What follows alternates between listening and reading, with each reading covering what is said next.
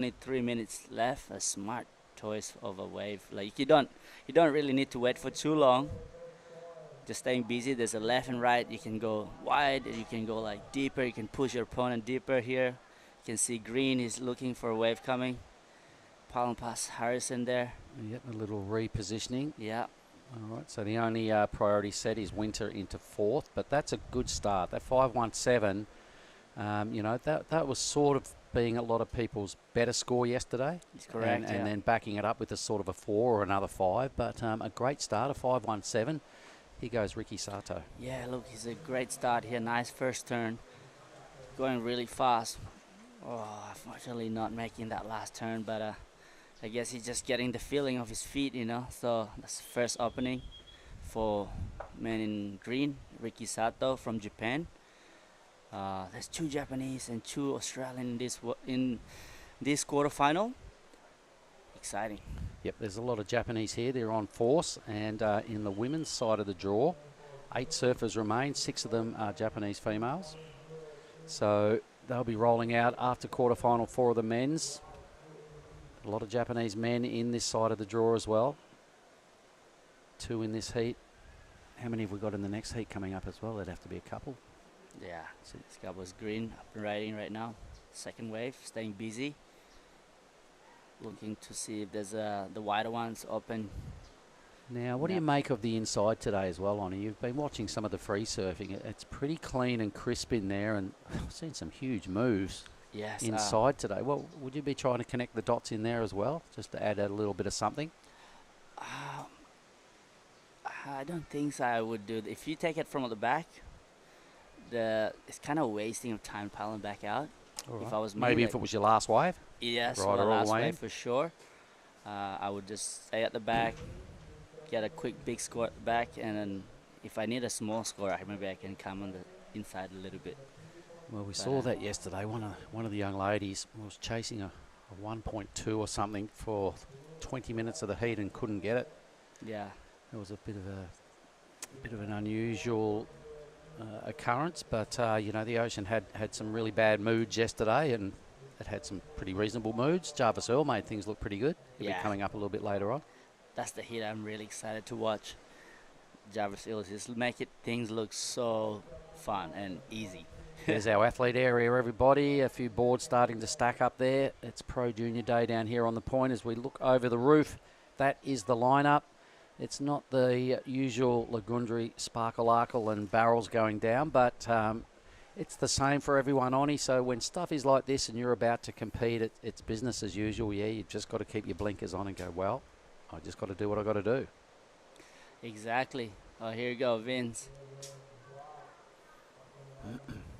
Looks like he's riding really good board, like small.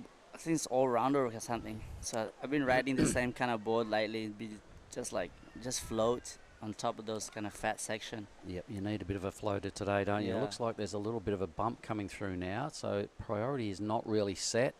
Only had 2 surfers with waves, but out wide. Let's have a look at Shoshi Kato for his first performance. Wow. And a huge blast, and he kind of 90% finished it, but it still will lock in as an incompletion. So it's probably going to be just maybe a 1 or something around that neighbourhood. Here it comes now. It's going to lock in at a 1. So great effort, taking a leaf out of Winter Vincent's book and going big, taking it to the air out the back. Nice theory, but you've got to complete them. So in stark contrast to Winter, who got a 5.17, Sato a 1.07. So we still have a couple of surfers. Well, one surfer, Marlon, without wave. That's him in the red. So he has top priority. Speaking of Marlon, yesterday, mate, he surfed 2 pretty smart heats. He only caught probably 6 waves in 2 heats. Made all his scores count, and a very polished performance from the defending champ. Yeah, I mean, he's been here before, and he knows what to do to win a heat. And here you go, Green. Green looked like staying busy. You just want to catch a lot of wave. And this wave, can they link up through the insider? So with that drone footage, you can see what the competitors have to deal with. Let's stay with live action. It is now the defending champ, so Marzi. Rebounding, trying to stay with some power here. He's got himself a little inside section. He now steps on the toes. He gets another crack away here, and he'll go, that's enough of that. Out he goes. So all surfers now on the scoreboard. He goes Winter. Yeah, Winter also, he's trying to do that air again, but Why not? unfortunately the waves. I would too if I could do them. And not only that, he racked up a pretty good number for his first wave. Yeah. Would that be part of your program today, mate? I know that's in your repertoire and it's a killer move you've got. Would you be trying to throw that down at every opportunity? Not exactly, because depend on the waves. I would be safe. I will only surf what the wave can offer me, and doing the air in the first buzzer of the heat, I think smart. But yeah, depend on the wave. Show a bit of power and keep the rail in Exactly. as well. Mix it up. Yeah. Here's some replays, everybody. Let's have a look at Marzi's complete ride. Yeah, it looks like Mazi here. He's just trying to fit in other turns. He don't want to push too hard. He just want to build score. So see, the wave kind of like offer him to do a nice turn, you know, not need to do airs. Sometimes Nias can offer those kind of wave. So let's see how that number compares to the big brutal first air rev of Winter. Winter was one move. Marzi put together a number of moves. Nothing major, just a little sort of fluffing along. So let's see where that number drops compared to this guy's first wave. And let's have a look at the big lanky fella now. Gets a nice tag off the top. Carries his flow really well through to this section. A third hit now. Really board working a treat for him. He's all over it now. It's decision time. Does he stay with the energy here and just weave, or does he get off? He's opting to find the inside track. The inside track has offered a fair bit this morning for the free surfers, so it's kind of small. He probably could have flicked off maybe 30 metres ago, but he decided to have a look at it. Let's see where we go now. Some numbers starting to come through for Marlon are looking promising. It locks in at the best wave of the heat. What is that, Bonnie? it is red as a 5.5. Yep, so the best wave of the heat, just a little bit better than Winters. That wave of Winters was pretty decent. That's going to be a strong number as well, I reckon. He's going to consolidate the lead. Definitely going to burn off his 2.5 and add something in the same neighbourhood again. Some pretty quality work. I guess you asked me before what kind of like strategy I would surf. I would surf exactly what Marlon Harrison and Vincent, Vincent would do. Like first do an air and then come back up with a nice cut back. So I did notice the first time I saw, look at these caddies giving him a rev up as he flies by.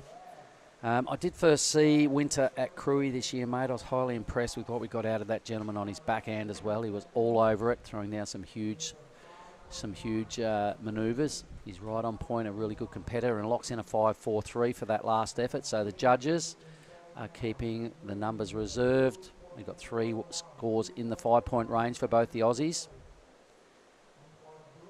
So they want to see more. They want to see, I imagine, a combination of what Winter threw down for his first wave and that second wave. So he's in the lead with a total of a 10.6.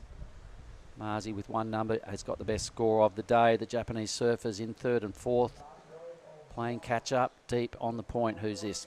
Yeah, so this is Ahoy Kato. So yeah, I mean, he's been trying those airs. You know, he's been like throwing those. If he landed that first air he attempted from 1 to probably a 6, it was a nice full rotation. Yeah, well, I think Winter set the standard early this morning on the air revs. He covered a lot of distance with his board when he hit the lip and just flew across the coping. A good number. It's definitely a worthy way to start. So the boys probably heard that. Kato trying to take a leaf out of that book, but you've got to complete them, or it's just throwaway stuff and you lock in another one. Yeah, just this strategy is good strategy what Sahoy Kato's using, but he just needs to land that. But if you do land it, that's a big score. If you compare it to Winston's air, I think that would be like a high range of score. Okay, well, we'll never know because it was incomplete. So Marzi, that's him in the red, ladies and gentlemen. Marlon Harrison got the best number of the morning, 5.5. I imagine all the people in the draw this morning, boys and girls, men's and women, will be watching this first heat to try and pick up on the rhythm of the ocean. Yep. Look, the sets are closing out a bit. Yep, so they push pretty wide, don't they? Yeah. More those either second waves that are a little smaller. Ooh, Winter likes what he sees out wide. Nice little layback jam to kick things off. He's probably going to run out of puff here. He's deep in the channel, and the wave does just burger out. So he was trying to make that worthwhile. He needed to upgrade a 517. I'm not sure whether that's happened, but he liked what he saw out wide, had a sniff. Why not? Pretty good rhythm. Wave number 6 now for Winter. Yeah, he set pretty wide for that wave. That's the biggest set, and I thought no one would be on it. Yeah, I think he was still paddling out maybe. Or yeah, maybe just moved wide because of his priority ranking. Yep. Halfway through the heat, folks. 25-minute matchups all morning. I imagine they might upgrade that for the finals. Both finals will bounce down here this afternoon, so midday, right about leading into lunchtime and just after lunchtime. It is 8:11 Sumatran time for all the people tuning in. Here we go now, Green. Yeah, Green is trying to find that score, 2.41. Looks good, this one. I really like it. He definitely get the score. All right, so this might link up as well. Yeah, I think this one is gonna. Marlon Harrison need to get a backup because this guy's already got the score. Still going. Wow. Kind of no major moves on the inside here, but he's just keeping some pretty good flow going. He's decided it's worth hanging in there now. He's decided to abort the mission. Ricky Sato. Well, that'll be his best wave.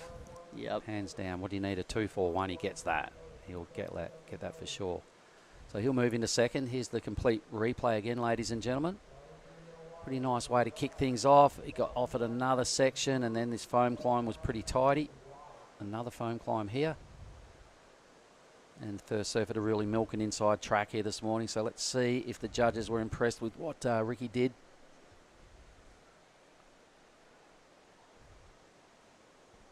Here he goes. I thought he might have had an opportunity to come back left, but he decided to keep the flow going down the line. Yeah, I like this turn right here, but I don't think the judges like the all the way through the. Yeah, yesterday they got a bit bored on that inside section and were refusing to throw big numbers for stuff that went in there. If something big happened, they might be generous and throw maybe an extra 1 on top, but they really sending that message yesterday. Wanted to see the work done out the back. If you got a link up, you've really got to hammer it to make any sort of difference on your score line. And then as you were suggesting, it's quite a big paddle out. Not as bad as normal because the push isn't treacherous to get back out. So anyway, locks in at a 3.1 there for Ricky. So a lot of work done. A lot of actually, he's still about to drop it in. Actually, the score's still coming. Surely it's got to be better than a 3-1. What I thought was like a 2 turn at the back's already a 3. Yeah, 2 turns and then out. a couple of foam climbs. Yeah. And the inside was almost a nothing. So let's see. Scores dropping now. What is that? Is that a 5.2? It is. So we now have 4 scores that are all in the 5-point range. So the judges are yet to go anywhere in the good range. They're having a view at it. Everything's looking same according to the judges. 5-2. We've got a 5-1-7, a 5-2, a 5-4-3. Best number, a 5-5 for the man in red, being most patient. I know his coach Richo's probably watching this morning going, just hang in there, buddy. You got plenty of time. 9:20. So first priority, the man in red. He's got a decision to make. He's chasing not much, 2.8, but he'll want to boost at least another 5 or a 6 or above to go to first and get out of that dreaded non-qualifying position. Here he goes now. Marzi is on the move. Yeah, Marzi looks like on the bomb right here too. He knows what he wants, so he's eyeing on this turn. Bang! Wow, smart surfing. Can he link it up? He knows he needs to kick out. Smart. That's enough, I think. 2.8. Yep. All right. Requirement, but we'll get higher than that. Yeah, so he definitely goes to second. He might be having a look at first from here. Let's have a look. So this is the judge's view. Little sleepy start. That was pretty decent. Not huge height involved. It was an okay rotation. Judges won't get too carried away with that, but it will definitely put him into second. Ricky Sato will drop into third. Shoshi Kato sitting in fourth. We'll know what he needs in a moment as well. Down to 8 minutes. Here we go. So, yep, some indications are there. It's a 3-6 for Marzi, enough for second. Once again, the judges just expecting more. Got a quality field of surfers here, mate. So the judges know they're going to see some bigger blasts today, some bigger airs. So holding on to those higher end numbers. Yeah. I just love how, see, red and green is like up and down. From up and down, second, third, second. Well, now that it's really starting to take shape, you know, like Yeah. they're getting their groove on now, and it's down to like real crunch time with 7.5 minutes remaining. Pretty much everyone's going to get another wave, but they might only get one more wave. Yeah. So the requirements that are existing, you know, they'll know what that needs to be done. Put it this way, Shoshi, this is him here. He's got no choice. He's got to go big. Yeah, he serves great here, this guy. So much power and flow. Just a wave, hopefully just... Oh, there you go. He can make it all the way. Sometimes... Wow, what are you going to do? Is this wave going to link up? Yep, he's going left. So, it's really tricky, isn't it? He's gone a long way for no major moves. Long power back out too, so... It is. Look at him. He's got the afterburners got 6 on now. minute. He'll definitely get back out there. But for me, you know, it's going to be his best wave. The judges won't, you know, again, won't be too impressed as... Let's have a look at it again in the replay. Did he get a major move anywhere on this wave? Maybe. Maybe we'll call that one. All right. 2 hits that were a bit ho-hum, not bad, and then the rest of the wave was just a bit flat. Did good to find the energy and stay with it, but he probably could have flicked straight off. Yeah. It's a hard decision because he has not much time. Yeah, I think I would kick out. Yeah, he rode a long way in here, and the judges weren't that impressed with what was going on in here yesterday, unless you got some steep bowl, and there was none of that on that inside track. So Shoshi is waiting for a score. It's just dropped in a 3.4, fair enough. Right next to Marzi's number, his backup score of a 3.6. Similar kind of action. Yeah, I mean, 5 minutes. Here we go. Mazi's on the boat. No. Okay, Winter cashing in his top priority. Yeah, Winter's setting up for one big turn right here. Ah, unfortunately didn't make it. You know what, though? The shackles are off for him. He's in the lead. He's got 5:20 to go. He had a pretty reasonable wave and thought, well, why not? So here's the action replay again. Nice tag in the pocket. Went to bust the fins out. He did, but he just lost his momentum on the roof. So plenty of waves in the white column, 7 of them. He's got the best 2-wave total. That's what counts. 10.6 is enough for the lead. Looking good at a semi-final berth is Winter Vincent. Marlon needs a 5-1 to win the heat. Ricky Sato, not ideal in third, but needs only a 3.91. That can easily happen. Even old mate in the blue, who has in fourth a 5.7. So it's pretty tight. I reckon if you were in second spot, a la Marlon, you'd be a little bit nervous. How do you hold your nerves in situations like this, Sonny? Yeah, I would just like breathe and keep your eyes on the rise, high rise. Keep some Yeah. positive, Yeah. you know, affirmations going through your brain, just telling yourself to Yeah. remain calm. And Yeah, you just don't want to think too much about what you're gonna get. So because the mother nature already kind of choose. You know, you just gotta need to think about what the score you need. he only needs to burn off a 3.6, Marlon, to improve on that second position and consolidate that. He's only ridden 2 waves, so once again, being pretty fussy with his wave choice, which served him well yesterday. Right Yeah. now it's got him into that second position and the best wave of the matchup. Second priority, so he's Yep. pretty well seated at the back there. So He is. The man that needs a number that is directly under him has got top priority. So Ricky will have a good swing at the 3.91 needed. He needs to add a few more points to that to put any pressure on Marlon. He goes Winter again, just quietly. He's been in really good rhythm. wow, There's another one. Big lanky fella on wave number 8. Throws the fins again. Was it better than 5.17? Not sure. Ricky Sato. Yeah, one turn for Ricky Sato. So 3.91 required. So I don't know. I don't think that will be enough, but let's see what the judges say. Rapidly running out of time. The good news now for Marlon is he's got top priority. He's in red. He'll probably still be holding on to that second spot. We still owe 2 numbers. Ricky's number is in. Let's have a look. It was a 2.7, so not enough. Still chasing a 3.9. Marlon would have heard that and gone, oh, you beauty. Here it is. Boom. That's a nice turn. Yeah. The wave just offered him nothing else. This one is good air too on this. He's pretty much like launched that air on a whitewash.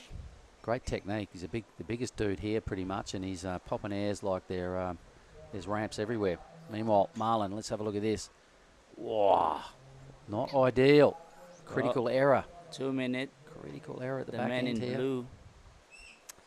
Yep, for green and blue that both sit with first and second priority, we'll be going, oh, he's just fumbled one. The door is open. The door is open, Mr. Mark. So let's see what can blue. He's dangerous too. He's really good surfer. He can only do one big air. And green only needs small score. Yep.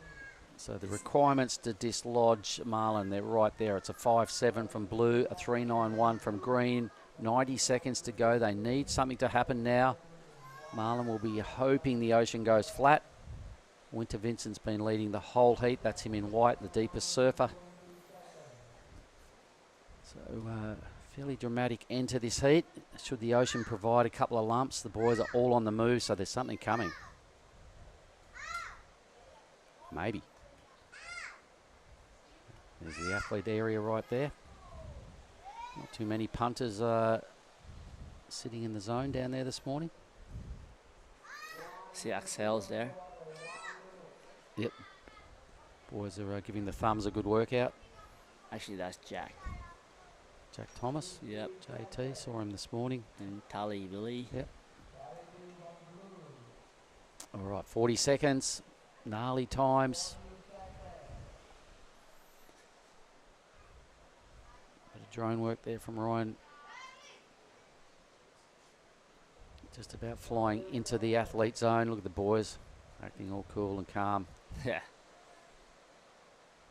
Is that Jack? It's not Jack. No, I think this Axel. 19 seconds. Back to the action, and there's not a lot of movement out the back. There's someone thrashing pretty hard. This is green. Green. Here you go. Watch out. 3.917. 3.91. Oh, no, definitely not. Yep. Super tiny wave. Yep. Not much going on there. Probably the smallest wave ridden all morning. So it will be Winter Vincent, the 2 Australians, Winter Vincent, Marlon Harrison making their way through to the semi-finals. The 2 Japanese campaigners are on the sidelines and out of the junior draw. Yep, so we'll just take a short break and we'll be back with quarterfinal 2 in a moment.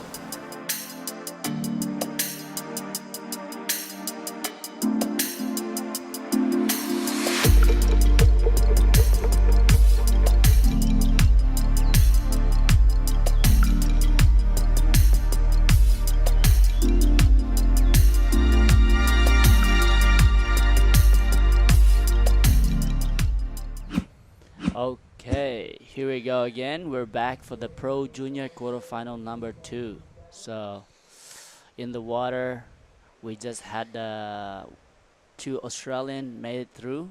Marlon Harrison, defending champion last year, and Winter Winson made it through the semi-final. And right here we got Billy. Good morning, Billy. Good morning, Oni. Good to be here, mate. Good call, that last one. Look at quarterfinal number 2. Taki Kanazawa takes on Mahojo Yahagi. Our very own Mare Joy is in white, and Ryan Fadul from Brazil is in the red. Looks like Yahagi getting busy, as always. Looks like we are going to run Pro Juniors all day. Conditions still marginal, but still workable. Very contestable waves. Yeah, there's a lot of wave came through before, and I guess you already see some scores already for Monojo Yahagi for 4.5, his first wave, and it's back up with 1. And Taki Kanazawa got a 2.27. The Japanese surfers are already putting pressure for the one Brazilian and Indonesian surfer Made Joy, who was really surfing well yesterday. He was really surfing well, Oni. He always does, but what got my attention yesterday was his patience and his heat strategy. I think he only stood up 3 times, but every time he stood up, he made it count. So definitely got a game plan. Let's see if it sticks with it today and it pays off. Yeah, like already second wave for green, so that was probably not a score, but like a 1 point for him. So yeah, Made Joy played a really smart heat strategy yesterday. You know, this guy can surf, so what's the point of staying busy if you can pick the right wave? Yeah, I mean, it does add a little bit of pressure to you if you're only going to stand up 2 or 3 times during a heat. But, you know, I think if you have a mindset of, all right, I want to catch 5 waves, and then you'll be okay. All right, here he goes now. This wave not playing dice with the young Indonesian.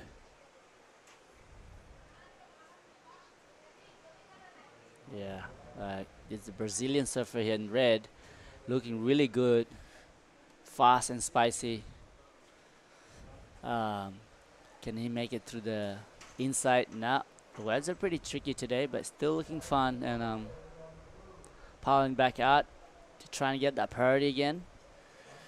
Yeah, they are tricky. I haven't watched the first heat. I was running around busy. Were any linking up to the inside? Not all the time. There's some of the sets do, but it's not really much of a score. Yeah, gotcha. Okay. In the free surf today, we did see some fun little inside peaks happening, but that'll be a massive roll of the dice to come sit on the inside. It's a different peak, you know. Like you kind of have to sit inside to get those waves too. You do. Yep. It would have a touch of the Parcos and Medina factor to it. So it'll be a massive roll of the dice for any coach to advise their surfer to go sit on the inside, because they're a bit more fun and a bit more wall. All right, a little bit of a break in the action. We are going to cross down for the first time to the athletes area. Mark Clift has the winner of the last heat, Winter Vincent. Certainly do. The big fella. It's got to be the biggest guy in the draw. Come here, big man. Tell us, did you have a warm-up surf out there this morning? Yeah, I was up early, went out there for a few waves, and it was fun, but I knew not to expect too much. Well, you started with a bang. That first big air rev, you flew into the picture off the screen, and you must have been pretty happy with the way that started. Yeah, I was just happy to get an early start because I knew there wasn't too many waves out there, but yeah, it was overall a good heat. I'm sure we've all competed in worse stuff than that, so you've just got to kind of get your head around it and go, it's the same for everyone, yeah? Yeah, we're all on the same boat, so if I can do my best, then that's as good as I can ask. You popped a bunch of airs in that heat. You're the biggest guy here, so you've got a real good technique. Is that part of your plan going out this morning? Yeah, well, there's not much on offer for turn-wise, so I'm just kind of just doing whatever I can, and I guess airs are the way to get the scores. Sure was, because you got a healthy win right from the get-go, led and won the heat from way to go. Semi-finals coming up. What do you do between now and then? Well, I'm here with Sheldon, and I got a bunch of good mates back at Raphael's, so I'm just going to go back, play some pool, and chill out till then. Right, zone out for a while. Good move. Well done, and congratulations, Winter. Yoo-hoo. Thanks, boys. Back to you. Mark, just a reminder there, sir. Can you Hang do on. the bang bang? Hang on. Thanks for reminding me. Some morning food. You've got to have your bang bang. Well done. Thanks for reminding me, boys. All right, thanks very much, Mark Clift. He was down there with the winner of the first heat, Winter Vincent. He'll be chowing down on his chocolates right now. I think Mark want to keep that to himself. Yeah, of course. Yeah, cheeky bugger. Now, let's have a look at this. It is our surfer in blue, Yahagi, keeping busy. The intention of the Japanese surfers is quite evident. They caught a heap of waves so far. This one lining up on the inside. A couple of really decent turns happening from a wave that didn't look like much at all. Yeah, I mean, the Japanese surfer looks super light, like this guy on a bigger wave, but unfortunately not really many section to hit. Can he make it the inside, or will he kick off? You know, that was a really interesting point of view that Winter had, that there's not much opportunity for turns out there, so I'll just hop over them and do a couple of airs. It's nice to have those tricks in your bag. Yeah, I mean, like, for the first heat of the day, to make it the decision is hard. Look at this one, red. Wow. Yeah, so it's not easy to, like, okay, I'm just going to do airs out there. Let's see if the judges like it. Yeah, of course. It's not something that you can... You've got to have those talents. Yeah. All right, let's look at that extended score tablet there, Oni. It is Yahagi out to a great leader, 4.50, the highest wave of the heat thus far. Kanazawa not far behind him. Those 2 1s, they won't be happy with those in the score line. And it looks like Ryan and Made just with 1 wave apiece. So we are owed scores from Yahagi, Kanazawa and Ryan Fadul. Made Joy looking to really strike back soon. Yeah, nice flow in this wave, Oni, but nothing really critical or dangerous about that surfing, is there? Yeah, I think it's a good start. I guess you only need a small score. Nobody's getting a big score for that. So this heat still not many big scores. So yeah, 4.5 is the highest score, which is the currently in first place, Monojo Yahagi. Tell you what I really admire about the Japanese surfers, Oni, is you know, you have a game plan, you want to do this, you want to do that. Sometimes it doesn't go your way. Sometimes the heat result doesn't go your way, or the wave conditions. And I've never seen a Japanese surfer really blow up or lose control of their emotions like we all tend to do. They're super professional, and I can't help but be impressed by their whole act, the entire Japanese team. Exactly, yeah. That's so true, because that Monojo Yahagi just got a 5.83. Nice. And just extend the lead and putting so much pressure for the other guys, you know. And you needed an 8 point to go in the first place for the guy in green. And for the third and fourth, not much requirement, only need change again. Now third need only 4.25. Raya Fadul from Brazil and Mother Joy need pretty much a 6. Here you go, red. Yeah, this is the Brazilian now. Nose high turn there, looking for a bit of a reform. It's hard to tell from the drone angle. It makes all the waves look good, but that one filling up full of water and not offering much scoring potential at all. So yeah, that 5.83, very close to the good range, but it has piled the pressure onto the rest of the field.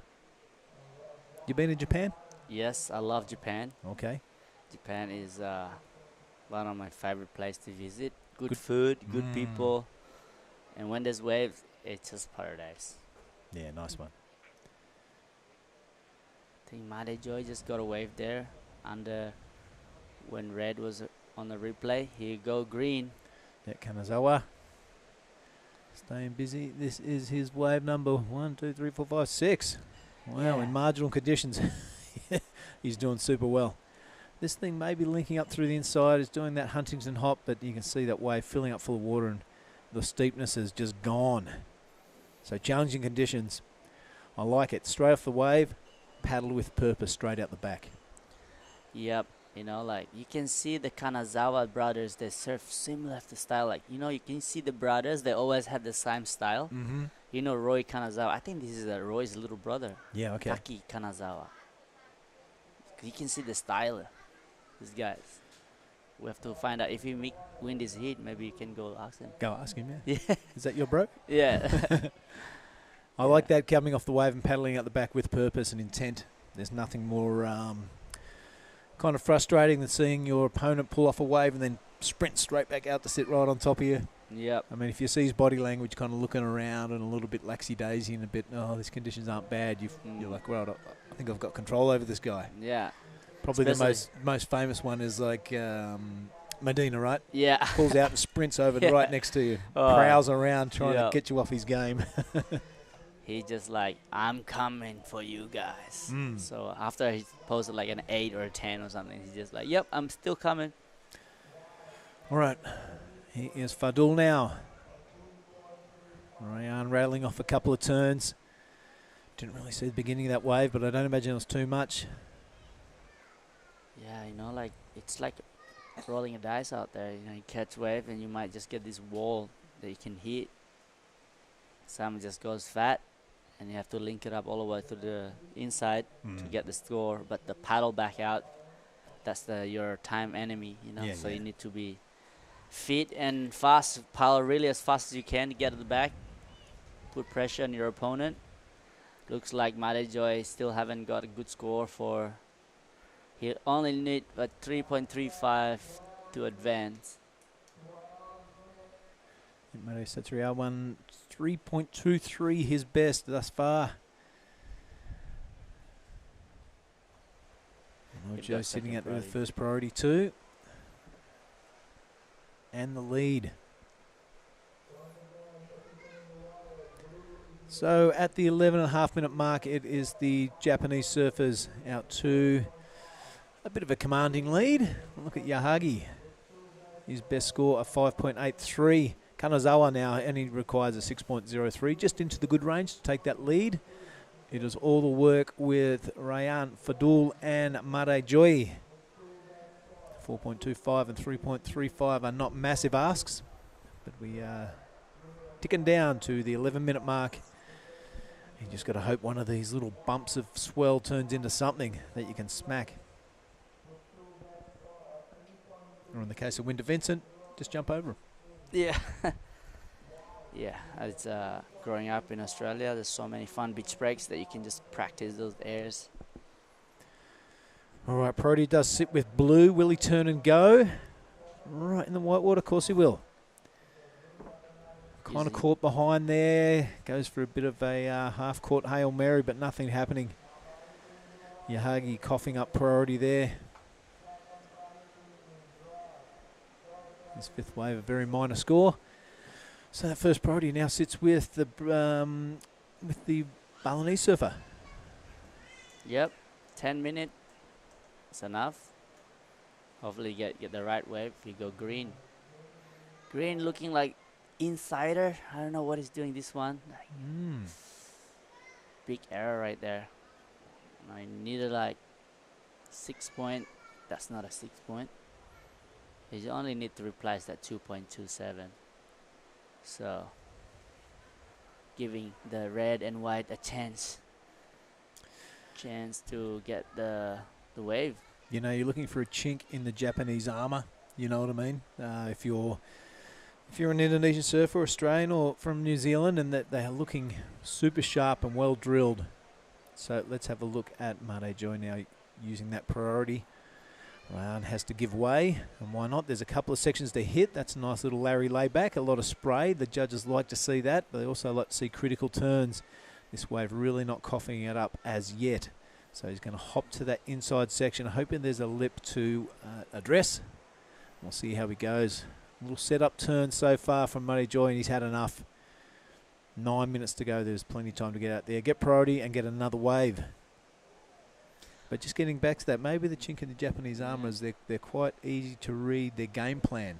Like you look at Yahagi and Kanazawa now, you can almost hear the coach say, get any wave that comes through. Yeah. You know what I mean? So, yeah, maybe you can get out there and the game plan is easy to see, whether it be catch any wave or sit there and drop anchor. Yeah. I mean, that's their game plan today, right? But what about the surfer? Are they good at staying busy and you know, putting pressure on themselves, catching all the, like, not a good wave like green. He's in second, but still there's this chance of red to catch wave and take his spot in the second place. There's 8 minutes left to go. So Here's 8 waves from our surfer in green. yeah. And a lot of very minor scores there. Yeah, I don't know if that right strategy is. So only got like 1 and 1.4 is the last wave. Well, he's currently sitting second, so it's working on him. We are owed a score from our surfer in white. Oh, yes, that's 3R1. I think Marijo's last wave is it's going to change the situation. Yeah, 3.35 the requirement. His best thus far just below that, so it's going to be interesting. There it is, bang. Go. So straight up into second position for our surfer from the Legian stretch, a 3.93 his last wave. So, you know, all scores under 4, but it's been enough. The opposing heat strategies. Rayan Fadul now sticking it up there. There's a couple of really good turns. So in the last 7 minutes of this heat, this could really set the cat amongst the pigeons. Hopping his way to the inside on. You reckon he's going to get anything? I reckon he will. But I don't know if the judges like that. They're nothing really critical or, you know, exciting thus far. A bit of speed now. Sticks it above the lip line. Wow. Was that a bit of a flex or a bit of a what have I done? Yeah, it's just like, yep, give me the score. We love it.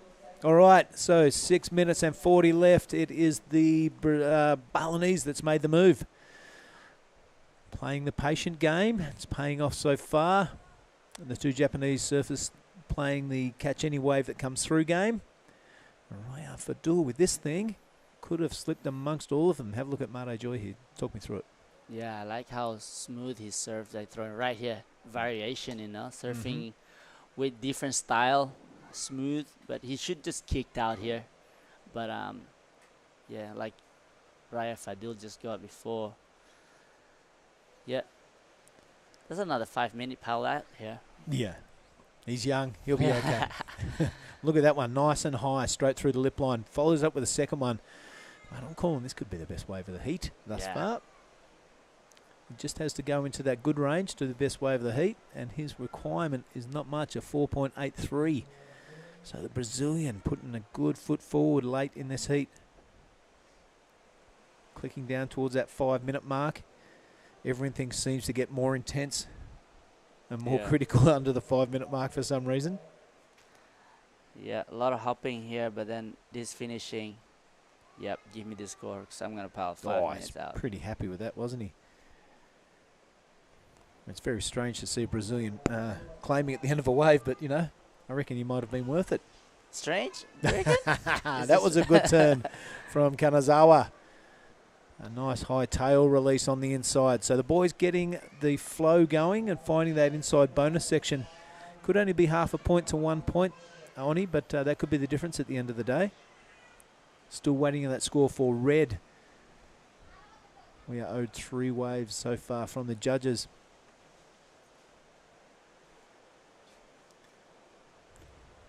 Yeah, I don't know. A lot like a Huntington out there, isn't it? Yeah, surfing that inside without a section wetsuit. So yeah, I'm just be happy out there to be surfing without wetsuit. Loving it. All right, still waiting on that score for red and that score for green. This could shake things up a little bit.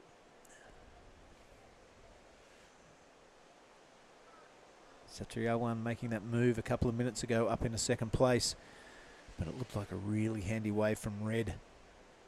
We'll see where that puts him on the leaderboard. Kanazawa with a wave of his own. So the judges taking their time, doing a great job up there. Spread across a lot of country, our judging panels. Australia, Japan, Indonesia.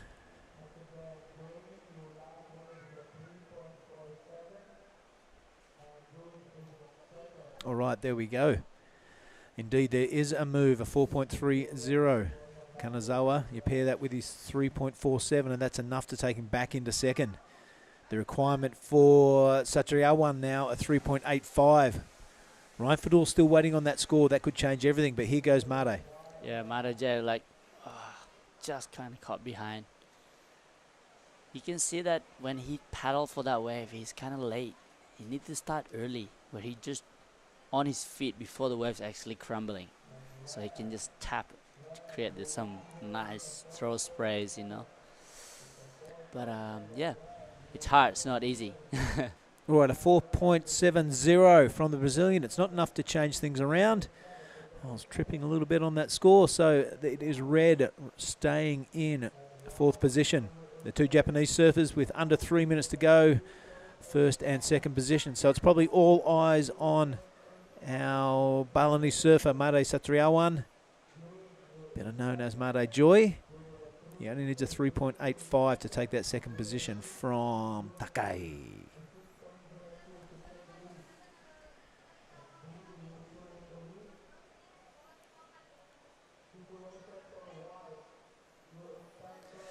Whoa, this is scary, man. 2 minutes, 20 seconds. Third and fourth only need a 3 point something. Oh, that was a pretty handy turn there and a you go. big flex. How's that? If you got points for flexing. So yeah, I mean that's a pretty nice turn. I want to see the whole the entire wave of that one from Ryan. Really good surfer. And I'm loving the attention he's bringing to this heat. How's that? Last heat, 2 Japanese are out, and now 2 Japanese are in. Yeah. But we have like a minute and 30 seconds to go. We're not finished yet, so let's watch this one. We're not finished with 90 seconds. Here goes the young kid from the Padmar region in Bali. This wave looking really lazy and full of water. So with 1 minute 20, priority table is open because this man, Yahagi, has found another wave. He manages to drift that tail and do a bit of a 3-0 that doesn't come off. But first place, be feeling pretty good right about now with 1 minute to go. Yep. All right. We haven't seen the entire wave from Red, but he was pretty happy with it at the end, so I'm going with that. And I can't wait to see the score come up. Here goes Mate Joy. Yeah, I love this drone work right here. Yeah, You so can cool. see the section more. Yep, Ryan, fantastic work there. Go on, Wheel this Mate link Joy. up onto the inside. He's got to go really big now, on because he needs a mid-range score. Doesn't really need much. A 4 will do it. He's got to go big on this inside section, though. I don't want to look over my shoulder. I want to watch the monitor. But yeah, he managed to get one little wiggle away. That's not going to bother the judges too much. And you can tell by the body language there's not much on offer in the steepness range. Bit of a face wipe. I think he knows his fate already. Waiting for scores with 10 seconds to go. Bit of a bunny hop from Yahagi. But that could be it. We'll wait for those scores to drop. No doubt this heat will be on hold as the judges get those scores into the tablets. But at this stage, with maybe an important score to drop for Red, that could shake things up. Yep. So it's probably between Kanazawa and Fadul now who will take that second position out. Judges watching replays, comparing, and they're putting the score in. It's pretty intense up here in the commentary booth. I'm sure Ryan will be feeling the pressure down there, standing on the reef.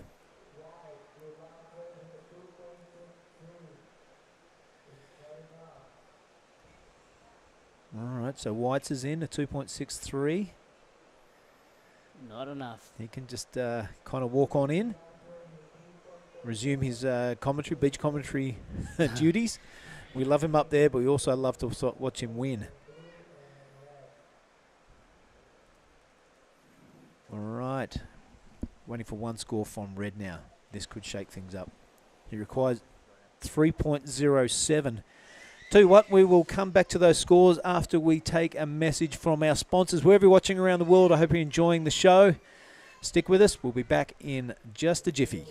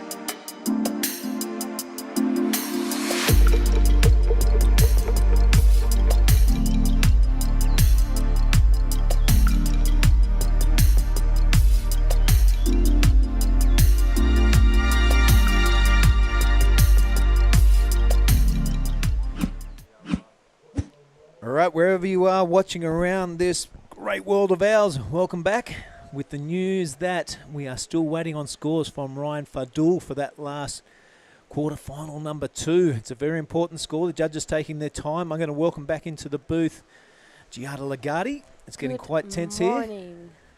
So what happened on that last heat? Well, all scores are in, bar the score for Red. We didn't see the entire wave, but there was a big flex at the end. He was super happy with it, so I'm running with that.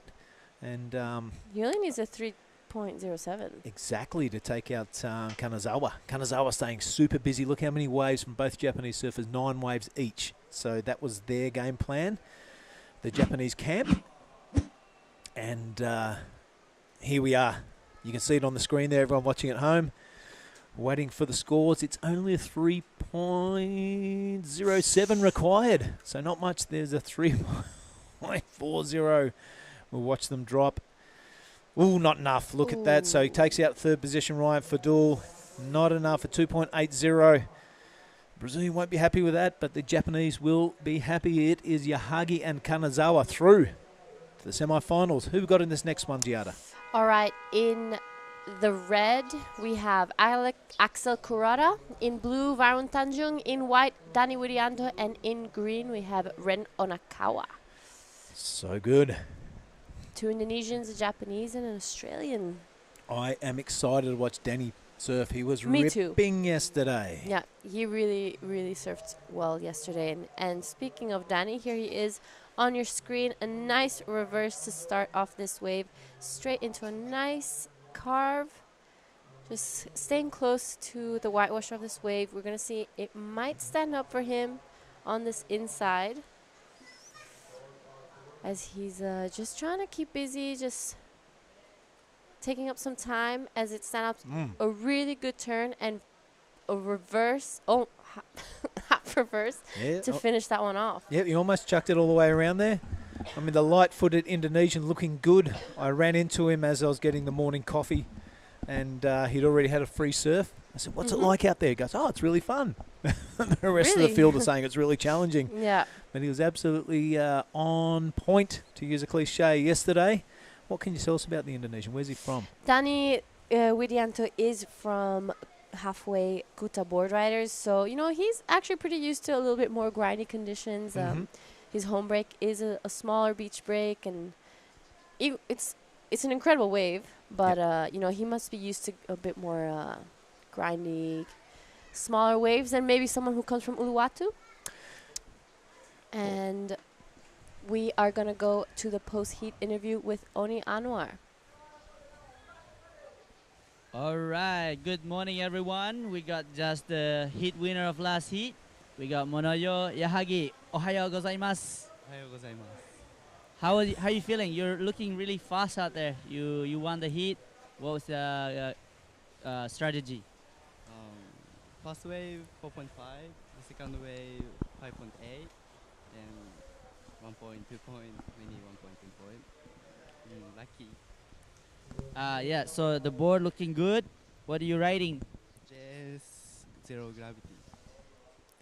So so today we're gonna have to give you some chocolate bang bang because you won your heat. So if you keep winning, you get some more. Yeah, my favorite chocolate. So congratulations, enjoy. Yeah, very nice one, Oni. Well done. And well done to that surfer. All right, the heat is being turned up in this quarterfinal number 3. We've seen a wave from Danny. And talking about him, he's from that halfway Kuta Beach. Seems to spit out a lot of champion surfers. Garut Rudiata, one of them here. Chabul, Bowl. Wow, you can keep counting them. It's a strong board riders club. And, yeah, you're right. You know, that beach break environment, it seems to pump out champions. Sometimes the waves are really hard to ride. But if you're surfing every day at Uluwatu, it's just perfect and it's, you know, you think you're ripping all the time. But then you get to a beach break and you've got to generate your own speed. And, you know, you've got to do turns where the wave's not much power. Yeah. I think it helps you surfing a lot, especially competition surfing. What I find as well is many of the people who do surf waves like Uluwatu every day don't want to surf other waves. That's and right. this Wow. is Varun Tanjung on a good-looking wave. 3 nice turns to start it off. Carves it back to the whitewash. He's going to try stay with this one, but unfortunately it does flatten out for him.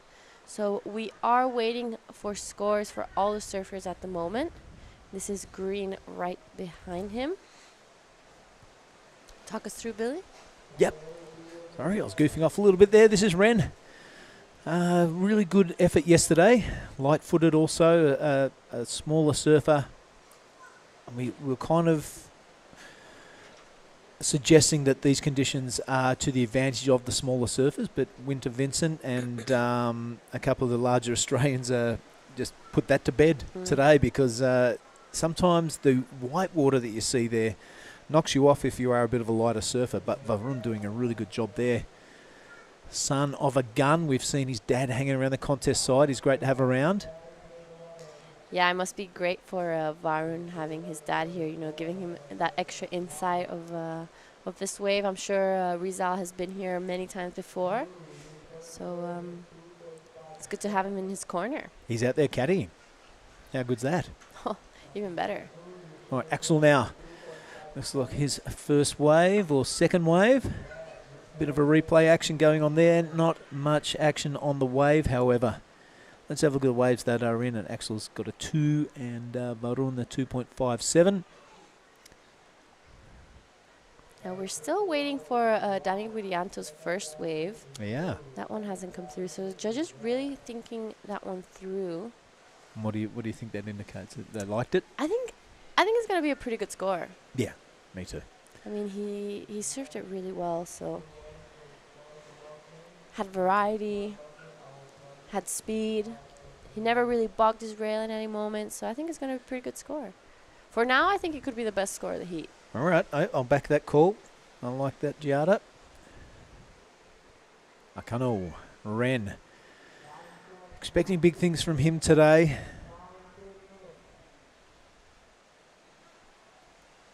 And here is Danny Widianto cashing in his priority. Ooh. A really nice first off the top. Fins out on that first one. Using that skill he learned in halfway to pump through a little bit of a Huntington hop here in Nias. That second turn, you're exactly on the money there, Giada. That second turn, have a look at it. There's nothing there to hit, but he managed to bring the tail around on this one. Like it's just a white cap of a water, and he still managed to get a squeeze, a little bit of a turn out. So the judges got to reward that because he's ridden out and in control. I mean, it won't be a massive score, but a day like today, take any point you can. Yeah. You can see the wind started off really early today, and Danny Widianto's first wave came in at a 5. You were spot on. Best wave so far of the heat. I should be a judge. They do a great job. It's really a hard job. You've got to concentrate all day. All right.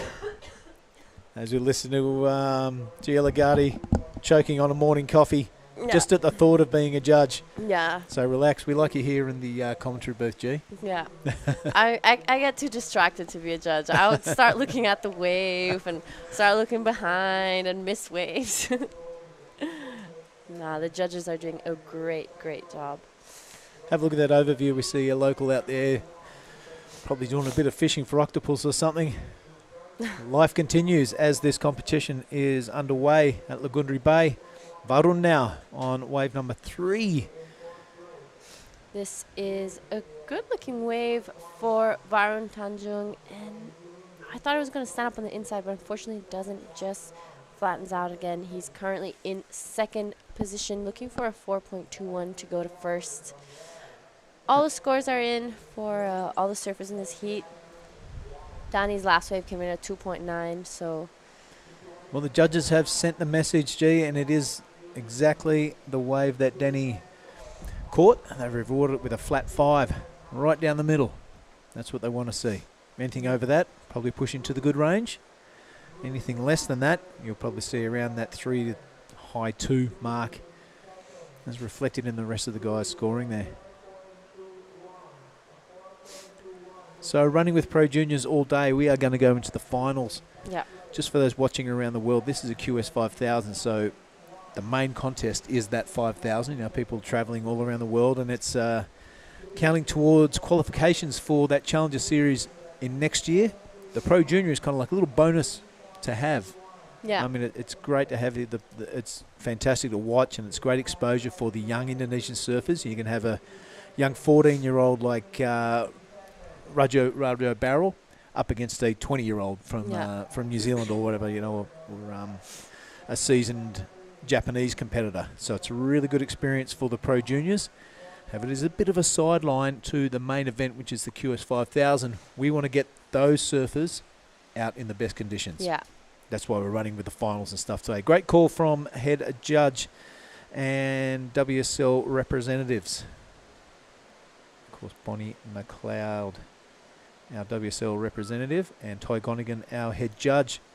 There they are there up in the tower, doing a great job. Not one eyebrow raised from scores yesterday. It was a super solid day of work. So well done to all the judges. That looks like Ropik in the camera tower there.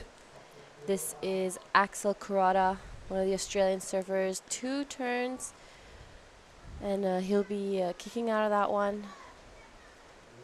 And right behind him, Ren Okana. Yeah. Oh, just falls off. That was going to be a pretty good score. Yep, Ren going for it, and you've got to.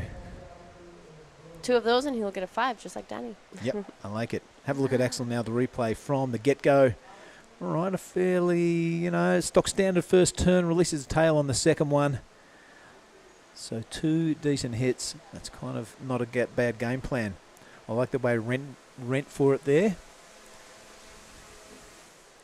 Yeah, you can really see the texture on the surface of the water today. Woke up early and the wind was already howling.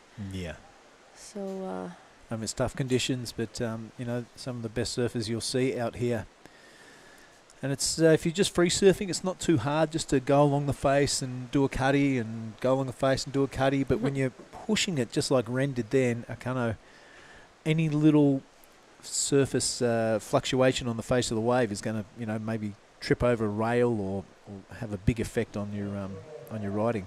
Easy to surf safely, but the texture makes it really hard to surf with any gusto. yeah. I mean, we've been saying this, these are tough conditions, but, honestly, I surfed yesterday afternoon, and it was really fun out there. It turned into a whole skate park yesterday afternoon, didn't it? It was really good. The inside section was, there was lefts on offer. Mm-hmm. I think Gogo was claimed that left at his own. Gogo's left. One of our judges. He took your title. I've been calling that Billy's left this entire event. I know, but Gogo's a much better surfer than me, and I was watching him yesterday. I think he's earned the right to keep that left at his name. So now it's called Gogo's Left. Yep.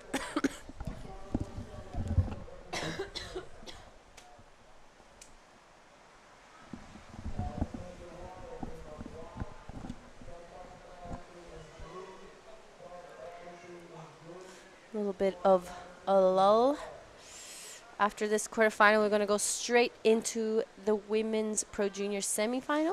It's getting exciting for the women's Pro Junior. Yeah. Here goes Ren Okano. Not much happening there.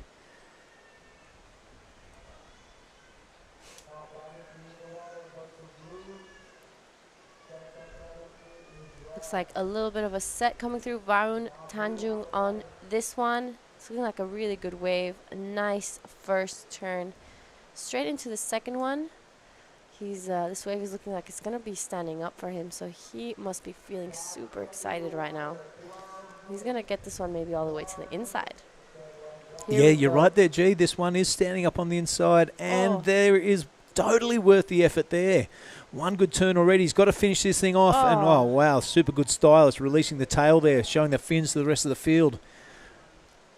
Oh, Danny's not going to take it lying down, though. Look at that. That was a great turn. Not sure what happened before it, but the 2 Indonesians now really sticking it to the rest of the field. Loving that backhand style, that beautiful tail release from Denny. I was telling Oni yesterday that I think Varun Tanjung has probably the best wave selection I've ever seen in anyone. This is Danny. 2 big top turns to then follow this one all the way down to the inside. This was a really nice turn. This is a really, really well surfed wave by Danny Widianto, and takes to the left. Nice little backhand turn to finish off. That was Danny Widianto, the current heat leader. And this is a replay of Varun Tanjung. What do you think, Billy? Well, that first one, kind of, it's okay. You know, a lot of shoulder work there, nothing really exciting. But then you look at this thing, you know, this might go all the way through to the inside. So it does super well. Look, there's not one piece of white water breaking on that wave. So it does super well to get to the inside of this wave. That was a nice tail release. Bit of a fin slide. And I like this one too. He had to deliver, and he does. Those beautiful Tom Curran hands going up there. Love the style on that young man. I think that's probably going to be Varun's best wave. And it is, and it came in at 3.70. And Danny's last one came in at a 2.9.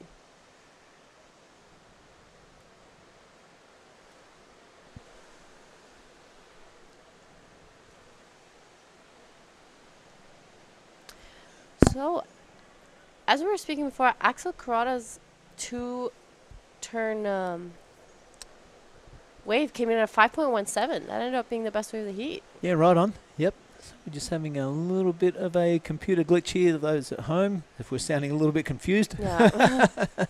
we will get you the current score update as soon as we can. The production crew doing a great job. We are really remote part of the world here on the south of the Nias Island.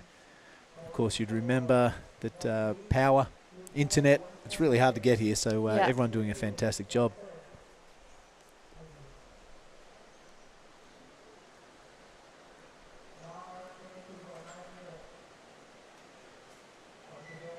All right, here we go. There are the scores. Looks like Varun has come in at a flat 6, and he's taken the lead. How's that? Yeah. All right, this is a bit more like it. We are still waiting on scores from Denny, and we are still waiting on scores from Akano. Thank you very much, Sam Norwood, coming to work his magic with the computers. Danny's last wave came in at 7.17. Wow, the two Indonesians now sticking it to the field. There's 8 minutes and 30 seconds remaining. And all of a sudden, it's the Australian Axel Kurata and Ren Akano with the work to do. Yeah, Varun's going to be wanting to back up that 6 with something a little higher than 3.70 to get a little bit of distance between red and green. So that's 7.17, much deserved score.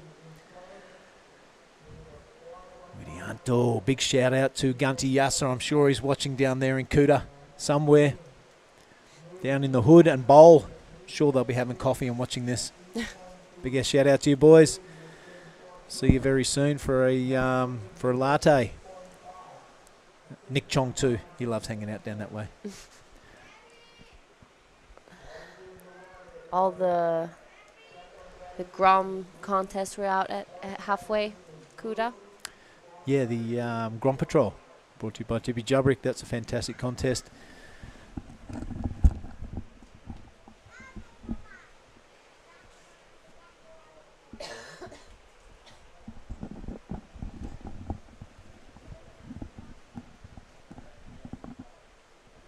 There's a young kid down there called Balon. Calls himself Da Balloon on Instagram. Pretty excited to watch him surf this time last year. I got the same feeling the first time I saw Rio surf when he was like a 10-year-old. Mm-hmm. It was really something special. So I'm putting my money on that young kid to big things ahead of him. It's a big call. He is surrounded by great surfers down there at the Halfway Club, at the Boardriders Club. Yes, I was blown away. Had to speak to Rio before, and when he's not on board caddying and coaching duties, he's going to come up and do a heat with me. So that'll be exciting.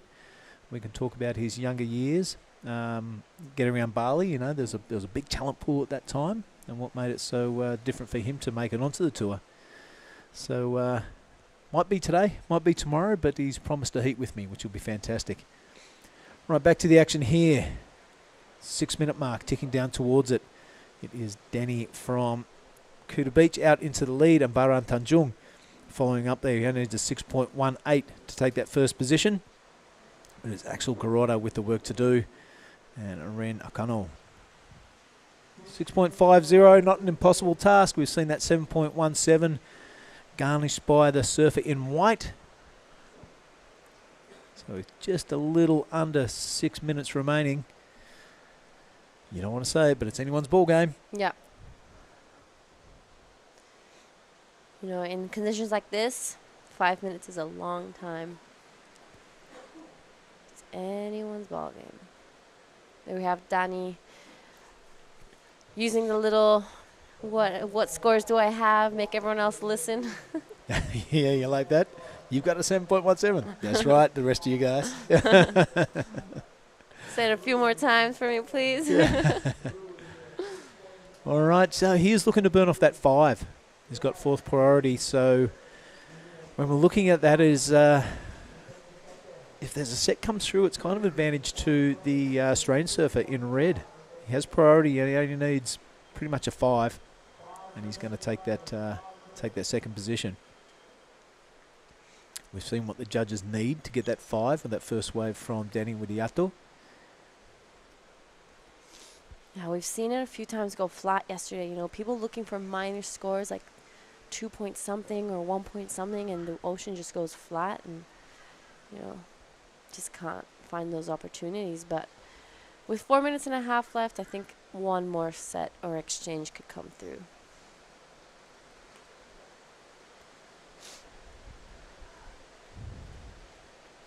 Good opening ceremony yesterday, wasn't it? Yeah. It I was really nice. enjoy the local culture here on the island of Nias. We are in the south of Sumatra, the Sumatran island of Nias. We are in the south of that, and a lot of warrior dancing going on yesterday. Good speech from Bonnie McLeod. Yeah. Went for about 30 seconds. She knows how to get the business done. But yeah, the warrior culture here on Nias is super interesting. All the rock jumping and big knife carrying and shield wielding. That's a really good stuff to check out. Here we have Varun on a wave, trying to replace a 3.70. Nice first turn. Nice little tail release for that second one. Just wanting to follow this one, maybe see if it gives him a little extra points on the inside. And it looks like it will, and he's going to take to the left. Goes left. Here we go. Finishes it off really nicely. I think he's definitely going to be improving on that 3.7. Yeah, standing tall at the end of that. He liked the feel of it, and I like the look of it. He had 3rd priority too, so he snuck that underneath 2 surfers at least. Axel Garotta sitting out there going, why didn't I take that thing? Have a look at it. He nicked it off him. This one was good. Released the whole board out of the water. Credit card style, but nonetheless, like you're saying about his wave selection, is looking really good. And it's pretty easy to have good wave selection. You just take anything that comes through in your free surf.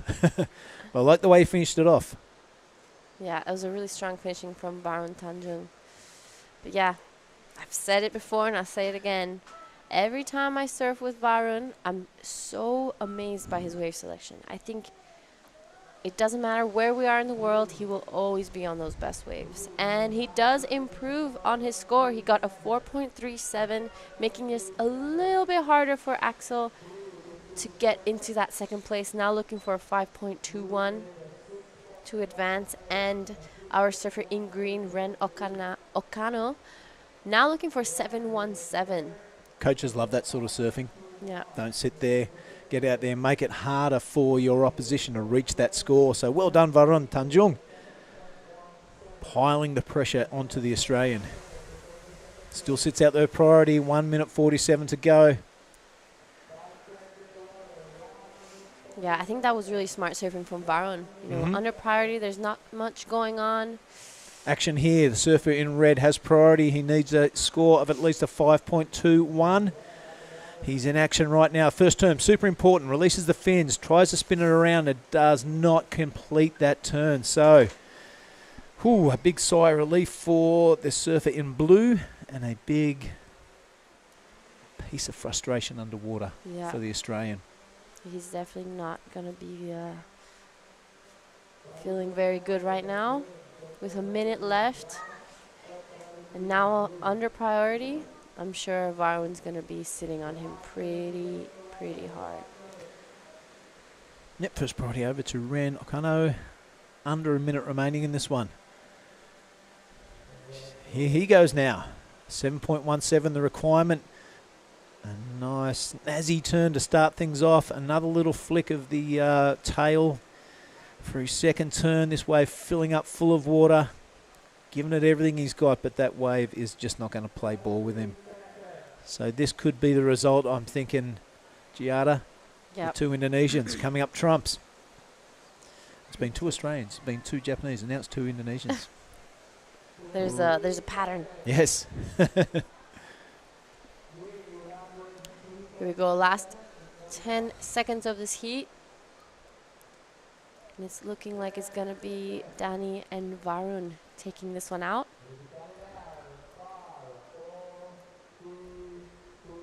And there we have it. It's official. Dani Widianto and Varun Tanjung go into the semifinals of the Pro Junior.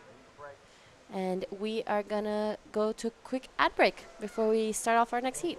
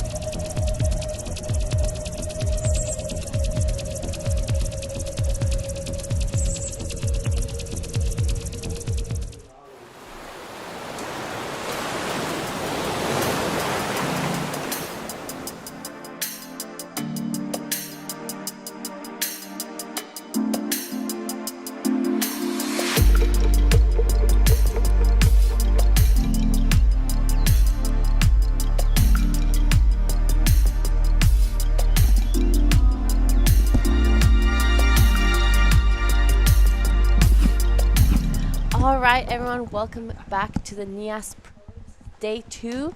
We are running with the Pro Juniors today, and this is the quarterfinals Heat 4. I'm in the booth with Mark Clift. Welcome back. Yay, thank you. Nice to have a break. It looks like ripping straight into it is young Weston Hurst in the green. Had a great outing to get into this position yesterday. I really love the way this fella goes about it. He's only 15 years of age, ladies and gentlemen. He's a strapping young bull of a man. A little bit of an error there, but some pretty good work done out the back. So exactly who else is in the rest of this heat, if you don't mind, Giada? All right, in the blue we have Made Ariana, I think also known as Pajar. Yep. Is that Pajar? Yep. Then we have in the white Tenshi Iwami. In the green we have Weston Hurst, and in the red Jarvis Earl. All right, so we've got a bunch of goofy footers in the lineup. That was a pretty good replay again from Made. Ripped into it for only a 3.67. Jarvis Earl was BOG yesterday. Giada, without a doubt, he did the best surfing. 7.50 was the wave of the day. Look at him just weaving and going about his business. Yep. He's a serious name to remember. Jarvis Earl, ladies and gentlemen, out of Cronulla. Yeah, he's always a standout in all of these events. Oh my God, like last year was the first time I saw him Cruy and then rolled into Nias. By the end of Nias, I was kind of sold on the fact that this guy is going to be a CT surfer. For sure.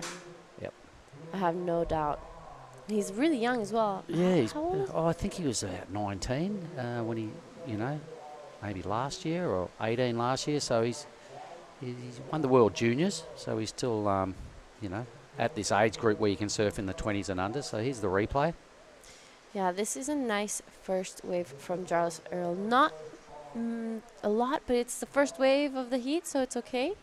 There's still 21 minutes left, so plenty of time. Westonhurst's first wave came in at a 4.17, and Made Ariana's last wave came in at 3.67. Yep, so I'm not sure. Tenchi, is he a goofy footer? Do you know? Tenchiwami is... No, I think he's regular. All right. If I remember correctly, I think he's regular. 3 goofies up against Tenchi, the lone natural footer, is what we're claiming at this stage. The magic blue board now of Ariana. So Made gives it a nice slide off the roofing. Lining up this end section. Let's see what he can make. He's out wide. He's probably, well, he's well positioned actually. He gets on the right sort of hump. Into another big backhand blast. Oh. Can't ride out. Bit of a pity. There we go. This is Tenchi Iwami, winner of the last QS in India. All right, so while we're having a little bit of a moment of no waves being ridden, we'll throw down to Billy Hangen, who's got, I believe, Danny Widiato. Billy. I certainly do have Danny Widiato. He is the winner of the last quarter final. Congratulations. I saw you surfing this morning in your free surf. I asked you how it was. You said it was great fun. A really positive attitude is something you have been working on, to have a good positive attitude in challenging conditions. Yeah, I just like keep busy in the first minute. I just get wave. Yeah, the wave like tricky, but still good. Yeah, you bet. You absolutely dominated. You got a couple of link-ups to the inside section there. Was that a strategy of yours, if it looked good, to go the inside to get those bonus points? A 7.17 was your best wave. Yeah, just like in first 2 turn and keep pumping, and the wave like following, like okay, I just keep snap. Now you are from the world famous halfway Kuta Beach board riders. Who was your coaches down there? Or who's your mentors and who helps you along? Daddy Santosa and Arya and many guys like Garud, Raditya. Yeah, right on. Now, Mark Cliff, Yeah. I believe you have a question. I certainly do. The kid's on fire. He's dead set ripping. Ask him what he had for breakfast. Mark Clift in the commentary booth wants to know what you had for breakfast. Not yet. Bang, bang. Belum makan. All right, Danny, put it there, buddy. Keep it going because you're absolutely ripping. You were killing it yesterday and you're killing it again today. A great young man from halfway at Kuta Beach. Back to you guys. Bang, bang. Oh, yes, thank you. Also, wait. There's your chocolates. Back to you guys. There we go. He almost forgot. That's where I was alluding to with the breakfast question. Anyway, let's have a look at the leaderboard. So Made Ariana on the strength of 2 rides. None of them are really that impressive. Has a 6.47 wave total, being a 3.67 as his best. The best number of the matchup at this stage, this quarter final, is only a 3.9. Oh, sorry, it's a 5.83 for Jarvis. So he's really well positioned. Weston's got a number he can sort of hang his hat on at this stage as well. So it is plenty of time to sort this one out, but they're all off and racing. They've all got something, you know, to get their campaign started. What do you make of the start of first 7 minutes of this, G?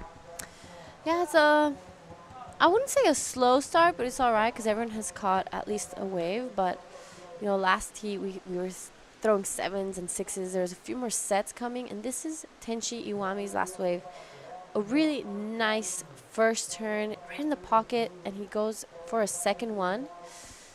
We'll see if this wave gave him a little extra, but it didn't. That was the 3.9. Yeah. Yep. And this was Made Ariana, also known as Pajar's last wave on his backhand.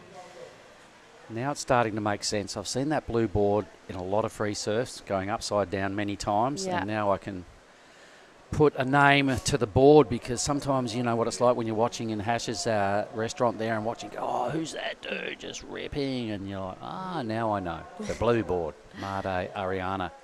You Is know, he out of the Sanua side? Is it? I think Sarangan. Sarangan. If So I'm that not wrong, coast anyway. Yeah, On all that area. on the east coast. But Western. this is Westonhurst on the inside. A nice wrapping carve to take it to the lip for the second one. See if this gives him something on the inside, and it didn't. A quick in and out. He'll be backing up that 417. Right behind him, Tenchi Iwami on nothing.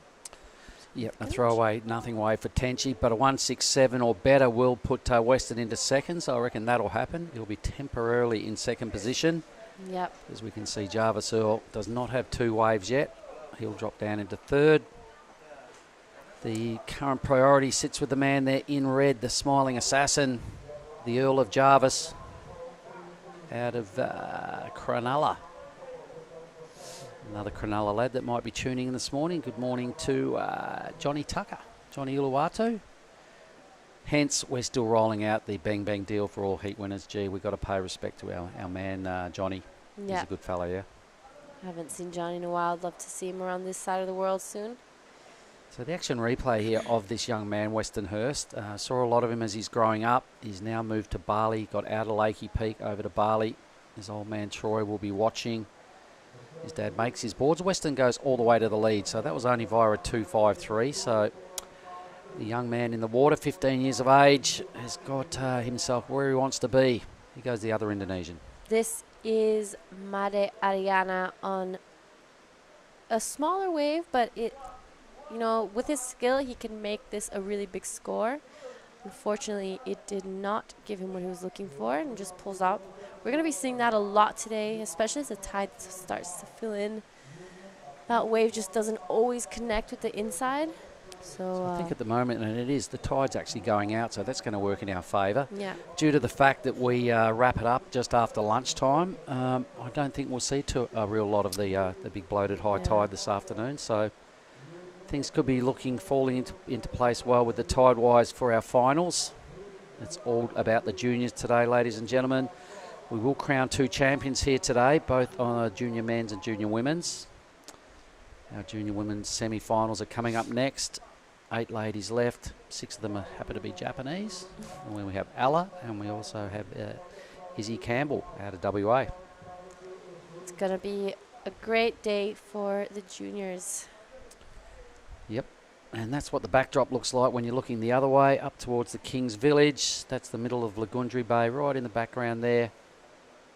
It used to be a famous left-hander in there that the boys used to rave about, the machine, but the old earthquake lifted the reef up a little bit too much. Barely breaks anymore unless it's an extreme high tide, I've been told, G, and a fair swell rolling through. So, bummer. Made this wave a little better, but messed up a real good one on the inside. 14 minutes. Yeah, we've living in Indo, you hear that a lot, earthquakes affecting waves and reefs. And we get a lot of rumblings too. There's been a few this season, hey? There was a pretty reasonable one in Bali not so long ago. Yeah. Yeah, fortunately I wasn't there for that one, so I didn't really feel it. I got there a few days afterwards. Yeah, no, we felt that. It was about 4 a.m. in the morning. Yep, I remember hearing my windows rattle. I went, oh, I know what that is. And I sort of stayed there, laid down for a little bit longer, and then it happened again. I got up and walked outside. You know, you got to play the game. Yeah. After the event in Krui, some of us went to, came here to Nias, and we went to Afulu. That's right. And it's an incredible left-hander. We had like a type of local contest there. It was international contest, not QS, but international nonetheless. And this left-hander was such an incredible wave, but it breaks really close to the reef. Mm. But they said as well there that with that a really big earthquake, the reef did lift up. So it did affect that wave, but it still works incredibly. We had such a great time there. And, you know, Indonesia is prone to earthquakes. Yeah. The hot spot is just south of here, just down in the Tallow Islands. There's an area down there they reckon is the dead set, most active area in the world. And hence they're calling Padang on the coast of Sumatra the most volatile city in the world to live in, due to the fact that it is the closest city to the hot spot just down there in the Tallow. So anyway, I'm heading to Padang right after this. Yeah, well, be careful. 12 minutes. Jarvis Earl searching for his second wave. Does have a 5.83, pretty handy. Has boosted into the 7-point range on his first 2 outings yesterday. So he'll be hoping to ramp it up a little bit more and stamp himself as a clear semi-finalist and a serious challenger for the title here today. Bunch of goofy footers. Westonhurst, though, I like what he's done. He's a good competitor nowadays. He's growing into his body. He's a big fella for his age. And a touch of the smart's really creeping in with Weston's competition act. He's on the inside in green. He's also having a little look at this wave. It's going white and red are going to miss it, I think. So here goes Weston. This is Weston on the inside. Manages to take this wave with third priority. A nice little floater and wrapping carve as we see him set up for this turn. Unfortunately, falls off. I think that was going to be a pretty good score. Looking to replace a 2.53. He may still have done it. Yeah. Had he ridden out of that move, guaranteed he would have. So the young fella had nothing to lose. He could sense that the other two, red and white, were going to slide off the back of that swell. So a nice little scoop up there. Our first semi-finals to confirm. They're getting ready. Here goes blue. So this is Kana. Yep, all the athlete area there. Not too many spectators. That's what the beach looks like. Just up towards the keyhole area. You can see the tide is getting pretty lowish, which is a good thing. The hash house there, just to the right. The big white joint is where we are located, G's, right where we're sitting at Sonali's place. There's the tiled area that can get you out to the keyhole. A little bit slippery, that one. That's kind of the longer route. I'd never take that way out. There's another set of steps a little closer to the keyhole. There's less of them. They're not quite as slippery. It wasn't a bad idea by the planners to put it in, but you've got to kind of get rid of the slippery stuff or to make it really, really count. So speaking of making it count, Weston did improve his act. I think a 3.83 dropped in. Takes his two-wave total 8. There's Yama in the blue shirt there. Look at him. Everybody knows Yama, a local fella on the beach. He's everyone's #1 supporter. Yeah, but you know, there he goes. There you go. Good on you, giving us the the devil horns. Here we see a set approaching, and Jarvis Earl cashing in his priority. He's going to be taking off on this one. If you liked what he saw, a nice first carve to open this one up, a little floater. He's not going to be sticking with that one. That'll get him to the lead. You would be thinking, what did he, into second in? Yeah, 0.6. Probably go into first place with that wave. Blue now just tagging it non-stop, trying to keep his motion and flow alive, but the wave denies him that opportunity.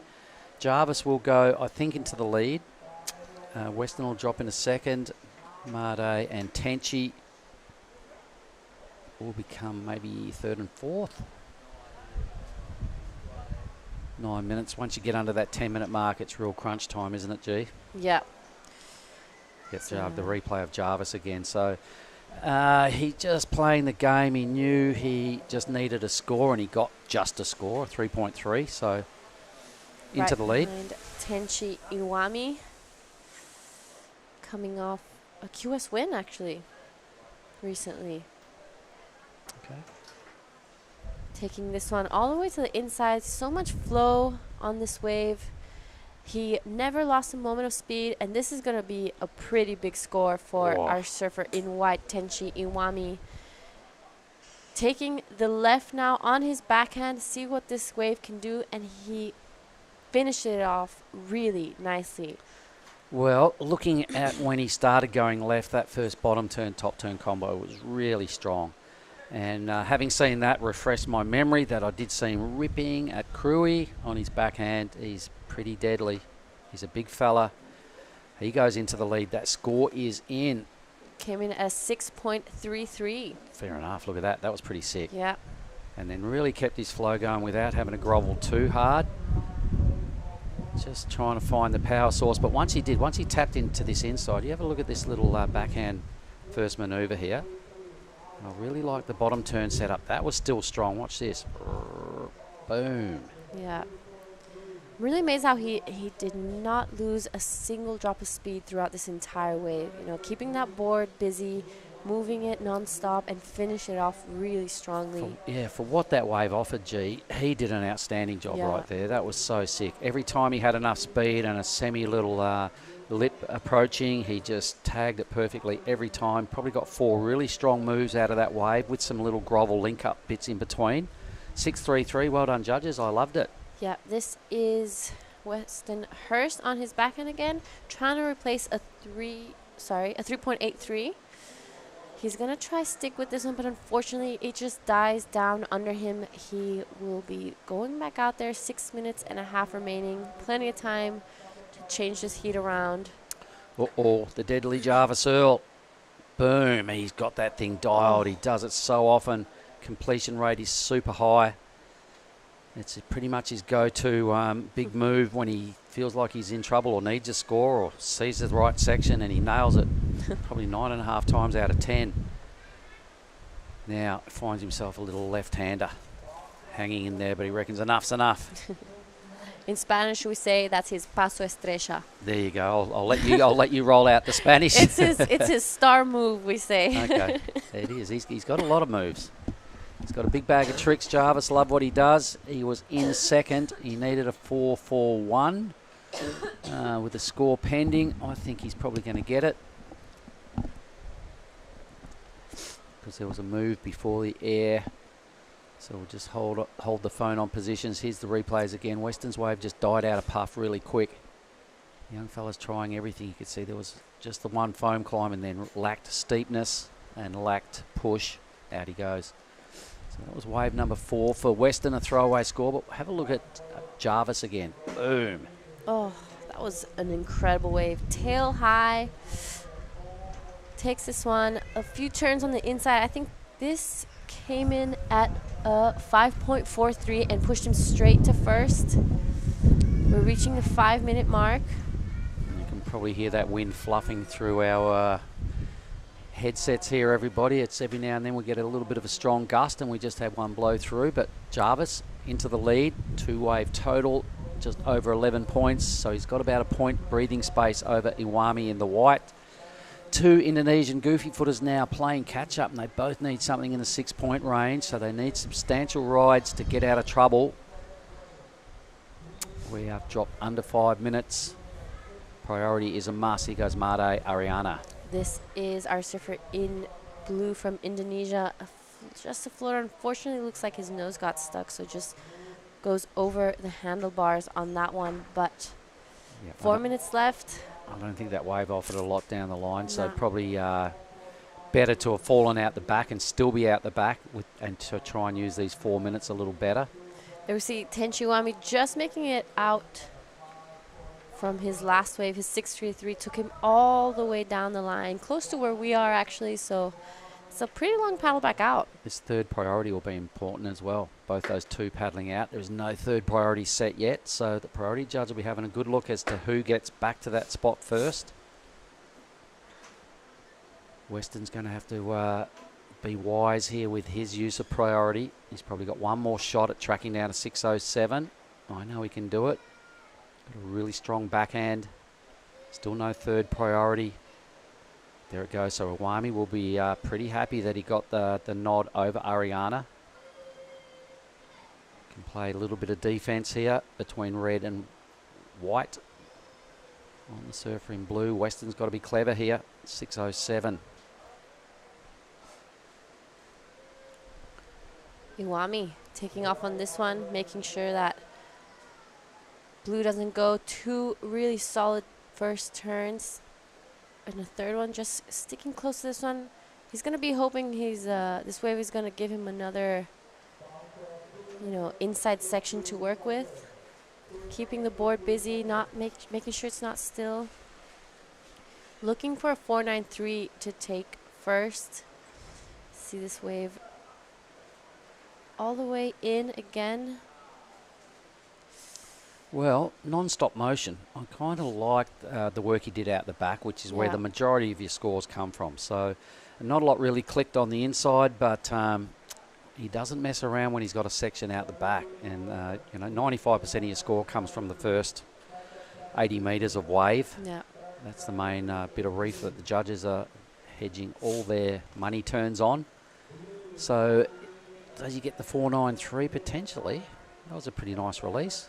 And another release again. I think the judges are going to be kind of favouring this ride.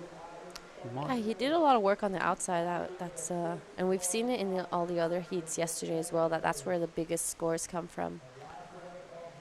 Okay, so we're still owed that number. I think it's in. Okay, it's only a 4.43, so maybe we saw more out of that. It's one of his 2 scores, but it wasn't the 4.9 he needed. Yeah. So fell half a point short. Probably needed just a little bit more action out of that inside section to grab those extra half points. Yeah. 90 seconds though, the Indonesian, the goofy footers, that's them there, blue and green. Western in the green, Made in the blue. Have got to dig pretty deep here. Western's still got priority. He's most patient. He's probably got to be to get a 6.07. He needs some clean green face out the back and probably got to do 2 mad hits. Needs his best wave. We're reaching the last minute of this heat. Yep.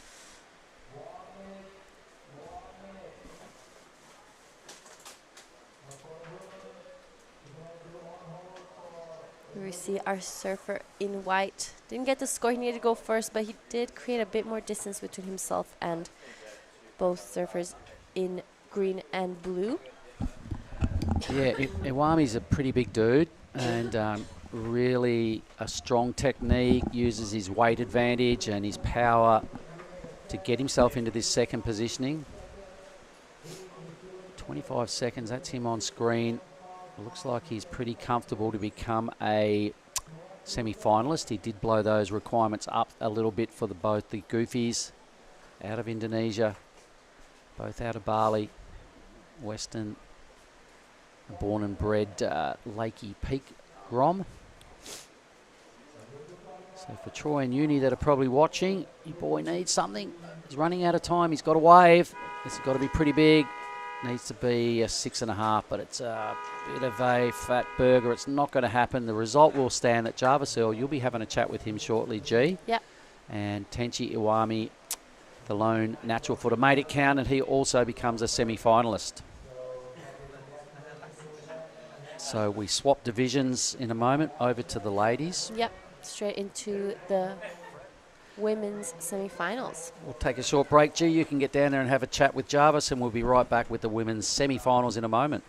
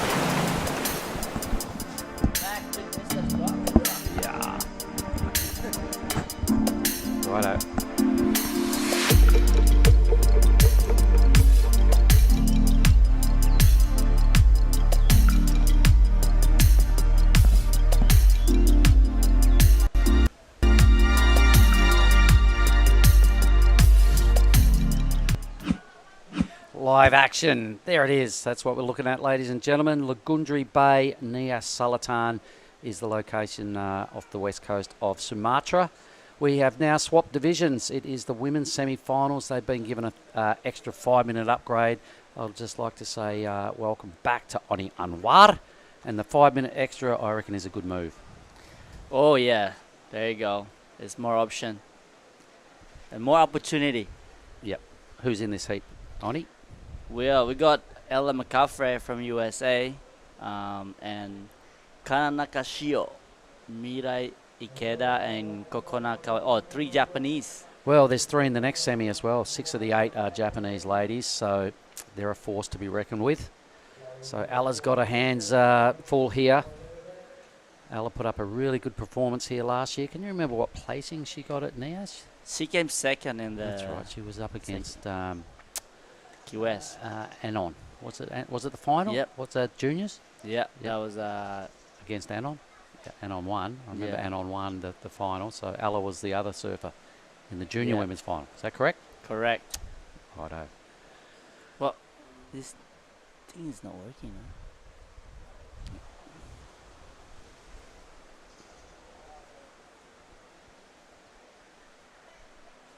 Maybe the heat hasn't started.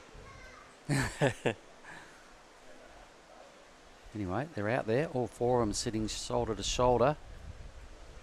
Just want to check if the heat's even started because our timer's not hasn't started. Oni, that's why the timer's not ticking over. Heat hasn't started. All right, guys, we got tricked. So we're just still waiting on holder. Yeah, I'm not sure what's going on. Maybe they're resetting the monitor or whatever, but it is the women's division.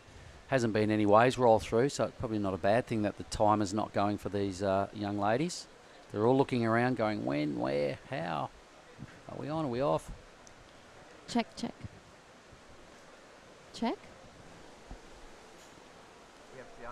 Yep, righto. While there's a break, let's hear from Giada Lagarde, and she's having a chat with Jarvis Earl. Over to you, G. All right, I'm here with Jarvis Earl, the winner of the last quarterfinal. Tell us a little bit about the heat. You know, we saw you pull out your trick when you needed it most. How was it out there? Yeah, it was pretty tough conditions. I was kind of struggling, to be honest, but I was stoked I got a couple and got through that heat and pretty keen for the next one because every heat's a different story, so yeah. So between now and your semifinal, what are you going to be doing? How are you going to get ready? I haven't eaten any food, so I'm probably going to go get a nasi goreng or something and then just come down and watch the heats before mine and, yeah, hopefully get through to the final. You know, doing these Pro Juniors, do you feel like it prepares you for the QS? Or are these like some warm-up heat for you? Yeah, it's really good, especially because I haven't had too much time out now, so it's good to get a few practice heats with some of the junior boys, and yeah, it's been fun. All right, well, here's your bang bang for winning your heat, and congratulations, and good luck for your next one. Thank you. Back to you guys in the booth. Unreal. Righto. Well, there he is, the smiling assassin, Jarvis Earl. He, those two events we did last year, Ronnie, juniors and a men's and women's 5,000 at both venues. I reckon I saw Jarvis surf probably 20 heats at least, and I probably interviewed him 19 times because he kept winning heats. He's a machine, yeah? Yeah, he's a big frother and always happy, so stoked. Oh, I reckon he could quite easily pick up a Colgate sponsor or something like that because he never stopped smiling. Got the biggest smile on the point. Yeah. Heat still has not started. I'm not sure what the hold-up is, but there's obviously something going on. Oh, there's a bit of rain on the way, mate, a bit of hooge. So I can see the judging tent. They're putting up a big tarpaulin to try and fend off the wet stuff that's about to fall out of the sky. So temporarily on standby, ladies and gentlemen. So, Oni, while there's a bit of a break, mate, what have you been doing on your breaks, days off and stuff like that? You haven't competed yet? Have a been little doing? nap. Little nap. Little nana nap. Yeah, all right. I'm the master of the afternoon nana nap. I love it. Yeah. What else? Have you been having some free surfs? Not this morning. We had like a 7:30 call, so I thought didn't have enough time. Yeah. So And what about the days before the event? Anything for you? yeah, the wave was pumping. The last couple of days was fun, and just when the contest started, it's just kind of like windy and small. So And what about your other activities? I know you like to have a stretch and a bit of a workout sometimes. You still got that as part of your program? yeah, you have to, especially as you get older. Oh, man. I have a stretch every morning, but I don't call it stretching. I call it maintenance because it's kind of what it is on my body. I'm not getting any more flexible. I'm just trying to fend off the old guy, you know. Well, I'm learning from you. Got a good teacher here. Life's good on the road. We're at Nias, you know, it's a bit of a grey day and there is a bit of some drops on the way, so hence just a little bit of standby time. So what's your program look like for the rest of the year, mate? What happens next? Well, I'm pretty much like excited for the rest of the year because there's so many good. All right, what we'll do then, folks, is enough of the nonsense. We'll just cut it down and keep it real, and we'll go on a quick break and back with the women's semi-finals shortly.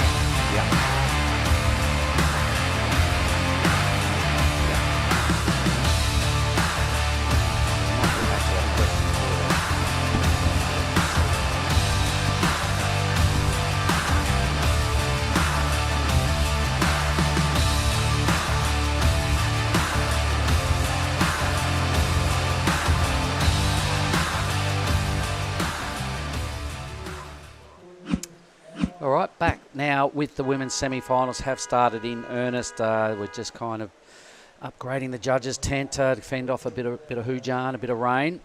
And we're back here with Oni Anwar and Mark Clift. Oni, back to that question. What's going on the rest of the year? You got some Challenger Series stuff still to come? Yeah, so there's 2 left of the Challenger Series. 2 left. G'day, guys. So, guys. So there's 2 left of the Challenger Series this year for me, but unfortunately I'm gonna stay home in the paradise. Just become dad as well, haven't you? Yeah, brother. Hang out with my son, go surf, do all the Asian comp, and Philippines and Taiwan. Is that it? Is that where you're going to? Well, there's a new one too in Korea as well. Wow. All right, so you haven't finished traveling yet this year? Yeah, I love traveling through Asia. It's good food, good company with these Asian crew people for working with the here with you guys and the ASC putting it all together. Tippy and the team. Yep, TP. Yeah, it's an exciting year, you know. So going to Brazil is really exciting, but I guess for me next year, hopefully we qualify for. What do you have to do to requalify? I see you're 70th at this stage on the Challenger Series, but the Asian Series, how are you looking? Yeah, I mean, I just started. This is my first event, and here we go, green. See, like. Well, that's right. You missed Crewy, so you don't have any points yet. Yeah. Okay. All right, so you've got this one. You've then got Philos, Taiwan, Korea to put together a top, what position is it, 5 or 6 on the Asians? Top 6. Top 6. Yeah. So. All right. Well, I know you had a good run here last year, mate. You were a quarter-finalist, so you've got to be feeling confident with that and the fact that you do perform well out here, you're on your forehand, you know, so you've got to be feeling confident, yeah? I mean, what's not to? Yeah, you got good the boards. Waves are good. Yep, I've got a good board from Chile. Thanks, James. And yeah, we got a good crew here. So the waves are fun, even though that's not big enough today, but the well's picking up, so I'm really excited. So.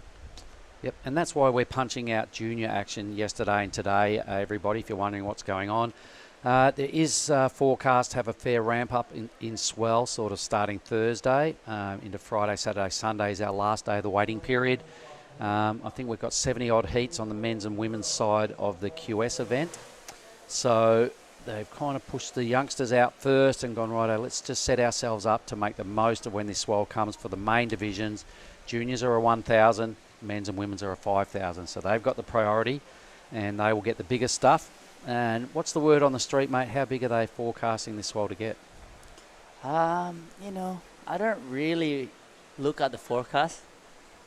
I No? always just like Wake use up? the feeling, you know, excited, you know, whatever's there, Well, I'm ready stoked. So you hear the rumbling at night time around here, don't Yeah. you? Because we're positioned where we sleep. We're probably yeah, 50 metres off the high tide mark, and when there's swell, it just bangs away all night. It gets pretty rowdy. Can be a little bit tough to sleep when there's a big swell rolling in. yeah. Sometimes there's a big swell or a big wind, so we don't know. I think there might be a little bit of wind coming with the yeah. swell, so you're going to have to deal with some bigger chunks, mate. And I'm sure, what's your step-up board? You got one here? Don't have a step up. I've got an all-rounder. An all-rounder. Yeah. Put some bigger fins in. Yeah, bigger fin. That's what Nias is. The fun part about Nias, you can just use your like all-round board. You just make sure that you just go for those waves that late take off and.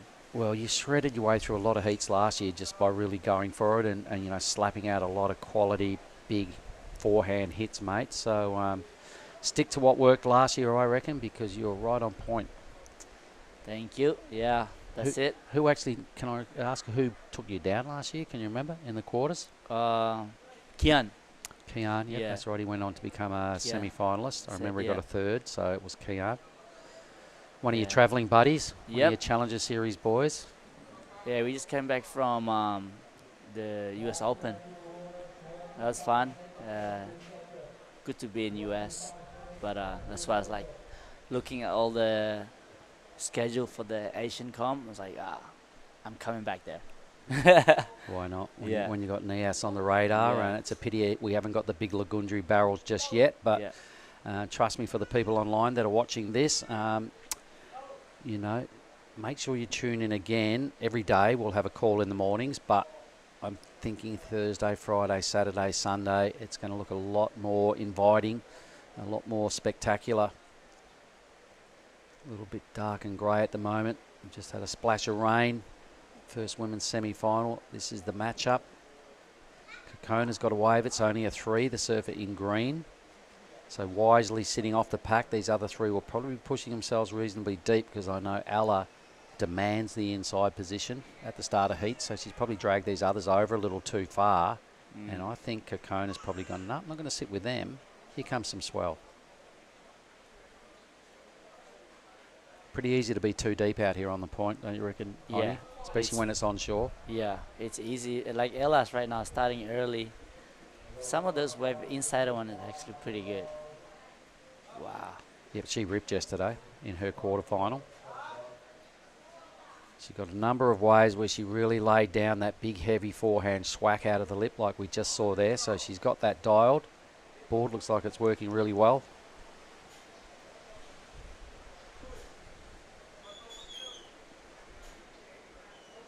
What did you like about this, Oni? I like her this turn right here. Tile out. It was, wasn't it? Yeah. Smart, you know, not wasting any section. Kind of like not wasting any time. Yeah, I really liked it. start. I really liked it. It was one real bossy turn out the back. I think it's going to be better than Kokona's 3. Big 5. tail off. So the judges are, okay, yeah, numbers coming in. Here we go. It's falling into the middle of the scale. The judges really appreciated it. Also a new scale being set for the women's side of the draw. There we go. You want to read that out, mate? It's a 5.33. Judges loved it. They really took note of the big fin waft, the power involved in that hit. So it's not about quantity here, it's all about quality, and that was a quality hit. This is a good move now for Kokona out wide. Could she get onto this thing? Bit later. She doesn't think so. Oh, that was really nice. Probably one of the best wave. Sick wave. Wow. Wow, that's nice surfing by backside too. So still going. See, like, this is what happened when in surfing, you know, like you never know what's coming. Well, with Ryan Williams on the job, you can see pretty close what's coming because he's got the drone right in front of her, tracking her down. Tidy finish as well, so a worthy wave. That will be the best wave of the heat, hands down, because those moves out the back, I really liked them. Yeah, I think that was 3 turn at the back already gave good score. And then that's what we were talking about before, her sitting off the pack a little bit and hanging a little wide, is that the biggest set just fell right on her lap. Everyone else was way too deep. So good strategy here. Let's have a look at the replay again. So this is the judge's view. A bigger wave, a huge first hit above the lip line. Lots of spray flying around again, so really connecting with the lip of this wave. A 4th hit now. Big number coming for green already, and then she stayed on this thing and got a little mini hit on the inside. Fair bit of downtime to get to the inside, but she's just making it count. This will be a huge mental advantage now for Kokona. Having a wave like this under the belt, she will be paddling out feeling really, really good. Confidence level going through the roof.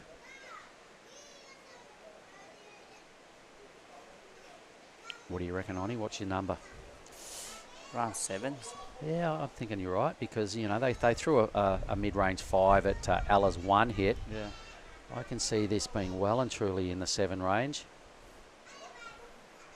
If they open their scale up early now, it will probably help the judging panel fit into the 0 to 10 scale. All right. Well, White's deep, really deep, too deep. Mirai, 15 years of age.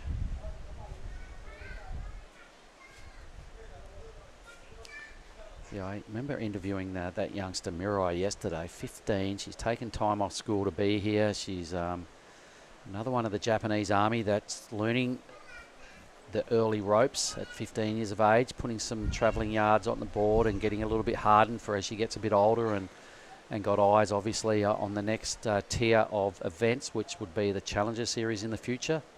Here we go. It's going to be an 8, isn't it? oh yeah. It's in between 8s and 9s here, so great score. Thanks, judges. Really opening up that scale. Opening it right up for the first time. We're going to see someone boost into the excellent range at this event. And worthy too, because marginal conditions, 4 big hits out the back on a bigger wave. Yeah. The high 8. 8-3-3, so 3 points better than Alla's 1 hit, and I think they had to go there due to the number of quality belts out the back on a bigger wave than Alla's. By throwing the 5-3-3 at Alla, they had to go pretty high on that wave for Kokona. So thanks very much. A really strong lead now, Oni. Yep. You got a 3 as a backup. Yep. The results are just getting relayed out to these 3 now. They'll probably be what? Damn, 8-3-3. Kokona, if she just be smart for 19 minutes with a score like that, cannot miss out on being a finalist, I reckon. That's a huge number. Yeah, I think like for Ella, it need to be just find that wave what Kokona got. Well, if Ella's wise as well and just can pick something up, she's got top priority here. If she can put another one of those sort of scores together or better, she's seriously going to worry Kana and Mirai perhaps into some mistakes, because those two don't have much to write home about, Kana and Mirai. There's our next heat just getting ready. 3 of them, more Japanese youngsters there.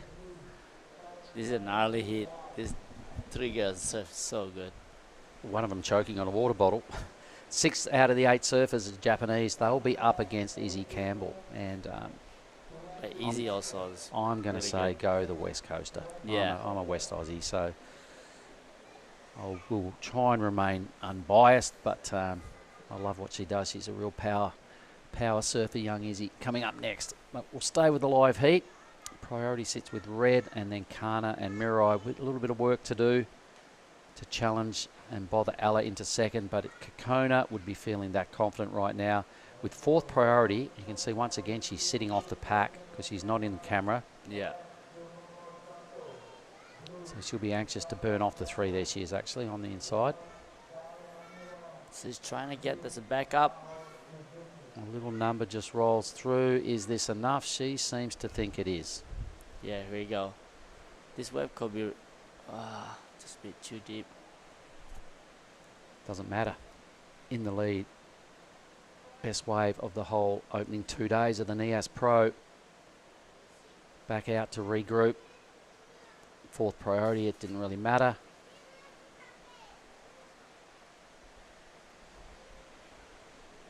Where would you sit now, Oni, if that was you? Would you go and sit with the pack? Not really. Mirai. Mirai looking sharp too, yeah.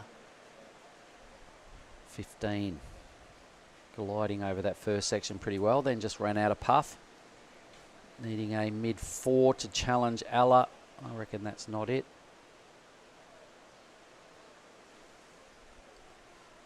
So does that come into your play, Oni, when you've you've got fourth priority and you paddle back out? Does it depend where the others are sitting as to what you do next? Yeah, I just like, if the waves are solid, I would put pressure on those guys and try and to sit make right with them. Yeah. Or on this kind of wave, you can just find this inside one like this, where it's kind of away from everyone, and build your backup. Always trying to improve your two-wave score. Yep. And sometimes you might get like the highest score because you don't have pressure. You just do it whatever it comes, you know. So Ella need a 6.1. Third and fourth only need a 1.7 to a 1.5. So still plenty of time. 15 minutes. Yep, Ella will be anxious to make this next wave count. Pretty smart competitor. Been doing the QS rounds for quite a while now. She goes to a lot of events, surfing out of her region. Probably the only surfer still in the women's draw that is surfing out of the region. I think she's in the Challenger too, no? Yep. She's on the hunt now. There's obviously a set coming through, ladies and gentlemen, for the crew online, listening in. Maybe they saw something that wasn't there. Hang on, they're on the hunt again. There's definitely something behind this. Yep, Red's got the power paddles on. Look at the size of this wave. Are they anybody in position? Not. Kokona. I mean, the best spot is Kokona can just catch anything right now. She has fourth priority. Oh, no. She's got third priority at this stage. This is the wave that is all important. Oh, Alice has a paddle. The judges have been a bit of hair trigger on the priority rankings, but I guess that wave realistically didn't look like it was going to break, so they've cut her a bit of slack. She maintains priority. Yeah. You only lose priority when you actually head down and just like kicking your legs on. Yeah, she was having a really good think about it though. I think if she took a couple more paddles, they could have taken the P out of the red column. That last hit, what's going on with that one? The Jarvis Earl with Tensi, the two Indos. Those two Indos ripping Western and... Well, look, Jarvis just threw down a huge, that signature backhand air rev he has. Tenchi Iwami, for me, really surfed strong on his forehand, mate. He got some really good link-ups. Every time he had speed, he just laid down a bit of a hammer turn. He doesn't mess around. It's kind of all or nothing for Tenchi. And so, deservedly, those two did take down the youngsters, Western and Made, two Indonesian goofies. But in the heat prior, a couple of heats ago, two windows got through. So Danny and Varun advancing out of one of those earlier quarterfinals. Matchups we'll have a look at once we're finished with the women's semis. Men's semis coming at you, then it's women's final, men's final. So it is just after 10 o'clock here in Nias time, everybody. I reckon we're going to be rolling out these finals around about midday. Have some champions crowned before 1 o'clock. Here we go. Red is paddling. Ella McCaffrey. She has a good wave this time. Nice turn. kind of just caught behind a little bit. Wow. Just goes fat. So one move only. Sat there for a long time with priority waiting for that. Yeah, now she just needs to go underneath and scratch on those like medium-sized wave to build the score. Well, I know Rio's been doing some catting with Ella and in her ear regarding competing and tactics. So is she going to go? Where's she going to go? She's been quite bossy with her weight positioning. She'll probably might even go straight to the inside just to maybe drag these others out of position a little or just give them something to think about. Yeah. Yep, she is. She's going straight to the inside. She's quite a gnarly competitor. Yeah, she's gnarly. Even in free surfing too. She knows what she's doing. And can you imagine she's in a heat? So you don't want to mess around with Ella in red, 4th priority. Her tactic is trying to push. Maybe find those deeper ones. Some deeper ones are actually pretty good. Yeah, the ocean's a little scrambled, so you might as well mix it up a bit today because you just never know. It's not being its normal self. So if you sit in maybe a bizarre or a weird, unusual position, it might just pay off. There we go. As we talked about, it kind of almost paid off. Almost. So who are you travelling with this week, Oni? Who'd you I'm come up with? currently traveling with the team Indonesia. Tell us who's on the team. The coach is Dedi Santosa. Yep, he was a great competitor in his day. Come with Rio's in the team, and Katut Agus is in the team. And the girls, we got Jazz Studer, Lydia Kato, and Suri. Suri also in the team. So Man, the juniors. It must be insane to have Rio Wider on your team travelling with you. The first Indonesian to get a full-time gig on the championship tour. I imagine when he speaks, everyone listens. Yeah, this guy is next level how focused he is, and coming here to reset, to hang out with us, and just come back to the ground again before he start again. That was pretty good for us as well to be around him and sharing the good times, and yeah. Okay, so having said all that, does he give you guys tips and stuff pre-heats, or does he just let you guys do your own stuff? Yeah, he just pretty quiet, like he just focus on his own things. But he's definitely one of those guys that lets his surfing do the talking, really, doesn't he? Exactly. Mean competitor, though. Yeah. He's he's got the skill set, to be a championship tour campaigner. He's had the goals he set high pretty early, and he's already achieved one of them, being a CT surfer. He also told me in an interview, 3 things I want to do: be a CT surfer, I want to win a world title, and I want to win a gold medal. That's what he said to us. So he's ticked off one of those boxes, CT surfer. Well, that's amazing, like how you guys can just like put a dream like that, the fire coming out is. And you know what I reckon is so inspirational about Rio as well? Not only does he have these big lofty goals, but he knows how to get there because he's a hard trainer. He's gone to all the right events. Yeah. He makes the most of all his opportunities. And you can see that he's just slowly ticking off his goals, and he's getting closer to, well, he's already achieved your first year on the CT, staying on the CT, not dropping off after Margaret's. Yeah. So that was a huge plus. He's probably got to learn from a couple of errors in the back end of the year, and every time he learns, he says to me, you know what, when I lose, it doesn't matter because it's learning.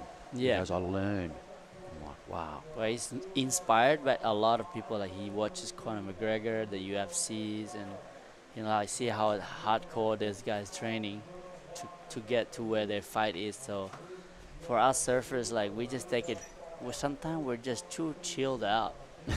We live in this life that's amazing, then like Rio, he just works so hard to get there, and even the guys in the city says, all the coaches say, man, that guy works so hard, he just doesn't stop training even before his heat, after he lost. That's what Medina too, like when I was in Hawaii staying in the same house with Medina, even though he already lost, he still be training in front of everybody, and he just with his dad. And he's definitely bulked up too, hasn't he? He's a bit of a beast. Oh. Gabriel Medina. Yeah. Right, we digress a little bit, but inspirational stuff. Rio Wider is here. He's in the draw, ladies and gentlemen, so we can look forward to seeing Indonesia's sole CT surfer bringing it back down to the third tier system at this 5,000 event here in Nias, awaiting his opportunity to strut his stuff and lead by example. I'm sure that's exactly what we're going to see. Who else do you follow on the CT that you can go, right, I want to be like that guy? I still haven't left Mick Fanning. Like, the guys are, he's just next level. I guess hanging on the Goldie a lot throughout your life, mate, you would have seen a lot of Mick, so that makes sense that you've said that. And you've done training with Mick and you shared the same coach and all those sort of moments.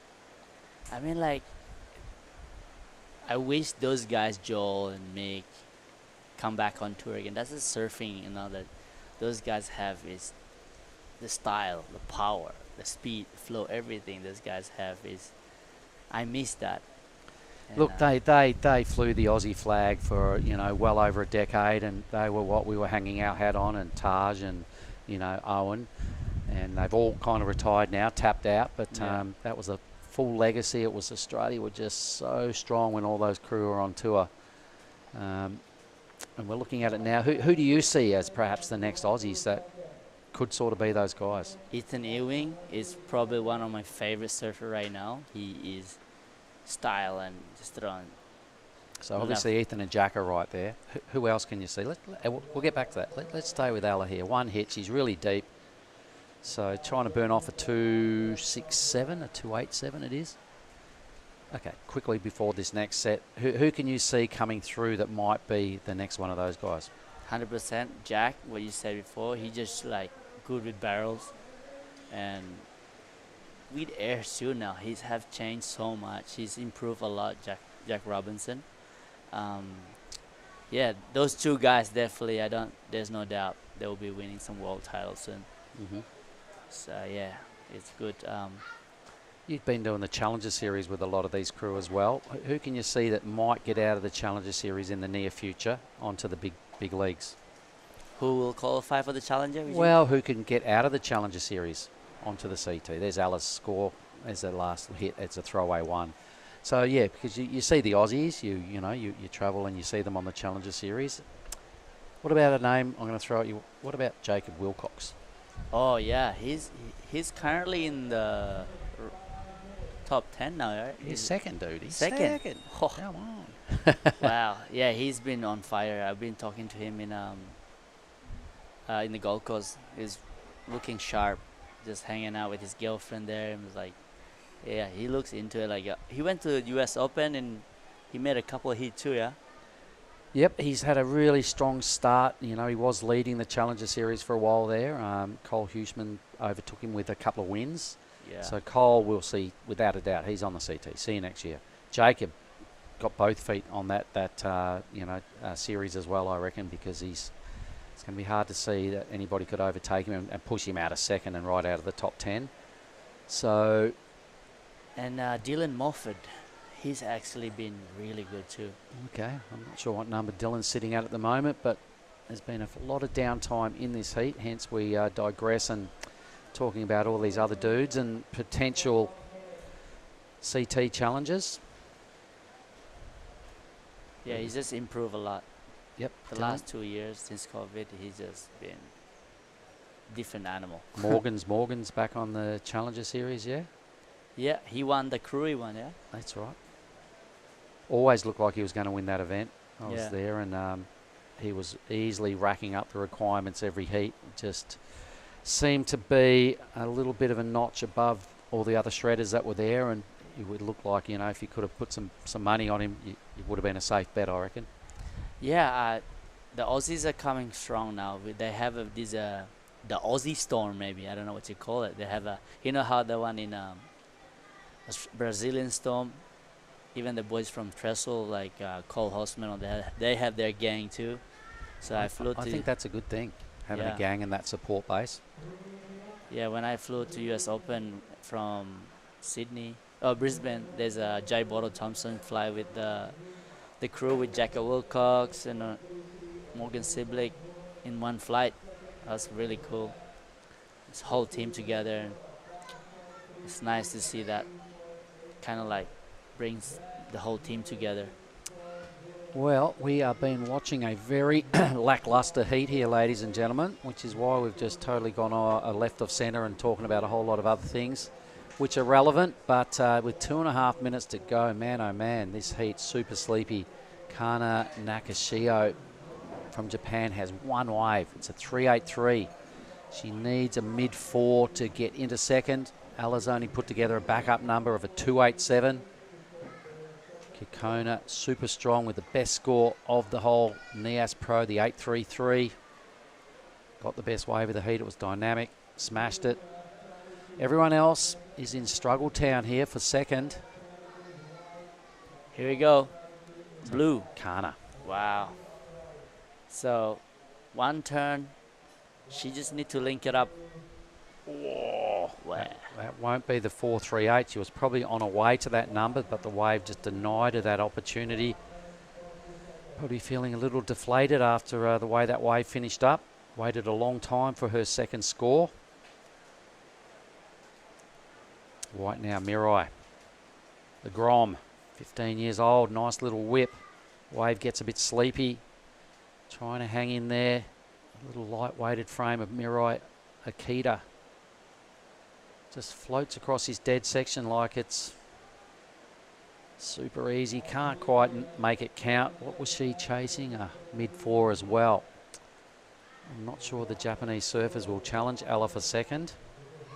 But here goes Kekona. Wow. How's that turn? Straight. Whew. Was she throwing sprays? Already winning, and now she probably doesn't need this score. Oh. This will be the second best score of the heat. Oh, yeah. Definitely wide in front with this one. Unbeatable. We'll see you in the grand final, Kekona. We'll move into the grand final in the Red Rash Fest. I can't see anybody beating her. 40 seconds, not out of this semi-final anyway. We'll have well improved on that 3. I reckon that'll be the second best score of this heat. Let's watch the replays. A little lightweight approach here of Mirai. Floated across a lot of dead water here. No big major hits. I can't see her getting into second. In fact, I think she's dropped down a space.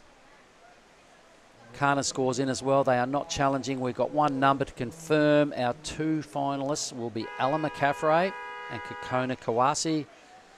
The score for Kekona, I imagine it's going to be pretty big, but it's all academic. Kekona and Ella into the GF.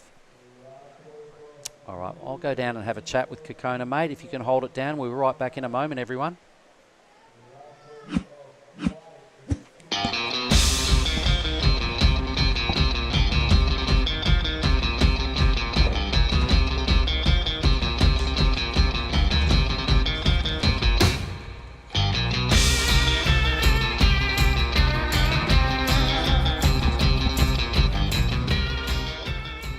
Yep. She got another 6.5. Yeah.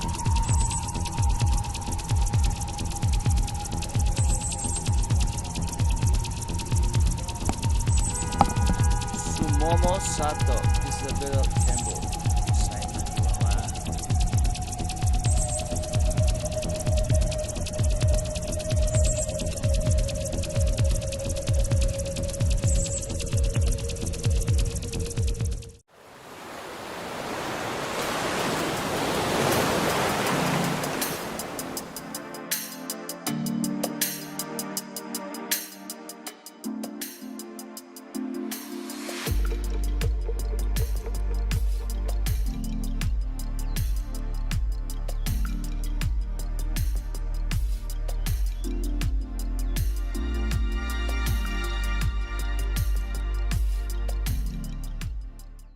Okay, so we are back again for the semi-final number 2 for In the Water Now. So, yeah, the last heat, Kekona, her highest total score with a 14.83, came with Ella in second place. Yeah, that was crazy. How good was that? Yeah, Oni, good to be back, mate. That was a super high score, an 8.33 for Kawase. Excuse me, I'm just looking at the surfers in this heat, and it is Sumomo Sato taking on Isabella Campbell in blue. We see her on the screen right now. Easy all the way from Denmark in Western Australia, hopping away through the inside. Powerful surfer via that skate bowl experience. She's a hell of a skater too, Onnie. Yeah. But I'm liking to look at this one. It's a good way to open up your heat in these tricky conditions. Can she squeeze that last turn out? She does. Gets a little bonus on the left-hander. Fantastic backhand surfer is this young lady. Sticks it up there again. So look at that. Not even 2 minutes old, this heat. And Izzy is out to a strong start. She is taking on Simon Niwa in white. Nanaho Suzuki in green. Could be another good heat coming up, Onnie. Yeah, Izzy is not just also a surfer from like just, she does crazy airs too. She was just in Lakey Peak for the stab high. And here you go. She just trying to make every little wave that possibly get the score. Yeah, stuck with it. Nice flow through her surfing. Had to pat a couple of dogs at once to get down this section, but it was worth it. She got a little bonus couple of turns on the inside. Right on. Still got plenty of time to get out the back and get a few more. She looks super focused to me. Yeah. Been around the contest scene for a long time. She has a sister, Emmy. Yeah, I used to compete with her for the school titles and stuff. And we've seen Izzy hang around the beach in Western Australia since she could just walk. Mark and I used to get her up to the commentary booth, go, here's some giveaways, and watch her walk around and go, what a little cutie she was. Let's fast forward 10, 12 years, and she's now a competitive machine, Izzy Campbell in her own right. All the way from Denmark in the south coast of Western Australia. Waiting for her score for a second wave. Simon Niwa just with a very minor score also. Girl staying busy. Yeah, so this is green, Nanaho Suzuki. Been really good surfing, but by Japanese guys, like three Japanese in the water now, one Aussie, Australian. We have All right, I think it's time, Onnie, to cross down to the athletes area. Mark Clift is with the winner of the last heat and an 8.33 if you don't mind. Go for it, Mark. All right, thanks very much, fellas. Have the winner of that heat here. Outstanding performance, Kokona Kawase. First surfer all event to get an excellent score. How are you feeling after that ride? I'm so happy. とてもいい波をつかめてすごく嬉しいです。 All right, so you opened with a big number, an 8.33. You also got the second best number of the heat, so what a performance. When I was fourth priority, so change position left side, so coming good wave, lucky. All right, so you must be really confident going into the grand final after a performance like that. 次 next round もいいグッドウェーブをキャッチできるように頑張ります。 Well, the next round for you is the grand final. Okay, so I bet that sounds pretty good. Did you have a free surf out there this morning? Yes, early morning free surfing and stretch this heat. You are ripping. For your efforts, I've got a tasty little treat for you. There you go. Have a bing bang. Really well done and good luck for the grand final. Thank you. Thanks, fellas. All right, well done, Mark Cliff. You remember the bang bang. All right, I like it. And congratulations to Kokona. Really strong performance there in Sem-I final number 1. Straight through to the big show. Yeah, you know, she says like, you know what? I'm ready to win this contest. I believe her. It's like, look how sharp she was surfing before. 8.33. Yeah. And now we're waiting. Who is going to win in this heat right now, semi-final heat? Oh.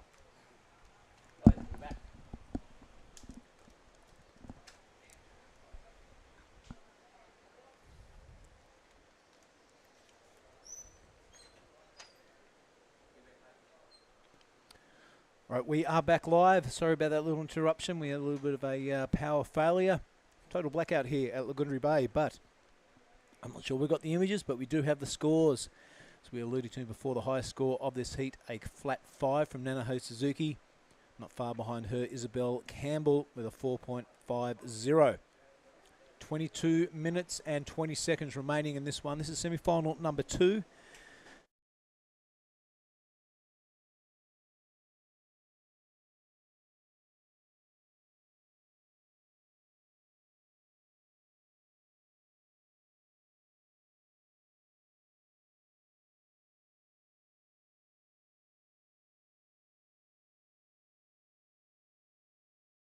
Onto the QS 5000. I mean, it gives a lot of exposure and experience to the younger surfers, the younger pro juniors. You can have a 10-year-old competing against a 20-year-old, really, couldn't you? Exactly.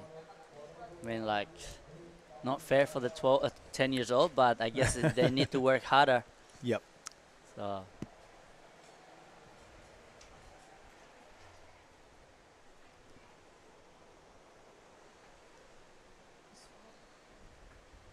Mungkin dihidupin aja tuh.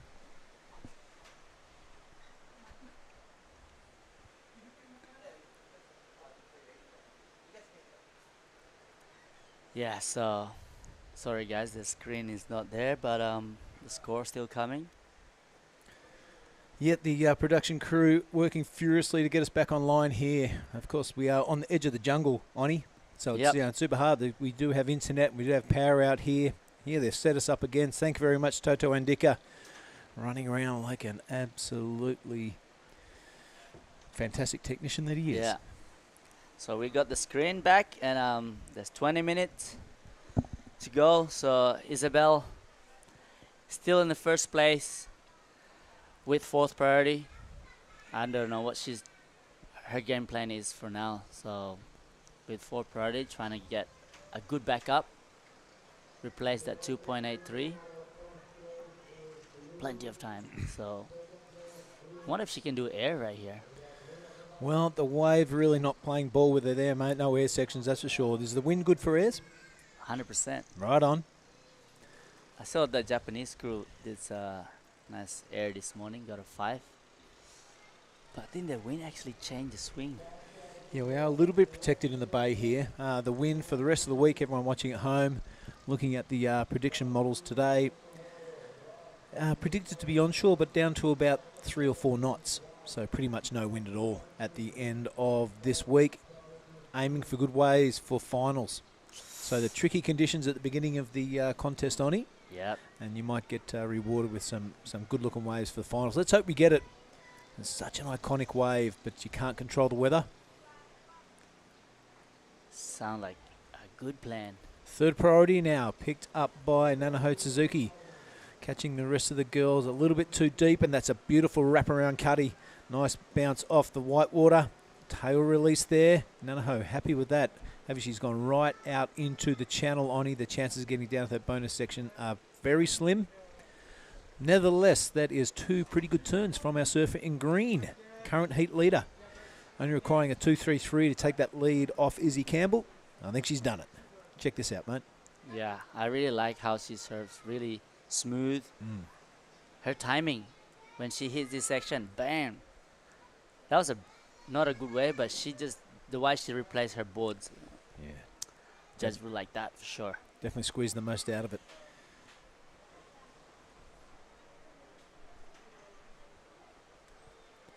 All right, we're just waiting on that score from Nanaho. Judges having a good look at it. They want to get things right. There's a bit on the line here. A place in the final, the big grand final, we're going to call it, for the Pro Junior.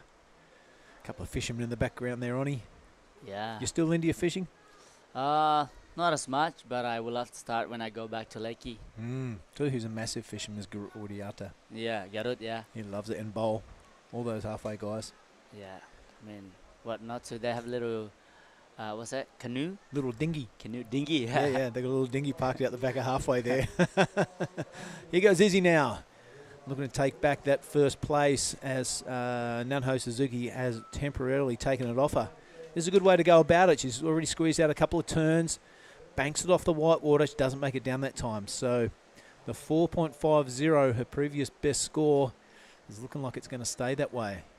So have a look at that score from Nanaho Suzuki, a 6.83 for that last ride. That has put her well into first place. A 7.33 now the requirement from Isabel to take that first. And the requirements from Simon Niwa and Sumomo Sato are also quite large, a 6.33 and a 7.33 to take that second position. So things getting tight down the bottom there. Yeah, and 3.40, sorry, mate, that last score from Izzy. So that has strengthened her second position somewhat. Not a massive score, but I like her. I like her game plan. yeah, I mean, red is not even opened up the wave yet. Still waiting for her first wave. In white, Saimaniwa only got a 1 point and a 0.67. So big requirement. Time is still plenty of time, yeah. 16 minutes. Easy. Looks like she's really fast, strong, surfing. See the spray coming out of that wave, but unfortunately the waves are really not as good as what she needed. But plenty of time, Easy. She can go back to back now. But Easy's sitting really wide here, and this green paddling. Well, that's Nope. yeah, that did get a pretty good score. I think that was the 6.83 when it was sitting wide for Nanaho. So Easy kind of following suit, but it looked like it'd be a set wave, didn't it? Yeah. Easy love to stay busy, because you don't know. That sometimes the wave can just walled up. So good game plan by Easy, but Sumomo Sato, she knows what she wants. This girl in yesterday surfing really good, so we have to wait. But what her first wave gonna be? Yeah, almost coming down to the 10-minute mark now, sitting out there for. Yeah, so waiting a long time for a first wave is Sato. Got to make it count. Yeah. If you don't, what happened? Back to the bottom of the priority board. Start again. So, you know, you might want to have a game, plan A and a plan B. Yep. What about yourself? Tell them all about yourself, Mr. Billy. What do you want to know, mate? Where you live right now, and what have you been up to for the last couple of days here? Last little bit. Well, as you know, Mark and I are both from Western Australia. We work at Surfing Western Australia. That's how we got involved in surfing over here. I spent a lot of time on Limbongan. Yeah, that's how I got to know all the lads over there, Robot and Putrapulu. And actually my first ever event was down at Roti. Oh, when Roti, yeah. Pulu took out the Pro Junior and the Open at one year. Beat Pep and Hendrick. Wow. So that was my introduction, and I've kind of been following Mark around, and Tim Hayne and Tippy have really looked after me over the last, 13, 14 years, whatever, 12 years, whatever it's been. And I've really enjoyed it. I love seeing the Indonesian surfers come through, even to the stage now where Garut was a superstar and so was Pepin. And now I see him at this contest, and Garut's judging and Pepin's coaching some Japanese surfers. You know, they're staying with it and they're giving back. So I really enjoy, you know, the camaraderie and the friendship that comes along with hanging around and doing a bit of work here in Indo. And you get to see incredible places like this, you know. You get taken away to the Mentawai Islands, those contests we did up there. Remember that at HT's? That was wicked with yourself. And now we get taken to Nias. And we get to look around, and the local authorities from the tourism board have really shown us a good time up there at the King's Village, checking out the stone jumping and all the local culture. So, mate, that's a bit about myself. I'm sure the people at home are like getting the coffee while they're hearing this story. That What's not to love about Billy? We're here to talk about the surfing, but yeah, Indonesia's a fantastic place, and it's really worth coming to check out stuff and not being so surf-centric. You know what I mean? There are some great ways around Indonesia, but there's also some great cultures and stuff to check out that don't revolve around the ocean. Yeah. Let's have a look at this one at 13-minute mark. Update the people at home. Yeah, so everybody who's watching, one Japanese surfer in front, Easy is in second, Australian from WA, that's where you're from, Billy? That's right, mate, yep. And third and fourth is dangerous surfer too, Saimaniwa and Susumu Sato. Yep, the That's- two Japanese surfers, they're definitely not out of the equation. A 6.90 and a 7.90 required. Of course, Sumumo yet to ride a wave. So that's a combination of two waves. You can definitely do that in 12 minutes. Who's that? WSL on screen there to the left. Yep. And Vincent. Winter Vincent. Winter Vincent, sorry. Chul Gram. Who is he facing the Ripper. next round? We've got Winter Vincent, Marlon Harrison, and Monojo Yahagi. Wow, that's a And great semi-final number one. Taki Kanazawa. 2 Japanese and 2 Australian. And semi number 2, you got 2 Indos, 1 Australian, and Tensei Iwami. Oh, that's already been done actually. Sorry, now they're in the final. Into the final. Yeah. All right, well, let's get Thanks. this. Throw Yep. it away. We're getting the wrong information. We've had a cracker of a heat, haven't we? We've had a power failure and you're ringing out the wrong the wrong heats coming up. Let's have a look at here. It's Winter Vincent will take on Marlon Harrison, Yahagi and Kanazawa, Taki Kanazawa in the semi-final.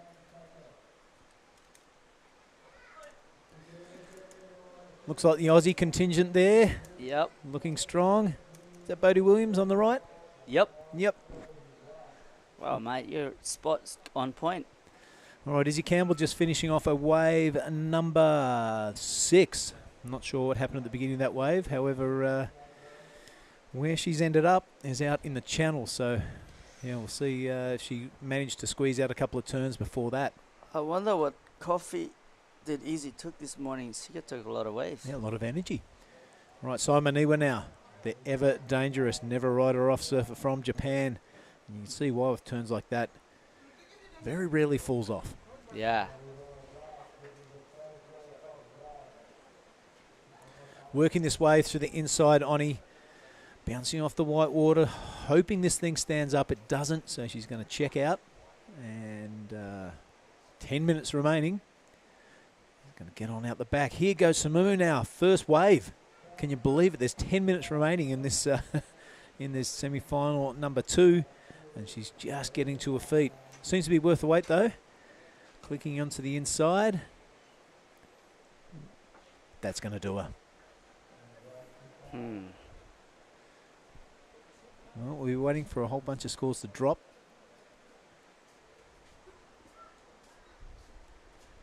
Local Groms, they love it when the show comes to town, don't they? Yeah. They get to see some of the, surfers who are knocking on the door of the Challenger Series. So you're in a QS 5000. You're only 2 steps away from the Pro Tour. Yep. You do well in these qualifying and regionals, and then you're on to the Challenger, and you do well there, and then, hey, presto, you're on the Pro Tour. First wave from Sato now. A couple of turns out the back. This wave getting really sleepy and full of water, though. We know she's a fantastic surfer, but you can only surf what the wave allows you to do.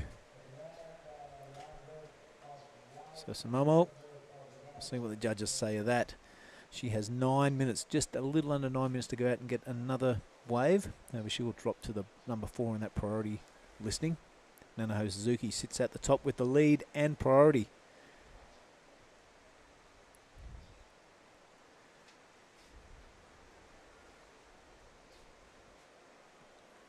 You know what? They're actually wave selections on point.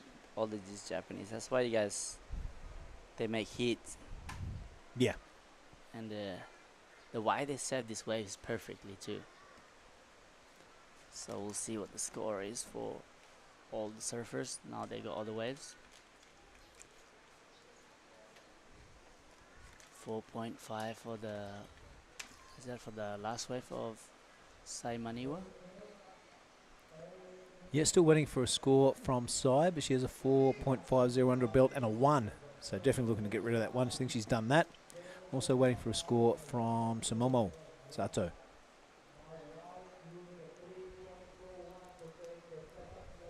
All right, there goes Winter Vincent. Really impressed as that crew with his backhand. Never seen the kid before this year. And I remember both Mark and I were sitting at crew going, who the heck is this guy? Yeah, me too. Can't believe I haven't seen him before. His forehand is impressive also. First time we've seen that here at Nias. His score for last of red was a 5.27. Right on. So what's that put her requirement to, mate? 2.63. Not much at all. That's a stand-up, a couple of turns. And there looks, that second position is looking dangerous and vulnerable right now.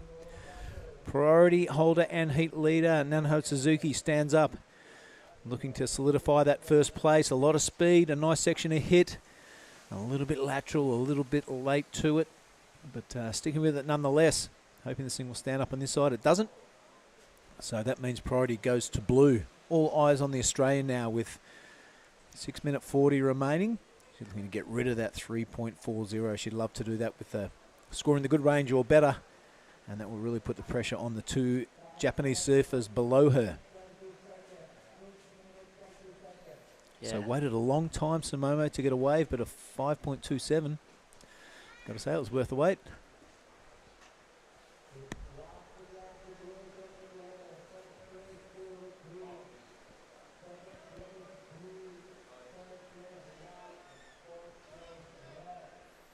Izzy's waiting, so she has the priority right now.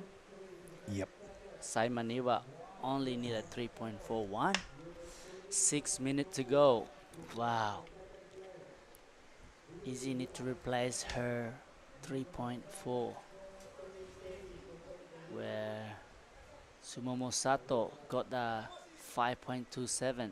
Probably the highest score of this. No, second highest. Yeah.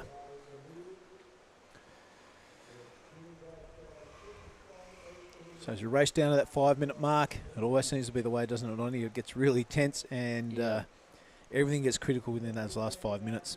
Yeah. When you're surfing a heat, the last 5 minutes seem to go so fast, don't they? Yep. All right, that is side just in and out. Not much going on there. Sato on the second wave. All right, super important this one. Doesn't look as impressive as a first, but she doesn't need much. Look at that, 2.63. And that's all she requires to take that second position off Isabella.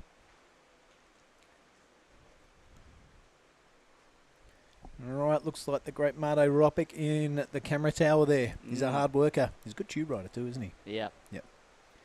Uluwatu. Yeah, the Bukit Way. We appreciate his hard work, and we appreciate all the people in the production crew for all their hard work and sitting up there in the camera tower all day, not missing a thing. That's a super effort. Well, I hope you're enjoying the coverage wherever watching around the world. This is the QS 5000 at Nias, Lagundri Bay. You're watching the Pro Junior Women. Nanaho Suzuki with the best of their semi-final number 2. Open up with that 6.83 and followed up with a 5. She's looking pretty strong. The surfer that needs to do the work is Izzy Campbell. Oh, has a 4.50, looking to get rid of a 3.40, and this is her now.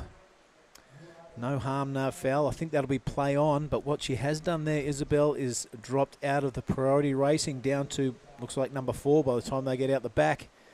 So pressure now on to the Australian as she slipped into third place.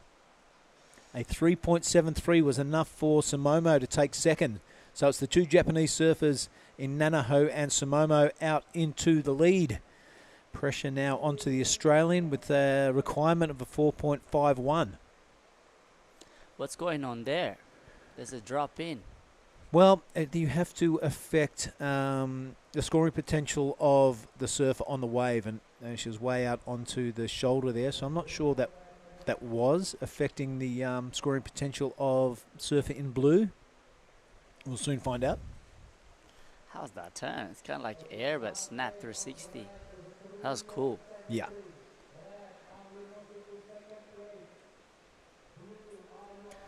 So Sumomo, 2 waves ridden only.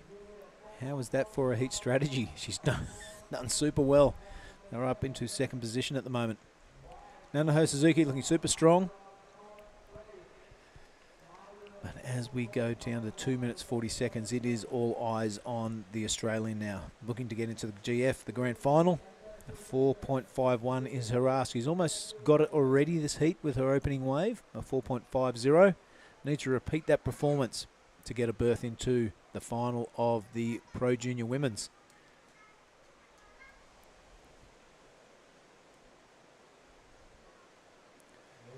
Right, Simon Niwa now on.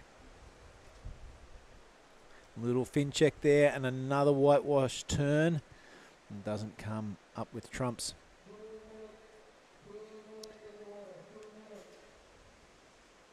All right, 2 minutes. Isabel Campbell has gone up number 2 in the priority rankings. So look at that. Priority is held by red, and so is second position. Does she play defense and make sure Izzy doesn't get a wave, or does she go on the attack and try and solidify that second place? I know what I'd be thinking. What? Making sure blue doesn't get a wave. So I'm thinking the same thing too. What if there's a wave coming? What if there's 2 waves coming? Yep. All right, a minute 30 remaining. Here is a wave. So decision time. Does Samomo go this wave, or does she let Izzy have it? She's letting Izzy have it. 4.5 she needs. It looks like a bit of a small one, not much wall on offer. She's really going to have to stick with it and go big if it forms up on the inside. It's not. So, wow, a really good decision there by Samomo Sato.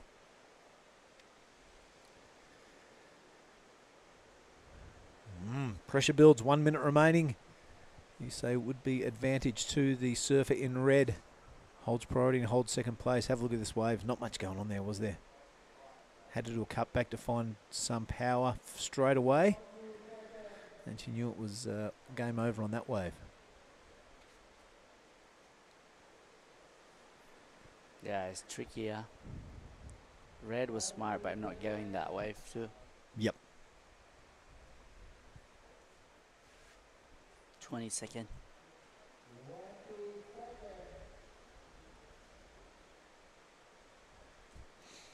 All right, red's going to have a sniff at this. Not just a look.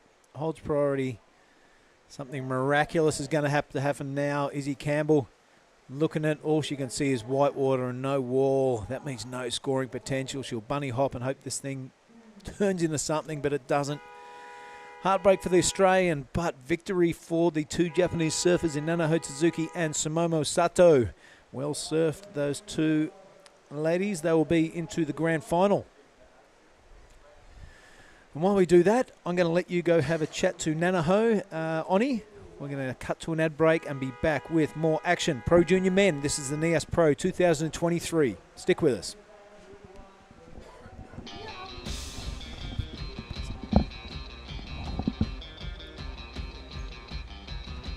Thank you, darling.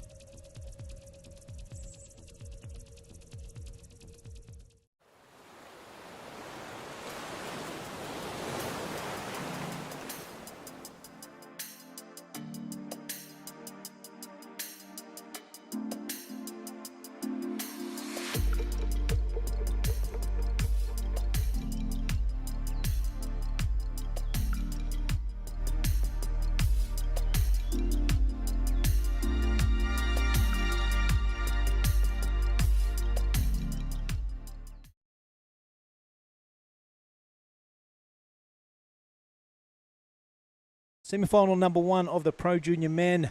I'm going to welcome back into the commentary booth the queen of the Chungu Sandbar, Gia Lagundri. How you going? Really good. Yourself? Going all right. That last heat was really a fantastic display by Nanho Suzuki and Samomo Sato. They took out about Simon Niwa and Isabella Campbell in a very entertaining semi-final. Now it's on to the men, Pro Junior Men. Who we got in there?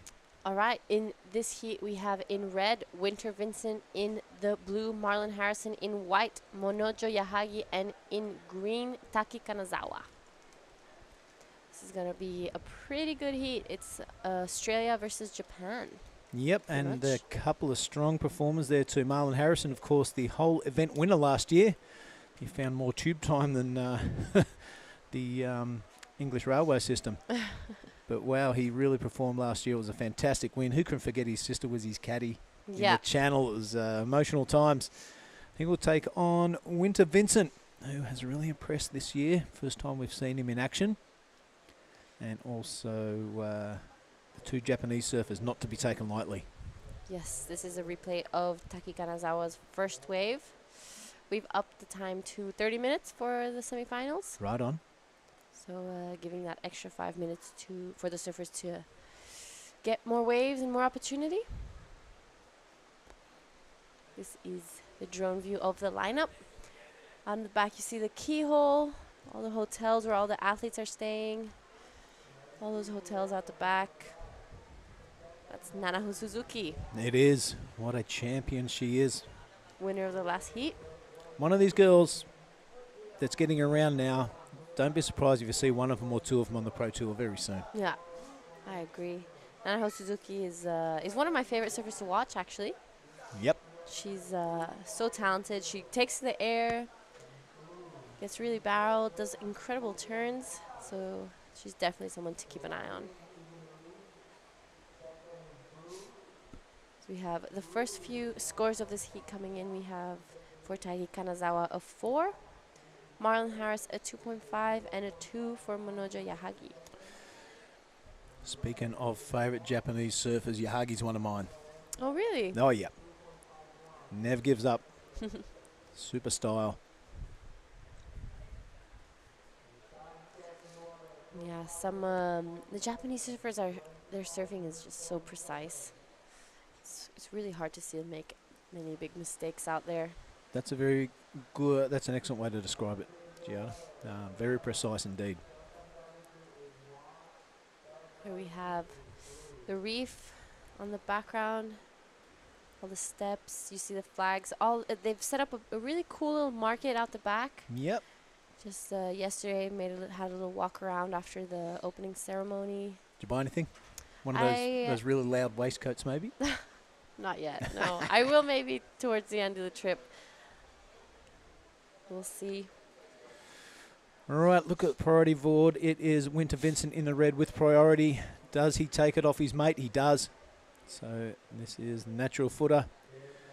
His forehand is just as impressive. His backhand, look at that fin release. Really fast board speed through those turns.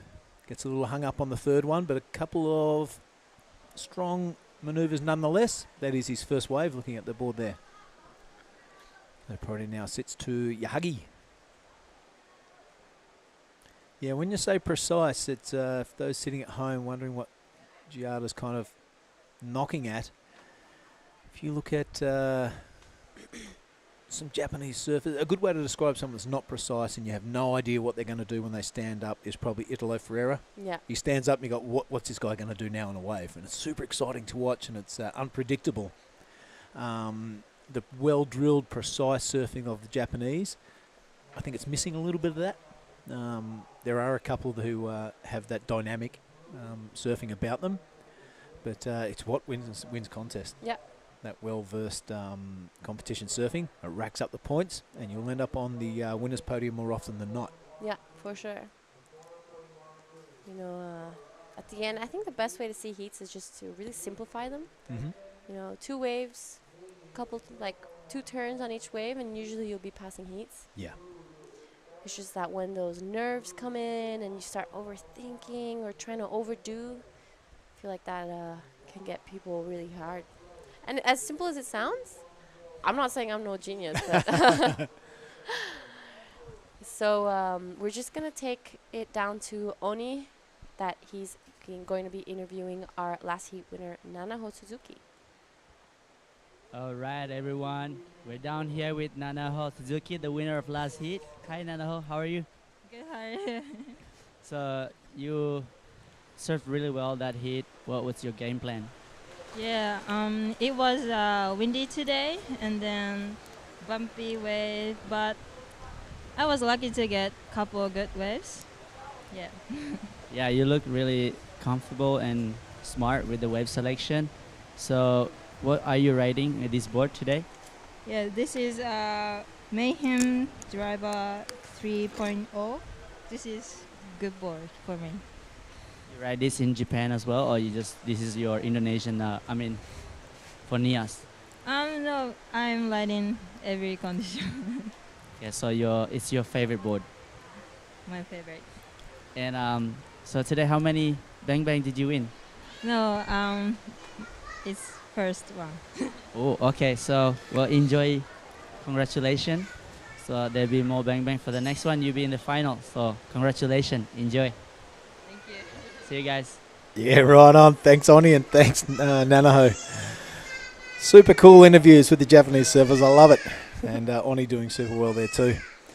All right, let's have a look at this one. It's Winder Vincent out to the lead, and he's also in action now on that wave. 4.13 his best. He'll be backing that up right now. Still early days. Still 21 and a half to go. The big fella working his way through the inside. Yeah, I just walked past him now before he piled out to his heat. I didn't really realize how tall he was. He's tall. He's really tall. But Tully is the big guy amongst them. Yeah. Yep.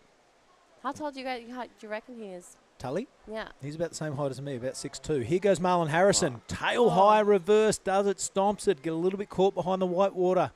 But that is something we haven't seen too much of today. So Marzi Harrison from the Goldie, chucking it high. Can't wait to see the replay of that. Look, fully inverted upside down there. Yeah, that was a great wave from Marzi Harrison.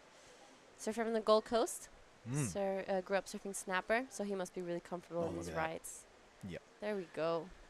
He landed in the white water. You can see all three of those fins pointing at us. Yeah, that was a really good wave. Just one maneuver wave, but I think that's going to get a pretty good score up there. To advance, he just needs that 1.51 right now. I think he's got that. We'll see where the leaderboard settles after these scores drop in. We're owed one for Marlon. We're owed one for Winter.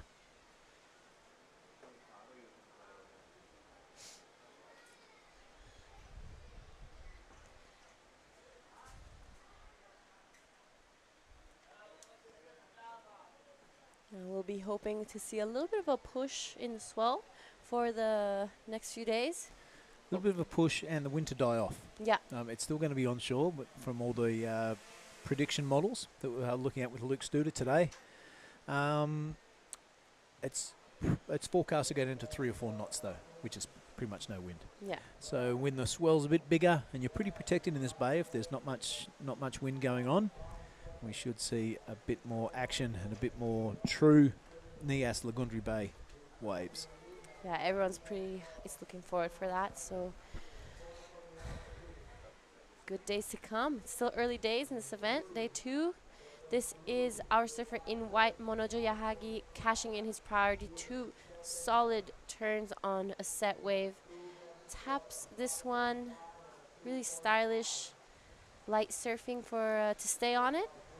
We see this one stand up for him, and he taps it and closes it off very nicely. A little bit of a 360. You can see a smile on his face. We'll see a good score coming for our surfer in white. And talking about good scores, the last wave of Winter Vincent came in at a 6.17. Yeah, we're just watching a whole bunch of replays here, and once that leaderboard is accurate, we'll give it to you. But I really enjoyed this wave from Yahagi. Monojo. Super cool names. Yeah, cashed in his priority, had right of wave, and this is our surfer in green right now, Taki Kanazawa, just falling off on that. Yeah, not loving life on that last wave of his.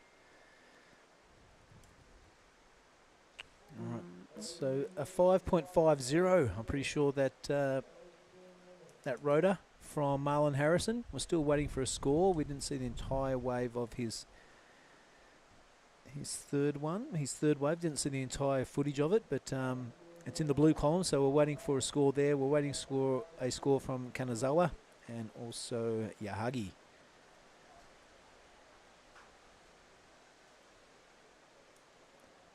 But right now it's a 6.17 for Winter Vincent out there in the lead. He also has priority. He'll be looking at that torch, that 4.13.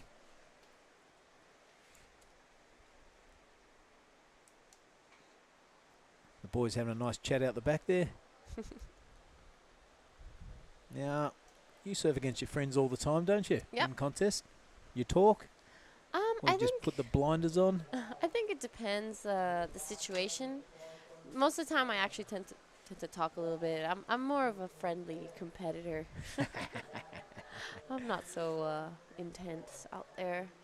I do tend to like not have full conversations, of course, but just I actually compliment some of my. Well, that can be taken two ways, can't it? Yeah. You could be playing mind games, or you could actually be genuine. I think you're genuine. Let's have a look at these scores here. All scores in for the Japanese surfers. They remain in third and fourth position.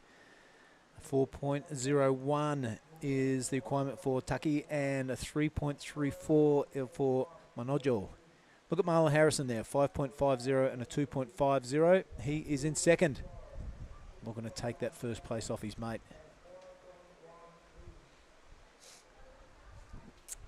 Yes, both first and second place are with first and second priority.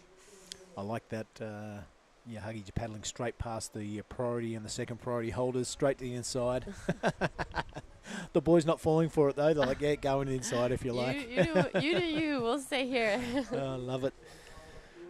Reminds me of Jay Davies. He surfed against Mick Fanning at the box one time at the Margaret River Pro, and there's one place you sit on top of this rock, and Jay Davies has surfed that place a million times. Mick started to paddle around him. He goes, I always wanted to follow Mick around because I didn't want him to get the inside. I knew where I had to sit. But it took all his mental concentration just to do what he's been doing for the last 10 years at this wave. He actually beat Mick that time. But, yeah, it's amazing what you can do to put your opposition off the game with a bit of paddling and a bit of hassle about it. For sure. So this is a replay of the 617 that we actually haven't seen. A really good reverse to start it off and managed to take this wave all the way to the inside. A little bit of a foam climb, and here we see him working his rail. Not too much on the inside, but definitely did all the work outside. So, you know, we've really seen the judges emphasize on that.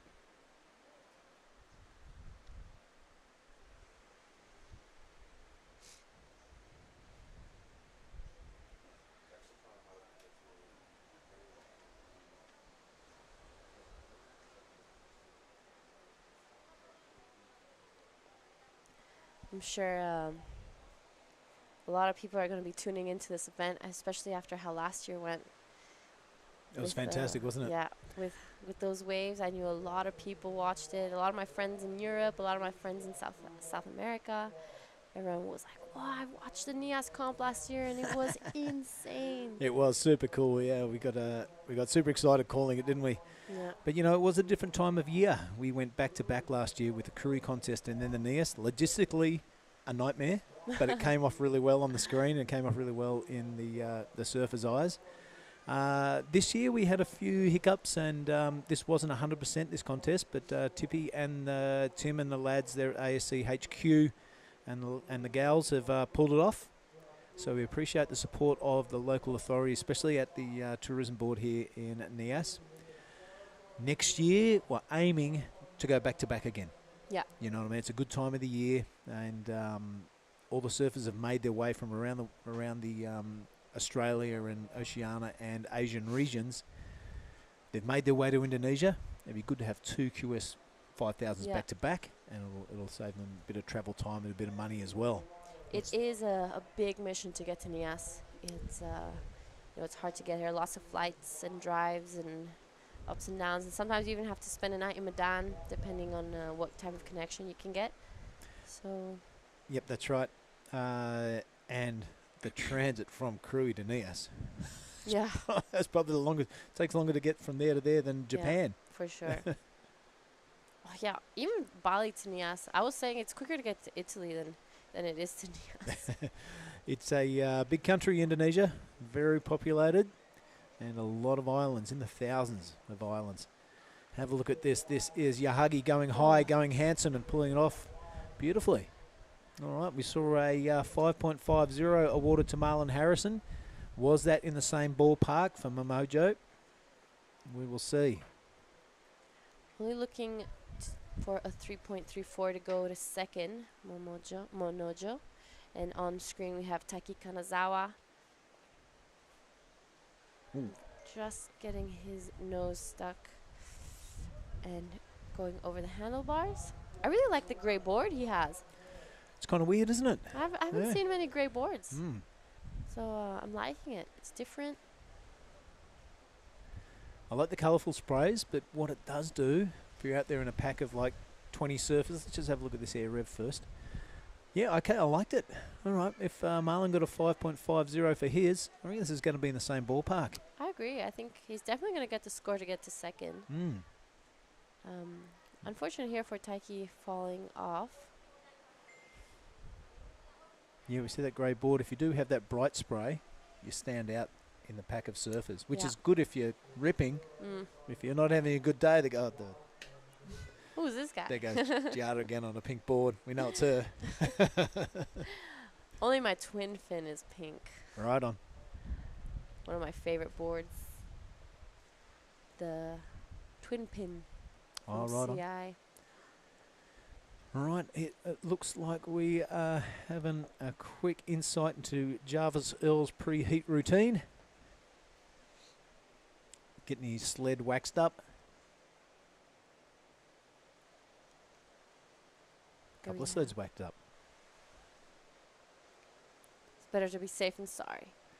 Yep. So next up, Jarvis Earl will be up against Tenshiwami, Varun Tanjung, and Dadi Widianto. Oh, that is a cracking semi-final number 2. Yeah. Jarvis is going to have his hands full. That could easily be a final. 100%. Most of these pro juniors will definitely be joining the QS. So last wave of white came in at a 6.13. That reverse pushing him straight into first. Vincent is down to second. Now Taiki Kanazawa third and Marlon Harrison in fourth. Yeah, look at that.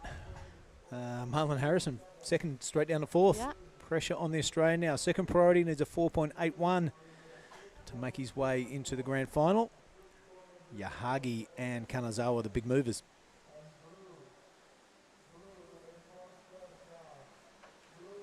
Yeah, so the judges deeming Yahagi's air rev a bit more critical and a bit more, probably a bit more cleaner than Marzi's, I reckon. Yeah. Yep. Back out onto the open face, a bit of flow into it, as Marlon was kind of stuck in the white water there after his rotation. We were talking about that precise surfing. Yes, right on. From the right Japanese Monojo Yahagi. Marlon Harrison is an actual champion here in the Nias Pro at the QS 5000 last year. He did some outstanding performances and managed to clinch the win. Not sure if you remember or not, but the surf was okay. It was all right. Not many tubes going down. And then all of a sudden in one of his heats, Marlon, he just slotted in there and got like a 4 or 5 seconder, probably a 3 or 4 seconder tube. And when he came out, the tubes didn't stop for the rest of the contest. He was the impetus of the good surf coming. So got that nickname as the fire starter for a one contest. But hopefully we can see more of that action a bit later on during the week. Yeah, it felt like every time Marzi got into a heat, he would only get barreled. He kept passing heats, getting barreled. I think that was probably the best heat, best contest of his life. Yeah, and there was some fantastic drone footage. It's been replayed and replayed all over the surfing world of Marzi just perfectly slotted in there. not even have to work his way, just park it and enjoy the view. All right, a few waves ridden while we've been banging on. None of real any consequence. A couple of half scores there. All scores are in though, and it is Manojo Yahagi out in first position by that 6.13. Fui. Really good air rev. Winder Vincent is not out of the equation. He only needs a 4.63, but it's Marlon Harrison with second priority, a 4.81. In these conditions, everything has to go right to get that score. Yep. And trying to squeeze him out is Taki Kanazawa. He needs a good score to advance also. That 5.50 looking handy in Marlon's scoreline though. Yeah, it's important to be on the best waves when they come because they don't come very often today. Look at this. Team Japan, Team Australia. Bit of separation between them. It could be a bit of a mental strategy for Marzi, sticking onto Vincent, trying to sell him onto a wave so he can get priority. Yep. Both have first and second priority sitting there. So Winter with first priority, meaning he can pick and choose whichever wave he wants without anyone getting in his way.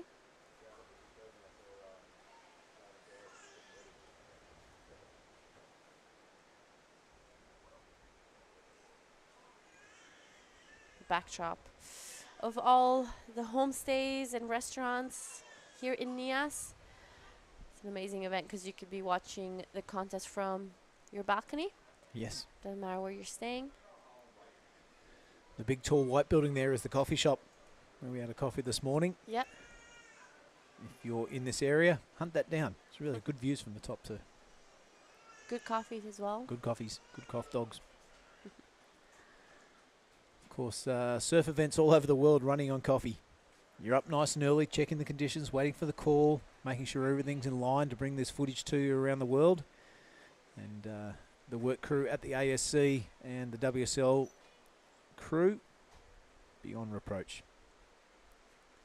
Yep, everyone working really hard to bring this together, and it's turning out really smoothly. Bang bangs coming out everywhere.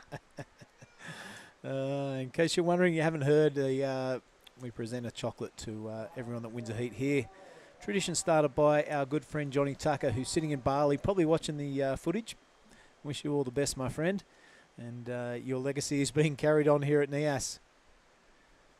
And I've actually forgot yesterday to give Ellie Harrison one. And she's probably really bummed. Oh, I don't know. She just asked me. She goes, "Where's my chocolate?" So the surfers are actually looking forward to it now. It's become part of this contest. And why not? I mean, bang bangs are really a really big part of Indonesian surfing, actually. There's nothing like after hours of being out there, a little bit of chocolate to like refuel. And I know people who just eat a few bang bangs and are straight back out there. Yes. Well, let's not get into the nutrition factors of chocolate versus versus a healthy diet. Eat healthy, kids. All right, 4 minutes of this one, and it is the Japanese surfer in Yahagi out into the lead. That big air rev was a point garnisher. Look at this one. It's Marlon Harrison. He's not happy. Oh, he's not. He's going to be less happy with that air rev attempt as it comes unstuck.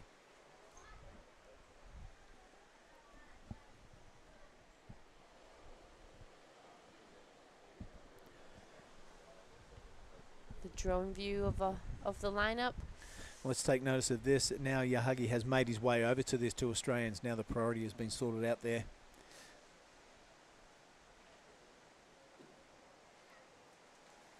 Seems like there's a few lines coming through. Winter Vincent with priority. Will he be using it to catch this wave? And I agree. He's looking pretty confident, and here he goes. He takes off. Oh, beautiful air rev. Does he? Oh, no. Doesn't ride it out, though. You got it right out in front of the whitewater, G, or it Yeah. doesn't count. 95% completion rate is not a completion. Got to be 100%. Looks like this is really taking like an air show. Yeah. Everyone's trying to ditch the fins and rotate it around better than their compatriots. All right, have a look at this one. It's 2 minutes and 35 seconds. The priority holder now is in green. It's all eyes on green and blue. It's a fair way apart, so if a set does come through with 2 waves in it, they've both got a chance. Here we go. We're reaching the last 2 minutes of this heat. Pressure is really on now.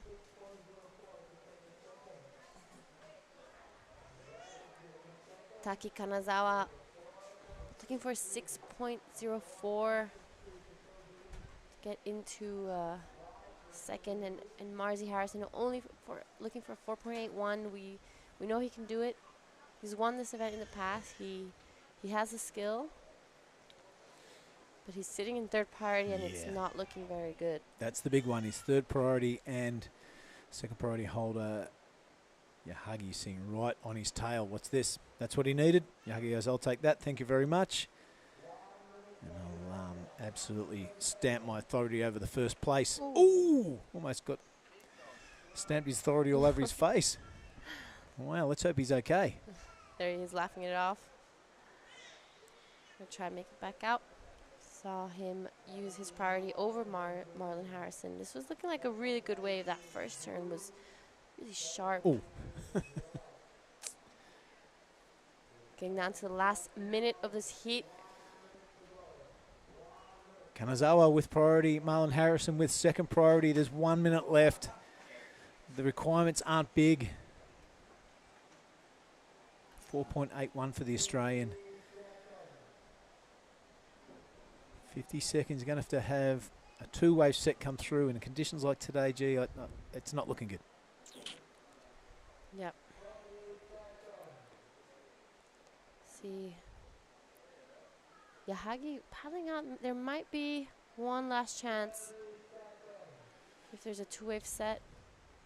Unfortunately, there we see Kanazawa looking for a 6.04 to advance. There's one big turn out the back. Tries to get around this white water and take it down to the inside, but Yep, it's got the connection so far. No, can't get over that chop. All eyes out the back now. 5 seconds to go. Will we turn around and see Marlon on a wave? We won't. We'll turn around and see Manojo on a wave. Looks like this will be the result, Giada. Manojo Yahagi, my fave, out there in the lead. And looks like he's going to take his place into the grand final, along with Winter Vincent. All right, well, I'm going to have a chat to the Japanese champion surfer. I am going to welcome back into the commentary with Mark Cliff. But before that, let's go to an ad break.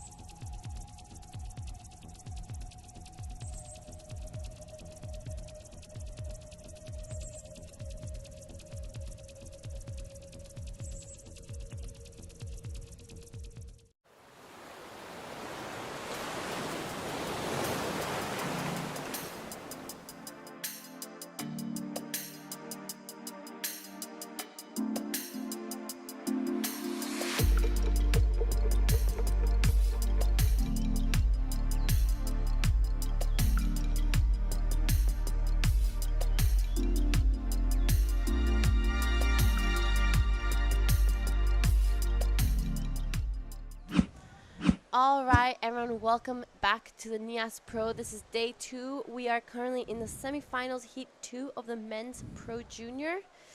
I'm in the booth with Mark Clift. Yo, Welcome thanks back. very much, G. Yep, all right, had a pretty adventurous little break. I'll tell you about that in a minute. But this is Semi 2, everybody. Danny Widianto in the red, outstanding performance this morning. His sparring partner, Varun Tanjung, another Balinese surfer there in blue. Jarvis Earl pretty much has dominated the point the last 2 days. He's out there in white, the Australian, and Tenchi Iwami, a very strong performance this morning in his quarterfinal, surfing green.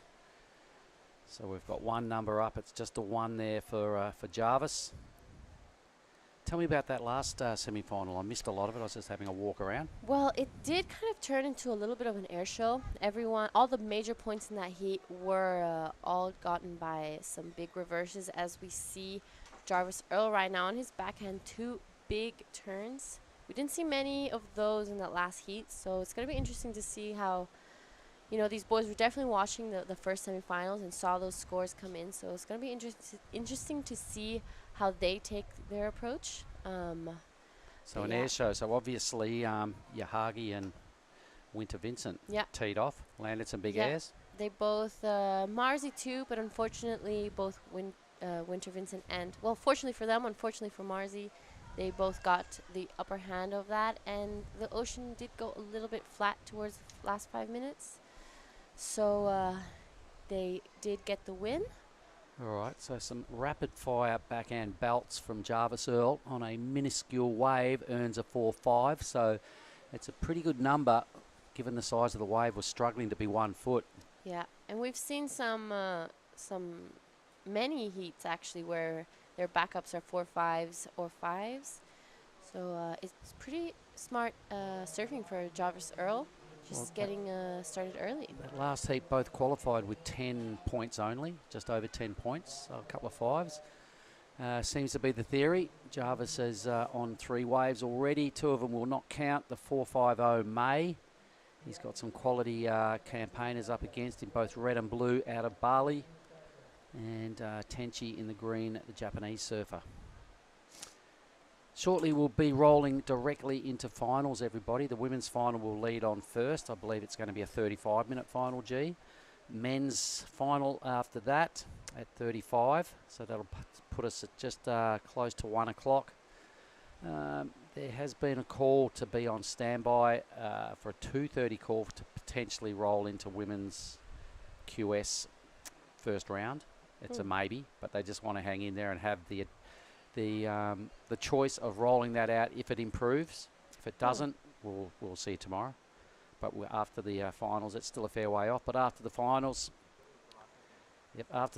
we will make another call at 2:30 for a potential 3 start. Meanwhile, let's hear from Billy Hangen with Yahagi. Go, Billy. Yeah, thanks very much, Mark. I am down here in the athletes area. Manojo Yahagi, my favourite Japanese surfer, has just made his way into the finals. Get it there, butter. Congratulations. Now, we saw Marlon Harrison open up with a air reverse. You betted that with your air reverse. Did you see Marlon execute his manoeuvre? Yeah, I see. And was it your plan to go higher and better and get a larger score? Yeah. I love it. Now, the conditions. Better for doing turns or better for doing airs? なんかボコボコなんかmaneuver is so hard. Air is good wind, easy make. Beautiful, I love it. Now, the moment you've been waiting for, you win a heat, you get a bang bang, there you go.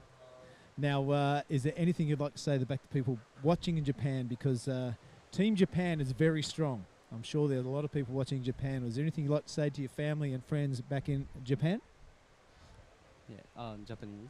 そうだな。ファイナルあと1回優勝したら世界戦確定するんで、ファイナル思いっきりやって優勝できるよう頑張ります。応援よろしくお願いします。Beautiful, I love it. Manojo Yahagi will be in the final of the Pro Junior Men's here at the QE 5000 at Nias. Going to give him one more high five. Bang. Keep going. Really enjoying your surfing and really enjoying it around the contest site. back to you guys in the commentary booth. On you, Billy. All right, so he will join Winter as our first two. He'll actually get the red rash vest in the grand final. I don't know about you, G, but when I was competing and if I got into a red rash vest in a final, you feel pretty good. Yeah, I know what you mean. The red rashy. Yeah, there's just be something sought about after. the red rashy. It's like the yellow jersey these days on the big tour. Yeah, for sure. Kind of confirms that you're like the number one seed. So anyway, This- something about the red rashy. Speaking of that, here goes Danny.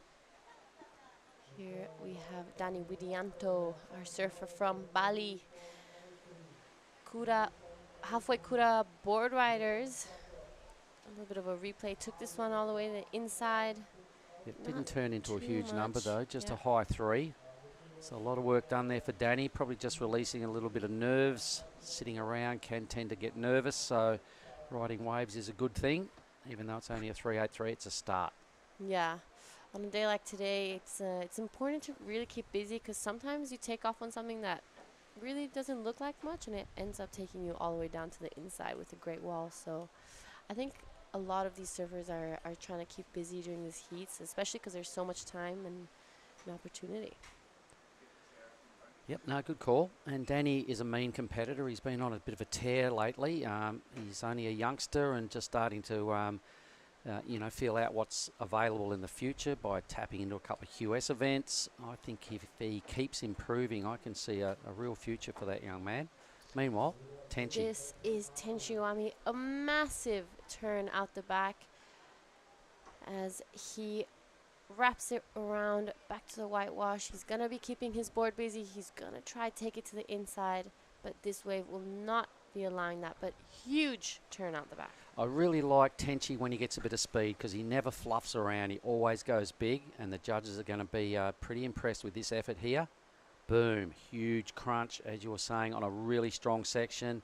Kind of semi-releasing the fins again, so basically the score stopped about there, but for me, really strong. Yeah, I think this is going to be a pretty good score. I haven't seen a wave like that in a long time. Yep, So he does not fluff around. He throws everything at the lip. The big hefty fella out of Japan will not be sitting in third spot once his score drops. I reckon he can overtake Jarvis on one wave. Yep. Okay, red's up again. Danny. Not going to plan right there, but having a sniff. Now, I'll tell you something I saw from Danny right after he won the Maldives event. Outstanding performance up there in the Maldives. He didn't lose a heat, beat a whole lot of polished Japanese campaigners that are here to become the Asian Surfing Championship champion. Came back to Bali a couple of days later. I was having a little frolic down at halfway. There was a big old swell rolling through. There was waves everywhere. It was looking really good. Danny paddles out and got this gnarly, crazy stand-up double barrel right that looked like every bit of a reef break wave. It was so sick. The whole beach erupted when he came out. I saw Marlon Gerber a little while after that, a few days later, and said, Marlon, I said, did you see that tube Danny got? Because I knew Marlon was out having a surf, and he's gone, yeah, he's gone. I tell you what, he goes, that was the best tube I've seen at Kuta Beach ever. So Did no one film it? I don't know. I wasn't privy to that, but I did see it, and I remember thinking to myself, that was so sick. Next time I see Danny, I'm going to mention that I saw that. And I did, and I mentioned it to him, and he's all smiles. He's going, yeah, man, like, that was sick. It was a proper double keg, huge wave.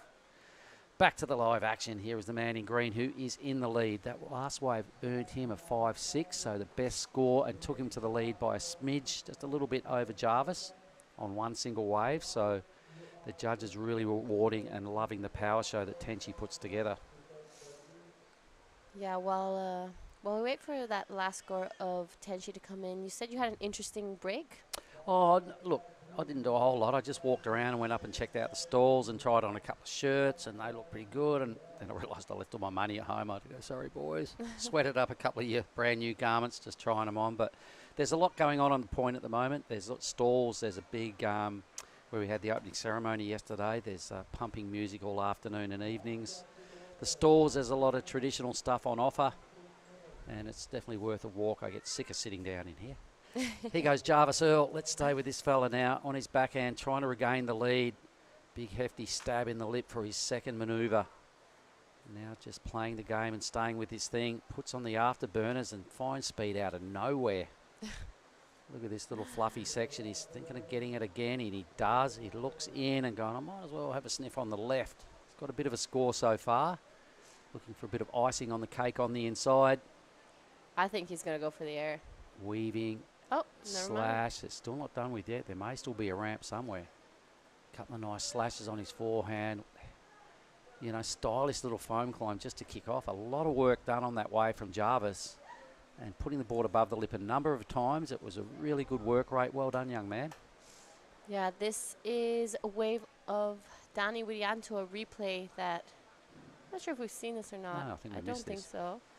Maybe on the same time we were following Jarvis. Not All right. too What did you like about significant. this, G? I like how active he was. It didn't matter, like, any section that came at him, he didn't miss a heartbeat to hit it. And you could really see him wanting to get past this section, and he somehow makes it. I already thought he was going to go left here, but he managed to get one more turn before he does a little bit of a switch in direction. Preps it up and does two really solid finishes on the inside. Throws so much water in all of his turns, and really, really well done here by Jarvis Earl. Yeah, there was a fair bit going on the inside section as well. He got three kind of good scoring moves in there. A couple of big hits out the back. I reckon for sure he'll go back into the lead. And he needs a 1-4-3 for second. He'll get that, every bit of that, but I think he challenges for first. Danny now spins the wheels and spins himself out of contention on that wave. 17 minutes to go. Not his best work. Rarely do we see him fall. And there we have it. Jarvis Earl's last wave came in at a 4.47. So did a lot to get that. The judges are going nothing brutal out the back. Yeah. We think about Tenchi's wave for the 5-6 was basically off one huge hit out the back. So Jarvis did probably 5 times more surfing than Tenchi for a less number, and that's been the theory the judges have been leaning their hats on all week. The last 2 days. Here goes Kokona warming up for the women's final coming up next. She's going to be in the red Rash Vest. Alan McCaffrey will surf in the blue. Nanaho Suzuki in the white, and Sato in the green. Yeah, Kokona Kawase did get an 8.33 in her semifinal. That booked her a first place and straight to the final. That was a brilliant wave. Best wave in the last 2 days, folks. If you didn't see it, it happened in her semi-final. So she also put together the second best score of that heat. I remember it was a 6.5. So going into the final, maximum momentum. Got to be feeling like, this is hers. Yeah.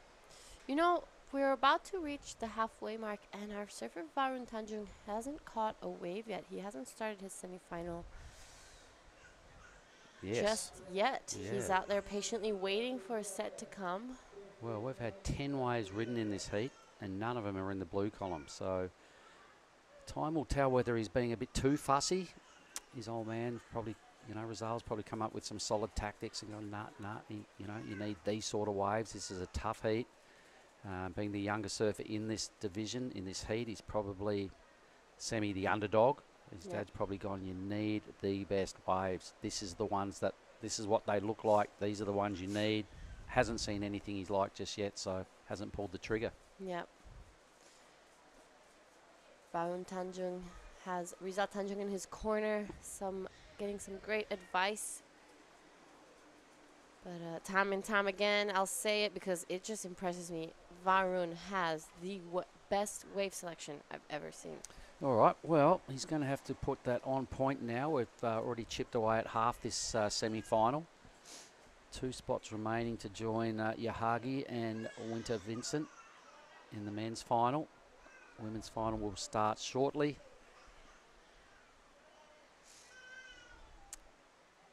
Yes, I'll be watching the women's final. I'm going to ask you, G. Yep. Who do you reckon for the women's final?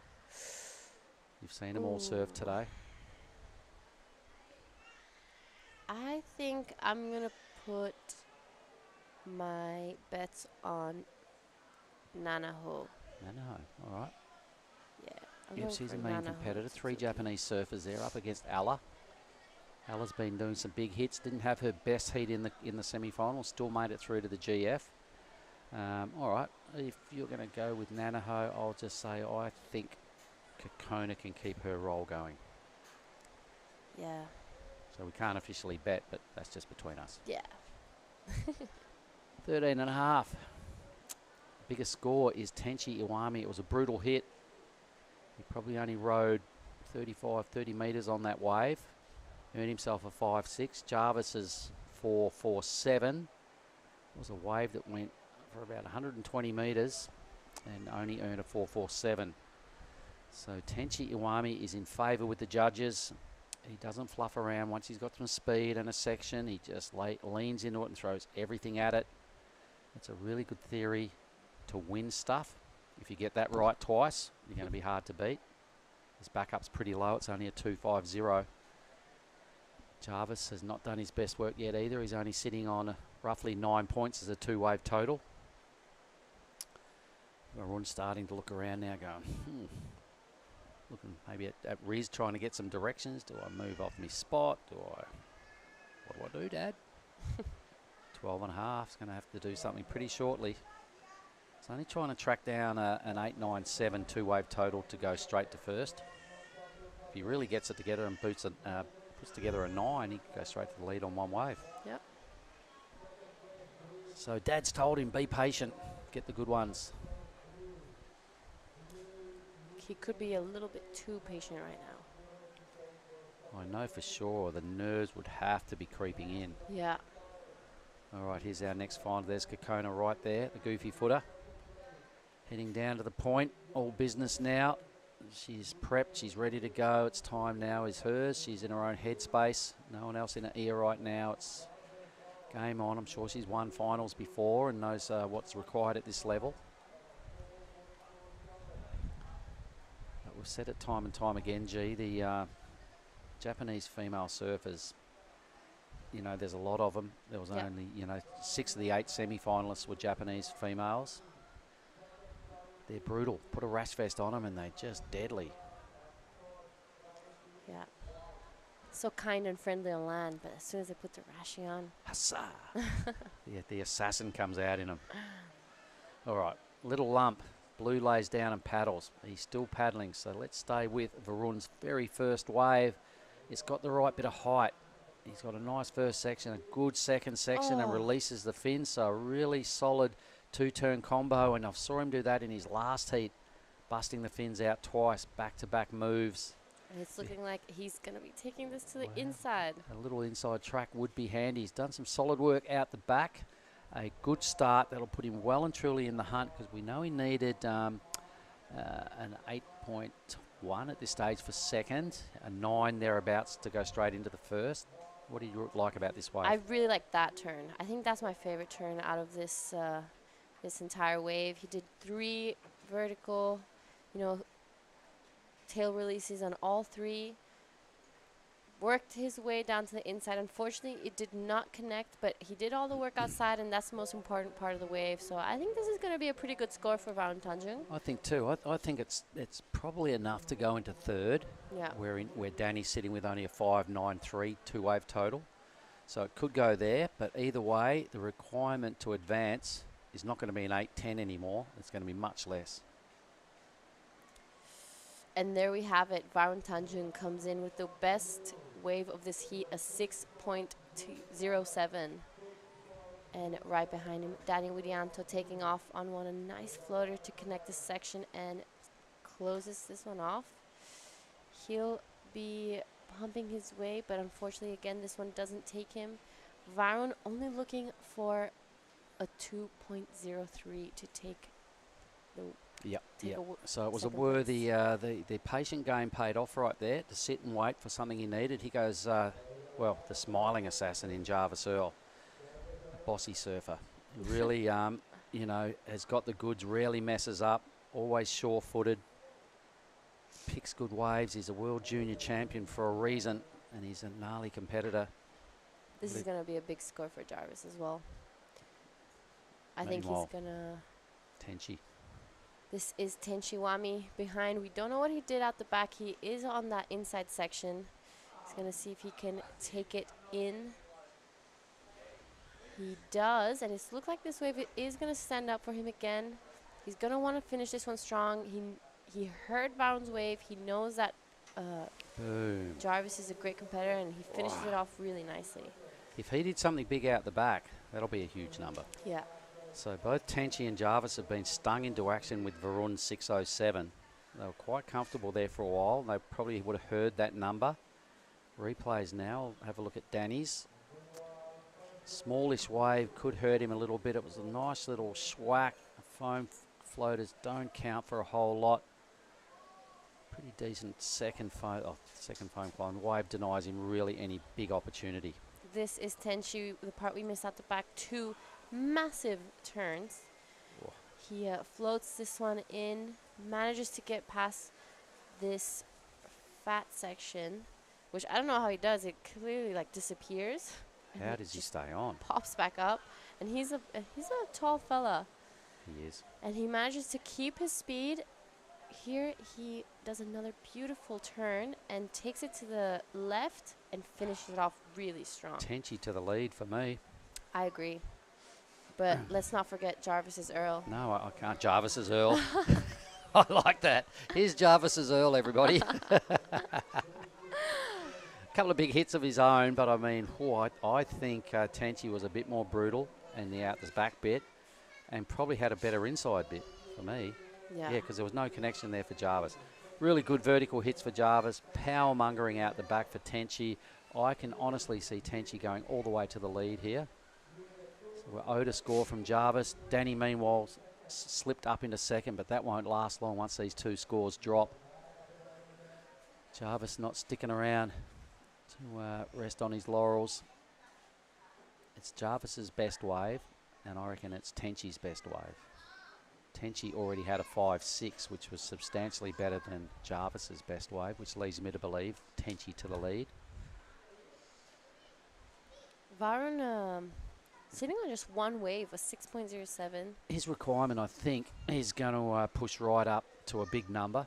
Yeah. And once these scores, next 2 numbers drop for Jarvis and Tenchi, they'll definitely have a commanding first and second in this heat. So a short-lived second position there for Danny Widianto right now. He will drop into third. So the judges are taking their time thinking about this important scores. Both big numbers. Both really going to consolidate leading positions. There we have Varun Tanjung sitting with first priority. He's definitely going to be quite patient again on this one. We're reaching down almost to the 5-minute mark. Tenchi's is in, just over 6 points, 6.27. So currently the best wave of the matchup. Jarvis's number to drop. Tenchi's in the lead. Jarvis is 7.37. I'm not sure he gets that, but he'll definitely put his best number up.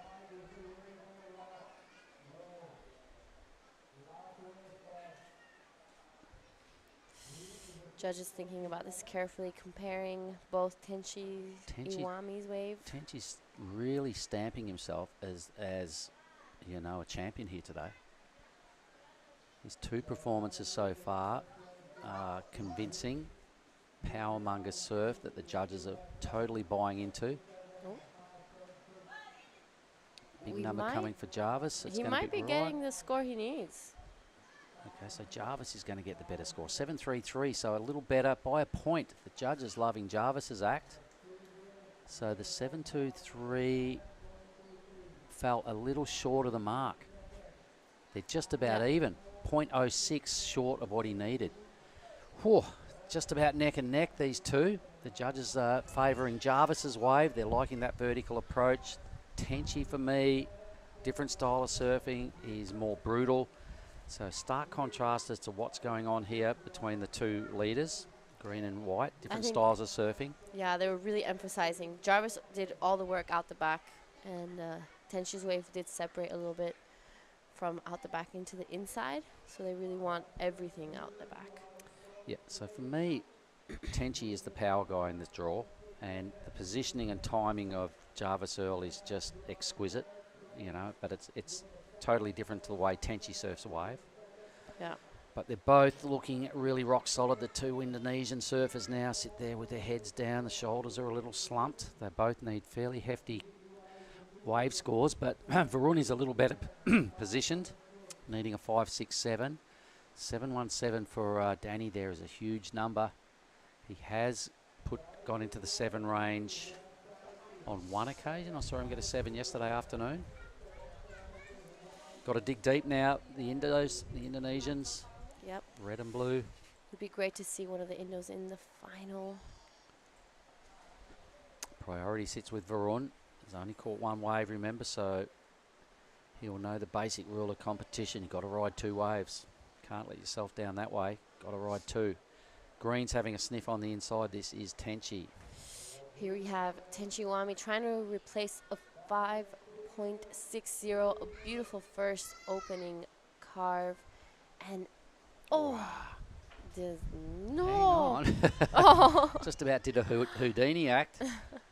Just about threw his board into the drone. Let's have a look at Jarvis now. He's going to boost, surely. Surely he's going to boost.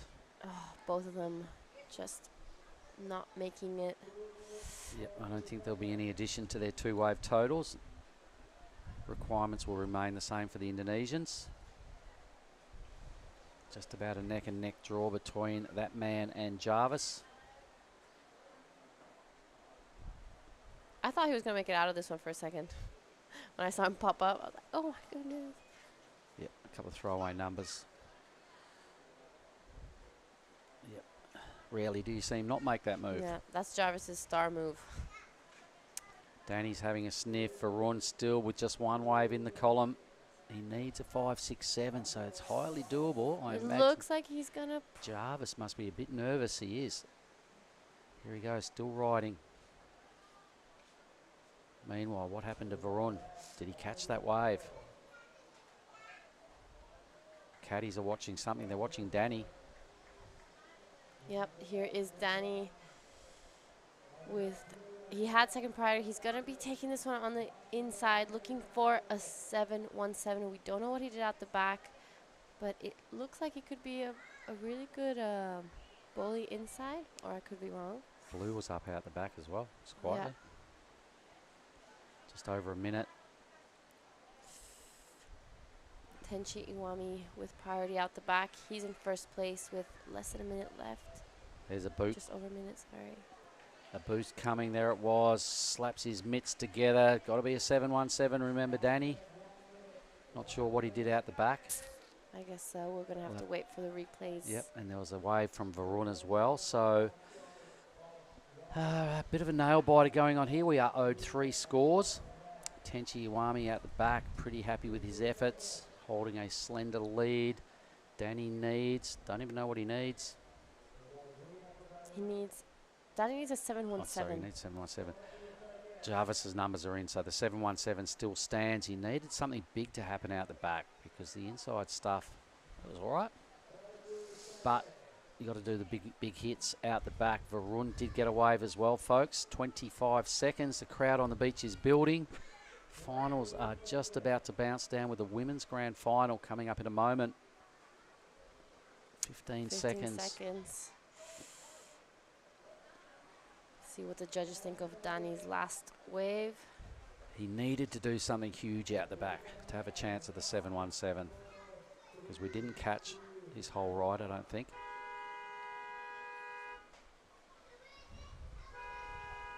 Waiting for. Yep, yeah, we're going to stay with this, everybody, and get a result first because this is a big deal. Women's 35-minute final will be coming up shortly, but we need to know who the other grand finalists are. This is a big deal here. Did Danny upset the surfer who's been on point in Jarvis Earl? We know Tenchi's upset him. Tenchi's going to win. Here's the replay of Danny. Oh, massive huge air. Whoa. This is why the judges are taking a while with this number. Now that I've seen the wave, I'd be taking my time too. Yeah, the judges no doubt would be having a few looks at this on the replays. You know, that was huge out the back. Yeah. Varun out the back as well. We've yet to see what he's really done on his. Danny's popped 2 airs on this wave. A lot of downtime in between is probably the factor that is putting some doubt maybe in the judges' minds. No. Really nice finishing as well. That was a brutal air out the back. That looked like he wasn't going to make that. He's standing there. He's really keen to get this number out. Varun's was a 4.7, so he'll dip out. Look at the focus here on old mate, on Danny Widianto. He's like, what the hell? Give it to me, guys. Great drone footage. Thanks, Ryan, for staying with Danny, because this is a big moment here. If he gets the number, you're going to see a hell of a celebration. If he doesn't, it'll be major disappointment, but he gave himself every chance. And he goes to the Hash Family Surf Camp. This is where we have all our meals, a few coconuts in the evening. Yep. There's Billy there on a break, our fellow commentator. Oni Anwar's waiting eagerly. He's going to come in shortly and help me with the women's final. Wow, the boys are having a good think about this, folks. So, you know, we haven't forgotten about you crew online. Let's just hang in there and pay. Look at everybody checking the screen. Everybody in Hash House is checking the big TV at the back. How are you guys? We can see you. Woo! Yeah, there's Hash. Double thumbs up. What's for lunch? What's for lunch? Everyone's watching the screen. There's Luke Studer sitting next to Danny. How are you, Hash? Don't worry, I'll be seeing you shortly, mate. I might have to roll straight into a coconut after this women's final. Wow, this is brutal. I haven't seen a score take this long since Connor O'Leary at J-Bay. Yeah, everyone, the judges really thinking about this one. It must be some going up, some going under. You know, they're probably yet very indecisive. So to all the crew in Hash Surf Camp, hey, how are you? I can see you. The drone's right behind you lot. Look at that, I can see Tippy there. G'day, Tippy. Tippy. Playing it cool. Oh, there's Suri. There's a few of the others. There's Danny. Yeah, Danny, we can see you, mate. We're right over your shoulder. We're all watching. We are looking at you, mob. This is good footage. Thanks, Ryan. All right, huge moment here, folks. Wow, this is We're on a massive break here on standby. Everybody's staring at the screen. Billy hanging. How are you, mate? Hey, Angie. There's Angie. Double thumbs up. This is really, I'm feeling the pressure as well. Wow, imagine Danny. How are you feeling, Danny? His heart must be in his chest right now. Someone get Danny a drink, please. Oh, my God. Everybody wants in on the screen. Here we go. Goes Jasmine joining the pack. This is a brutal moment. What a way to create some drama just before the women's final. Yep. Having a really, really long, hard think about this. I might have a look at the judging tower, see if there's anyone still in there. Oh, numbers coming. Needs a 717, let's not forget, folks. First number in, first two show that it's under. There's a 7. Second is under. Fourth number is close, but he's not going to get it. A 663, falls about half a point short. So commiserations to Danny, but congrats to Tenchi, who won a blockbuster semi-final. Jarvis Earl, almost neck and neck there. Nice try, Danny, but that's the way it goes. All right, so after all that, we're going to have a break and be right back with the women's final.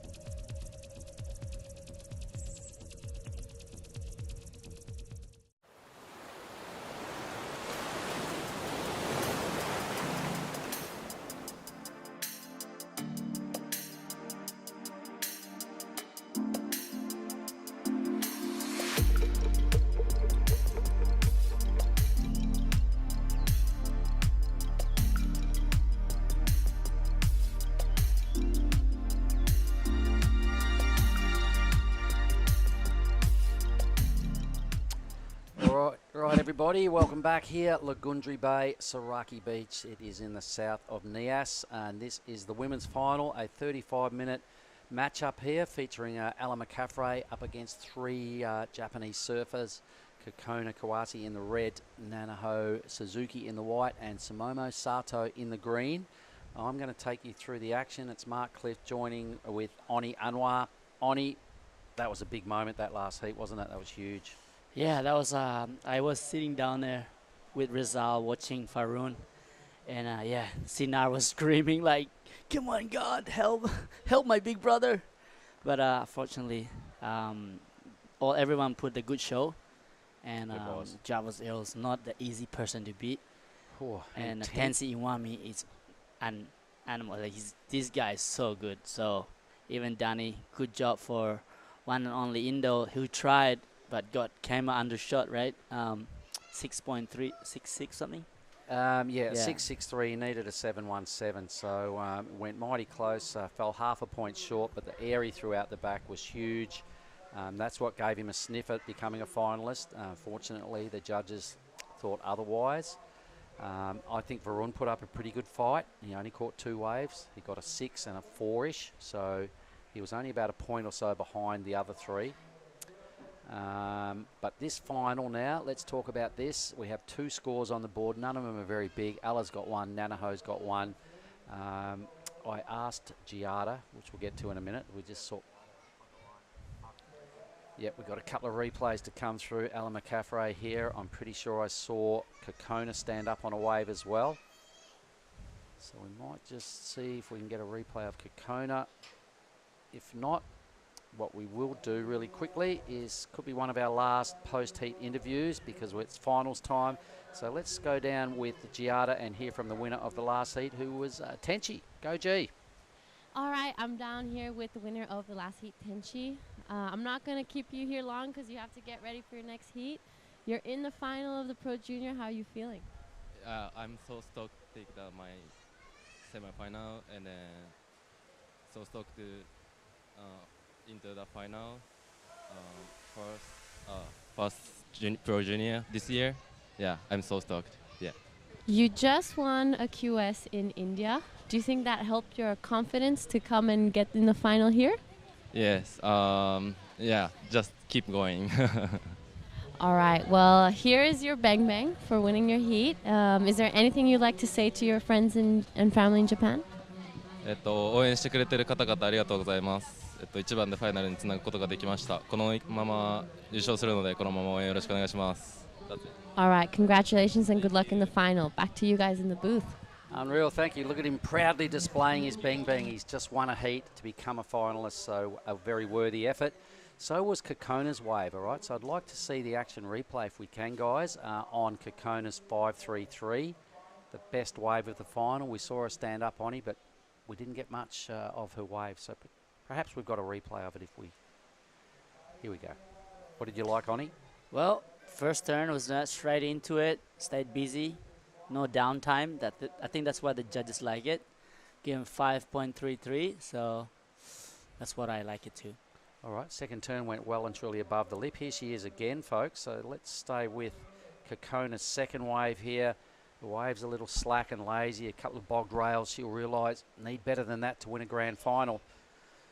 Yep, so I asked G this and I said, I think for me, I'll put my money on Kokona.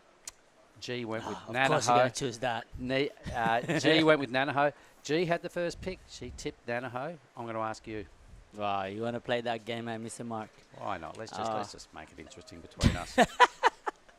Well, of course, you cannot really say who's going to win. Ella is also dangerous. Came really far last year. So Nanaho Suzuki and Sumomo Sato, I can never say who's gonna. I think I don't know. Come on, you're hard to choose. Hang on, this might make it easier for you. Look at this. There you go. There you go. You're gonna have to go with Ella now. Yeah, yeah. So this is a huge, Ella for sure. Yep, this is a huge wave in this final. Yeah. Already put together some really big blasts. When she does a turn, you do see a lot of spray fly around, and she's keeping it clean. Here's Nanaho. Yeah. Is this Nanaho? Yes. Yeah. Nanaho is looking really sharp the whole event and for the pro junior. So yeah, I'll go for Ella. Ella looking good at the start of your 3.17. No, that was the first wave. She's got First it. wave, Yeah, yeah. first wave. So she's definitely got this other score to come, which will be pretty large. White's got a mini score to come, but gets her on the scoreboard. Ella's will be interesting. Yeah. This is the wave of consequence.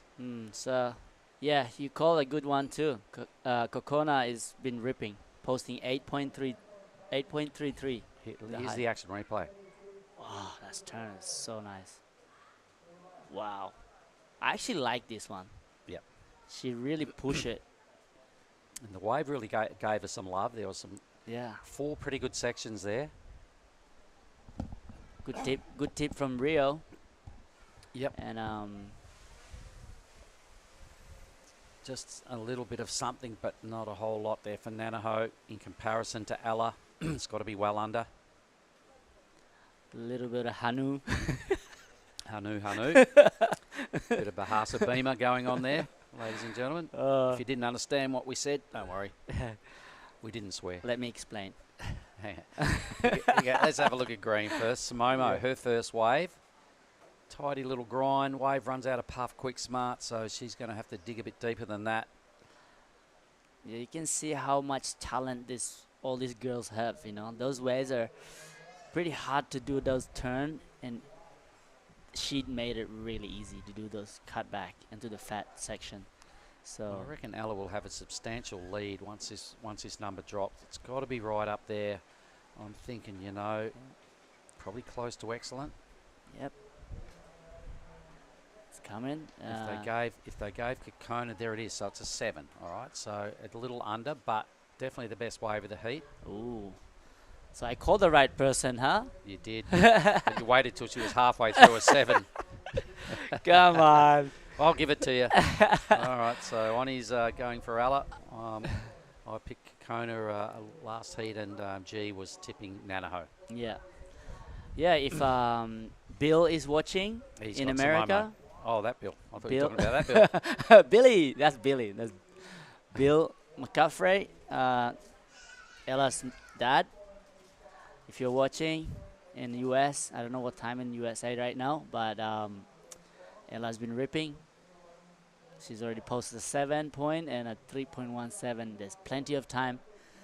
And this is a good practice for Ella for the QS too. So Kokona is a dangerous opponent to surf against. And yeah, you can never doubt these surfers. Japanese surfers are looking sharp, but Ella is not giving up. She already posted 7. Very exciting final for the juniors.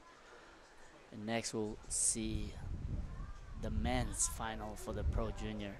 We're gonna finish those 2, and then I'm gonna be surfing out there in this beautiful Nias. Go surf, enjoy the coconut, maybe have a massage. Dude, sounds like a hard life here. What do you reckon, Mr. Waura? I don't know. What was the question? I was just getting briefed to something else. We are going to talk with the winner of the women's final once it happens, and that'll be my job. So I don't know. What was the question? No, I just talk about how good my life is here. And then after this, watch the final. Hang Gonna on. go surf, get a massage, have some coconut. How good is your life? He was born in the sleepiest little bay called Cobblestones, which was basically nothing years ago, was it? Your family were the only ones that lived there, you and your whole tribe. There was a lot of yous. It's got a nice right and a nice left there, and it was, you know, it didn't have a whole lot going for it other than you guys lived there. Then all of a sudden you both became really good surfers, you and your brother, Guzza.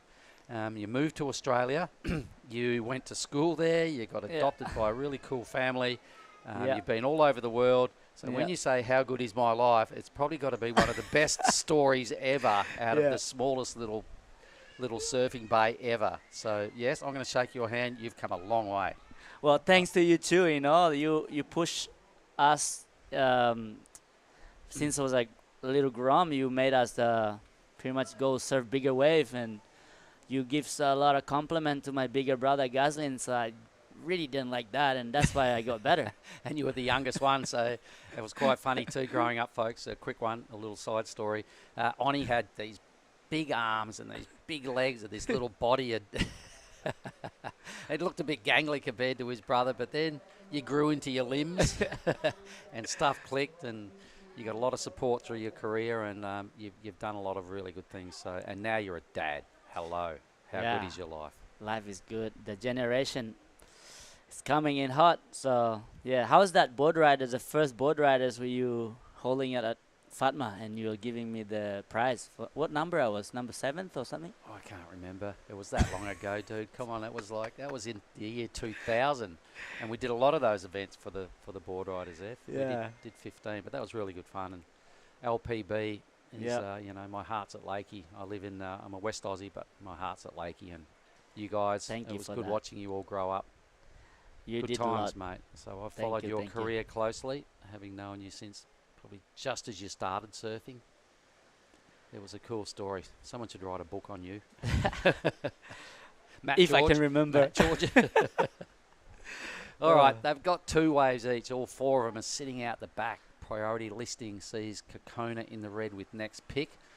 But it is Alla with the big number, the 7. Yep. All right, I could have seen a little more out of that, but a 7 sits well in a grand final. That is a very strong way to start your final. 5-3-3 for Kokona. She's going to have to hope that becomes her backup score, I think, to win. But there's plenty of time. This started off with 35 minutes on the clock. We're down to 22. Yep. And the requirements, all these requirements are to win now. So red needs a 4.85 to go into first. Nanaho in the white needs a high 6 and a low 6 needed from green Samomo to win. Yeah, you can see how really smart this surfers is. That all of these 4 surfers have 2 waves in the first few minutes. See that? Like, red. Yep, quick starts across the board. Yeah. None better than Ella. Fell into the perfect wave. Didn't even ride the inside. This was all work done out the back for her 7. So the waves are still there. And we saw a really, really close semi-final for the men's just roll out, and they all did a pretty good job and all found quality waves. So the waves are there. 35-minute matchups. Coming up very next will be Yahagi in the red, Winter Vincent in blue, Tenchi in the white, and Jarvis in green. What a matchup. Wow. I love that. That's exciting, you know, like 2 Aussies and 2 Japanese battling for the first place. Who's going to win for the Pro Junior? Yeah. And that will drag the confidence for the QS too. What a warm-up. You could not have a better warm-up leading into a men's 5,000. Yeah. Here we go. So Kokona. Boom. Go you good thing. Big backhand slash. Again, a solid section. Medium-sized wave, but it's given her 2 good opportunities to impress. Probably going to run out of puff here, and she does. A good backup. What did she need? A 4.85. It's a Mong King. I'm not sure whether it was brutal enough. There we go. How are you, gang? Konnichiwa. What did you reckon about this, Oni? Yeah, I really like this wave. Is really not a good wave, but then she just surfed it really well. Is it a 4.85 or better in your experience? You reckon she's going to move to the lead? Yeah. 2 good turn. Maybe not a 4.85, maybe something 4.5 maybe. Maybe more, I don't know. Probably needed just a little extra out of that, or a bit extra height in the wave to be convincing. The judges, the numbers are in. What is a 4.73? Just under. Just My under. goodness. 0.1 under. A little bit more height, or just another little mini squiggle. Yeah. Probably could have gone into first. She's dangerous. Yep. That's why I tipped her after her semi today. Ella need to replace that 3.17. I think that's gonna make Kokona. It's gonna be fight a little harder, you know.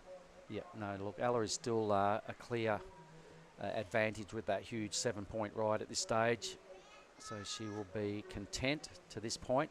Red now. Yeah, I like how flow she is through this fat section. Oh, this is a new wave. Yeah. It's her 4th wave. Yep. She's going to go left. What's she going to do? Air. Oh, no.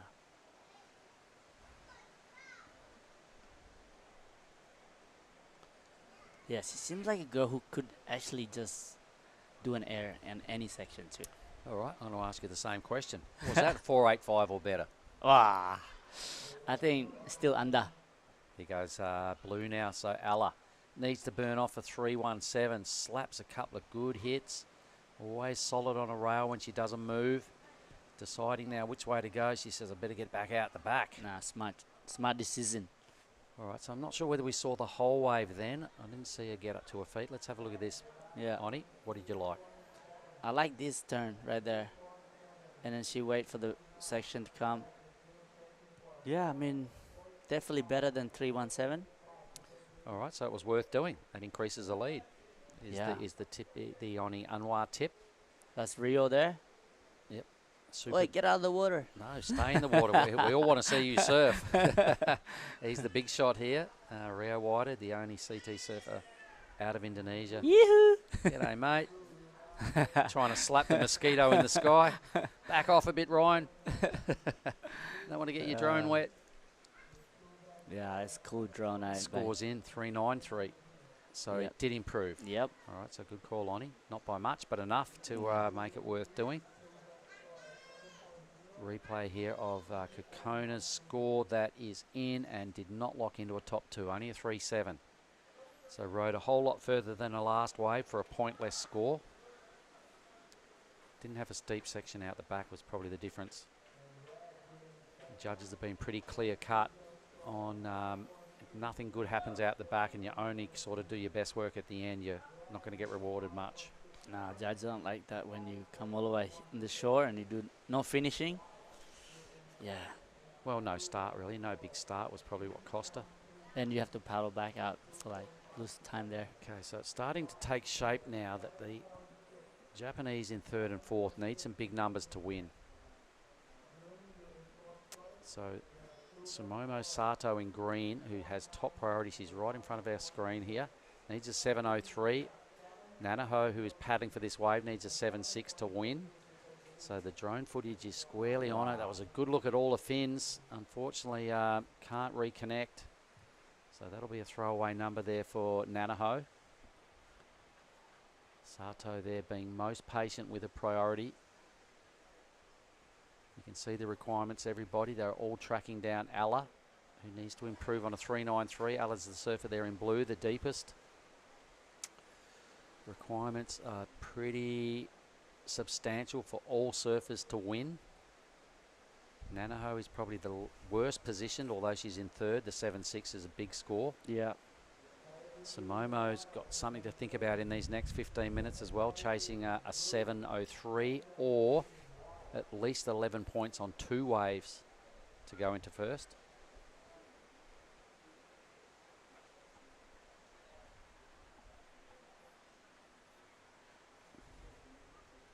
So what's the plan after the men's final today, Oni? Surf time? Let me break it down. I'm gonna go cook surf. Gonna have my coconut. Then I'm gonna have massage. And hopefully there's some nice sunset to watch. All right. So who did you find a good massage person? Yeah, I did. There's, was that the old boy walking around here this morning? no, I haven't really tried that guy, but there's a lady here, Aziza or something. Yeah, I It's know. really Aziza. good. Yeah, no, she does do a good job. Yeah. Yep. But I think I love my massage. It's good. Got to.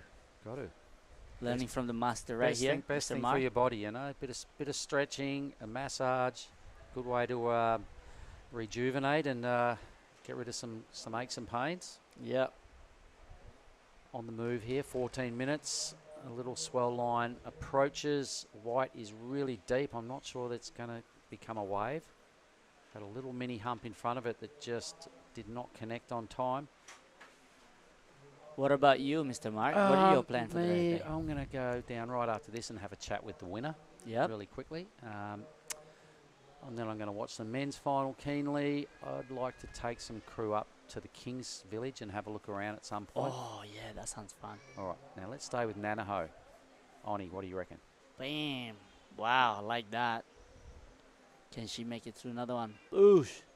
I like it. Yep, right in the lens of the drone there with that first hit. Once again, gave us a good look at the bottom of the board. She really put it on rail. Kind of got a second decent hit here as well. So this is what the judges are basing their numbers on. This is what they see. All right, I kind of liked it. It's not a big number, but it probably potentially her best wave. I think it is. So she was chasing a 7.6 previous. I think that number is going to come down a little bit because I think it'll probably lock in as her better score.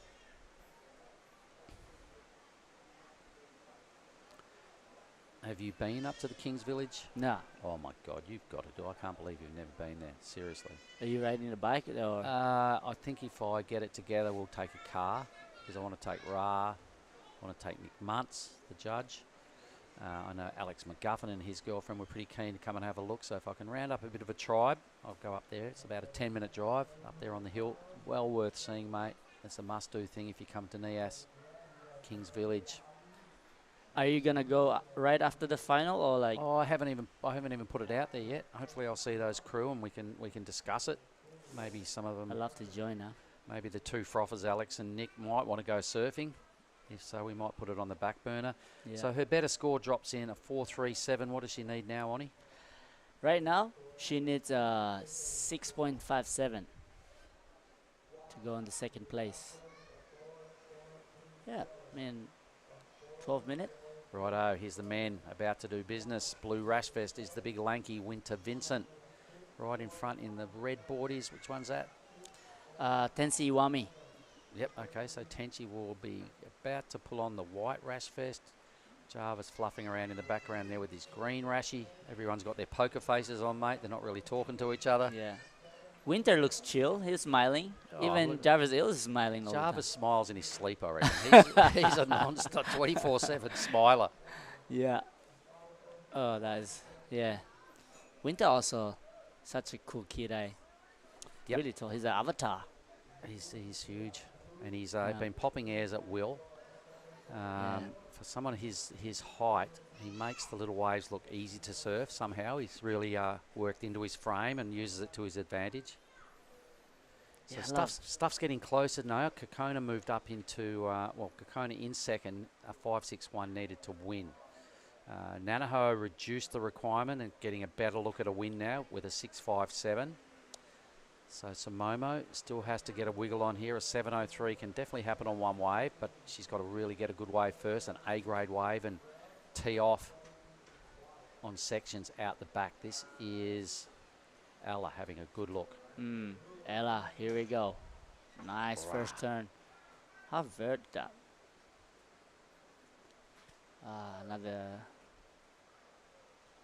Another 3, maybe. Couple of good slaps. Now it'll be interesting to see the front on view to see exactly how vicious those turns looked. The drone can sometimes make things look a little better, but let's have a look now. This is it, judge's view. Not bad, not the ideal connection. A little fluffy second move and then runs out of puff. So she needs to improve on a 3.93. I'm not sure she did on that front on view. First hit was probably not the connection she really was looking for. It could go either way, but my first impression was perhaps a little under. Yeah. Let's see. 10 minutes. Speculating here. We're speculating. I think I agree with you, Mr. Mark. Under. But we're not the judge. No, Let's and see. there's still plenty of time to sort this one out. So Ella's, all she's trying to do is improve her total and extend her lead. Kokona's quite close. They're both in the 10-point range. So Ella's clear thinking is just get something and, you know, do what she does best. That top turn hack, when she gets it right, looks really impressive, but I don't think she connected with the lip on either occasion there. Score is in, and it is a little under. It is, what is it? That's a 3.9. So a little under. Boom, green. Yeah, I like this one. Wow, sorry, liked it too early. Samomo. Shouldn't wait. Yep. So another little mini disappointment there for Samomo, but Ella again, that's a nothing. So Samomo sat there for a long time with that priority and kind of didn't come together.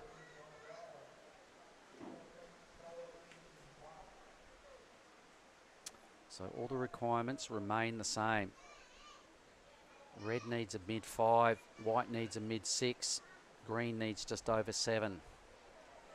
Alan McCaffrey has been trying for some time to improve and extend the lead and has not been able to, so the door is still open, Oni. It's definitely not put away yet. There's 8.5 to go. Yeah, we're still waiting for the set to come. I think that's going to change the situation again.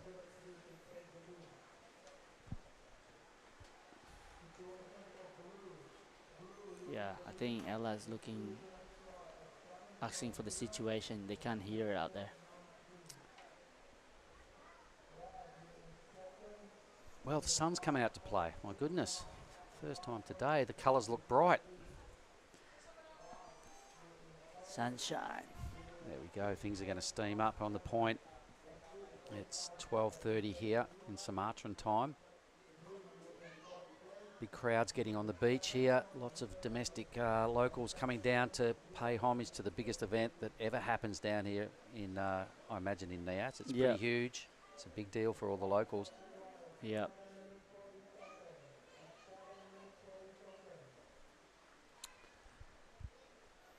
So, Oni, have you done much surfing elsewhere apart from the point when you've ever come to Nias? Yeah, I came like 2013 here with Garut.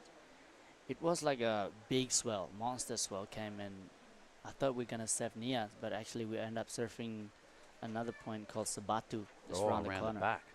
And I was like, that must have been huge. Huge. My God, sunset sort of waves, eh? Yeah, it was like big swell. And I was... Did you get smoke?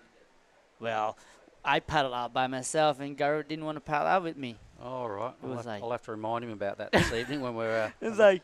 We locked... The funny story is that we locked ourselves inside the room because we don't want to go surf. Oh, my God, you guys. You know what? We took out this little wooden boat that like doesn't even like have any safety on it, and yeah, old school. In a huge swell. In a huge swell. Oh, you guys, stop it! And it was like I got a 6.6 and a 7.2. As your boards Yeah. or your scores? No, the board. We're here for the photo shoot. That moment, that was When crazy. was the last time you've ever owned a 7.2? Yeah, no, only sunset. All right, let's have a look at this. Kokona, boom, big hit. Again, nice tidy slap. She needs something else here. She's chasing something in the 5 range. Oh, my God. Could see a change on the leaderboard, Oni. I reckon. She's done some pretty good efforts out the back in a sleepy kind of exchange so far. I think there was some really good work done here for Kokona. We can see Jarvis there and his caddy making their way up to the keyhole. Geordie Lola. Oh, Geordie, yeah. Geordie's a ripper. He's been shredding out in front. Yeah. Backhand surf. They're doing a lot of really good warm-up surfs leading into the QE. Yeah, here we go. Mr. Miyagi's, what's it called? You called it, right? Kokona. Yeah, Kokona. Yeah, there you Kokona go. Kawasi. She needs a 5.61. Some pretty good turns. Were they brutal enough? It was above the lip. She goes to the lead. She gets, what is it, a 6? Woohoo! Yep. She needed a 5.61, Oni, and just squeaked in the number she needs. She's now 0.4 above Ella McCaffrey. You know what? You never make a bet with Mr. Miyagi, Mr. Mark. Should call your nickname Mr. Miyagi, Mr. Mark. I think that's what his new name now. Hi, Mark. Sorry? I call you your nickname Mr. Miyagi. Okay, okay. You've got that many nicknames for me. I've lost track. I'll just quickly stay with this and then I'm going to have to nick off for a minute. So that was Ella, but Kokona is in the lead. Really close. I've got to get down there because they want me to interview the winner as they come out of the water. So if you don't mind, Billy Hangen's going to just boost in. Finish this with you, my man. All right. Good luck calling the men's final. Same with Billy. See you soon. We can see. Oh wait! Before you go, have you called who's going to win the final for the men's? I haven't. I'm going to watch though. Don't run away! I'm out. All right. Well, this one is for Billy then. Hi, Mr. Billy. Hey, Oni, good to join you, mate. And yeah, just swapping in early for Mark Clift. He's got the post-heat interview duties to do. Yeah. A few photo opportunities down there next to the beach marshal. It looks like he is our highest score getter of the day. Has done it again. in the dying minutes of this final. Taking Ellen McCaffrey from that first position. Kokona, wow. Yeah, I mean, Mr. Mark just called Kokona's going to win, and I said Ella's going to win. So I told myself that I could never have a bet with Mr. Miyagi. Yeah, so come on, Ella. All right, there we see the American riding a wave. We didn't get the beginning of it. She's working her way through to the inside. Well, she's Will good it at offer hopping. anything? Yeah, good at the hopping. She's American, so she'll be used to that sort of Huntington sort of gear. A bit of speed now, a bit of flow, looking for a section to hit. She finds it and release the tail a little bit. Nothing too exciting, nothing too critical. A 4.33 is the requirement. Not too much, mate. All right, look, all these Japanese are watching for supporting all the Japanese surfers. Woo! Yeah, their teammate. Gambare kudasai. Hey. What's that mean? Good luck. Oh, good. Well, I love it. Well done.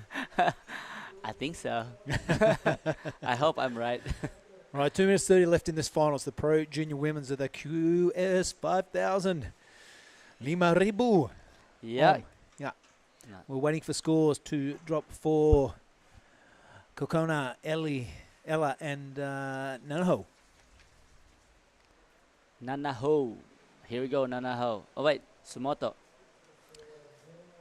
Sumomo Sato. Here we go. Wow.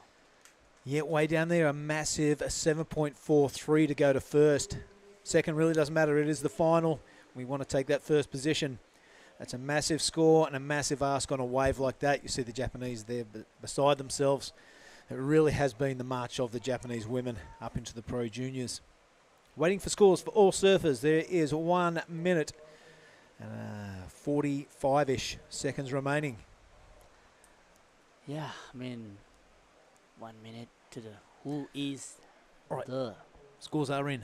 Ella McCaffrey remains in a second position. Kokona remains in first position. Nanaho Suzuki requiring a 6.96, and she did not get that, so Nanaho remains in third position, and Sumomo needing that 7.43 to take out that first position. Let's have a look at Kokona now. Priority, the lead, 1 minute remaining. Come from behind in the last 3 or 4 minutes to take the lead. What an exciting final. Yeah. I'm excited. Finally. Next. Who are you going to win for the boys? Who we got up next, mate? Let's quickly run through it because we are into 40 seconds. We want to stick with the live action. Red, Momojo Yohagi, Winter Vince, Tensei Iwami, and Jarvis Arrow. Oh, let's go, Winter Vincent. And let's get back to the action. It's only 35 seconds remaining, mate. It's Kokona in red. She has to hang on to the lead. A lot on the line. QS 5000 Pro Junior Women. She is holding off a rampaging Ella McCaffrey. It's been scintillating form this whole event. Can't see her on the priority board. That means she's kind of still paddling out the back. So it would be advantage to the Japanese surfer. There she is in the surfer in blue just coming into the screen. Fourth priority. 5 seconds to go. There are the Japanese compatriots. Loving life because we hear the countdown in the background. There's the siren. It looks like it's congratulations to Kokona Kawase. Coming from behind to take the win. How good. Wow. She's been surfing so good the whole event. So Really has, yep. No doubt. No doubt. All right, we see the celebrations of the Japanese people in the athlete area. As we see Kokona celebrating, and why not? Had a fantastic finals day today. Coughed up an 8.33 in the early rounds, and there she is, 2023 Nias Pro Junior Champion. Congratulations from Suzuki. And looks like Ellen McCaffrey behind her, just catching a little white water in. Commiserations to her. She had a great campaign. Nothing to be hang your head about. But it is congratulations to that girl in the red. Exciting stuff, mate. And then we will be heading into the final of the men. Monojo Yahagi will take on Winter Vincent in the blue. Tenchi Iwami, absolute superstar. And speaking of superstars and champions, Jarvis Earl rounds out that final in the green. That's going to be a cracker. But let's enjoy the moment right now as we see Kokona Kawase coming in. Victory is hers.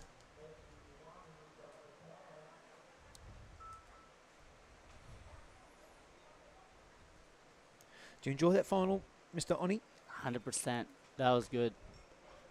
I mean, like, she's always been surfing really good. So excited to watch her, you know. So there's a lot of Japanese made the final for the Pro Junior. I want to see what's going to be for the QS too. Yep, 3 and 1 lone American. So the Australians bowing out, the New Zealanders bowing out, Indonesians. Yeah, it's been the Japanese Pro Junior women who have reigned supreme. Yeah, you got to remember that name too. Kokona Kawase. Yeah, she'll definitely be upsetting a lot of QS girls too. Look at that. Sportman. Whoa. Yeah, the Japanese contingent very happy in making their way across the reef. Great pictures there brought to us by the drone. High tide, you're paddling across that thing. Low tide, you're walking across it. Yep. All right, what a great feeling that must be. Gives the fist of salute. Kokona Kawase, the 2023 Nias Pro Junior Champion, come all the way from Japan to the southernmost tip of the Nias Island. And job done. There's a fellow countryman right there. On goes the sponsor's hat. A few fist pumps, a few hugs. Fantastic footage coming from, looks like our roving camera down there, and Sam Norwood. Great job to the production crew, but right now it is all eyes on to the Japanese camp. Fantastic team. First success, first blood goes to Kokona Kawase. We'll see her in the open division also. Yeah, that's great surfing, and I think this oh, look at this, Oni. Up onto the shoulders, and why not? What a fantastic scene. Well done, girls. And well done to our Pro Junior Woman Champion. So good. I mean, you've won a few contests yourself. It must be a pretty special feeling. Amazing. That feeling when you get carried up, it's like, wow. You just crave it more, you know? Yeah, you okay. Crave, and now. You taste it once, you want it again? Yeah, you want more. Gotcha. It's that winning feeling, right? Yeah. That's probably the best part there. Giving a big hug and a big high five from your friends, right? Yeah. Wow, we did it. Got all your friends and supporters. So now we have the Pro Junior final in the water. Red just posted a 5.33 for first opening wave, and white also Tensi Iwami 5 point. So good start. Good start for those two surfers for sure, mate. Yeah, 6.83 is a solid way to start your campaign for this final. Two Japanese surfers already putting pressure. Winter Vincent now, his opening wave. Fluid style, effortless surfing, and a big fin release there. The Australian now getting really aggressive. 3 big turns and a little foam climb to end it off. Looking for the reform inside as we spy over his shoulder. Jarvis Earl is also on his opening wave. Let's stick with Winter now as he works his way to the inside. I think this will offer a little bonus section. So look behind him as action aplenty as Jarvis Earl goes vertical and spins it around. Fantastic drone work from our man Ryan. What an absolute champion. Stick with Jarvis now. Wow. Spins it, wins it, smiles at it. So good. Wow, wait, this is going to be a great final. All 4 surfers off to a fantastic start. There's still 30 minutes to go. Wow, love that drone work, hey. It's the best. You can see 2 surfers on one wave. I mean, one time. Yeah, one time, 2 waves, 1 shot. Wow. Jawa's probably smiling on the way back.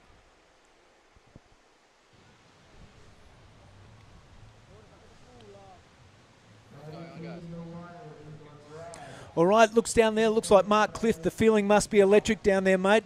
Oh, man, it's huge. What a moment, Kokona Kawasi. It's her day down here at the point, folks.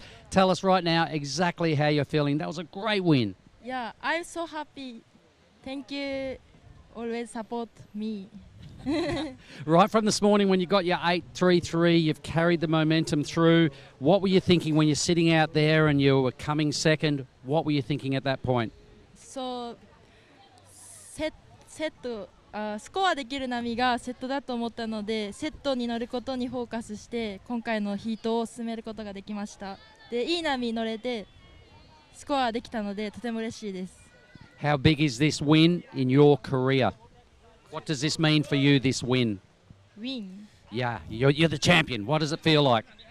もうすごく嬉しくて、本当に久々の優勝なので、とても嬉しかったし、すごい頑張ってきてよかったなと思ったので、これからももっと頑張ります。All right, well, I'm not sure what she exactly said, but would you like to give a shout out to friends at home, your sponsors, your family? ちょっと前まで怪我してたんですけど、サポートしてくれた家族や、トレーナーさんやコーチの皆さんにやスポンサーさんにとても感謝しています。ありがとうございました。Well, that was amazing. Could everybody down here give a big round of applause, please, for Kokona Kawasi? Come on, you lot. You legend. Thank you. Thank you. Right on, Mark Cliff and Kokona Kawasi. Look at that smile, worth $1 million. Super time for that young lady. I'm not sure if this is her biggest event win, but she gets a bonus bang bang right there.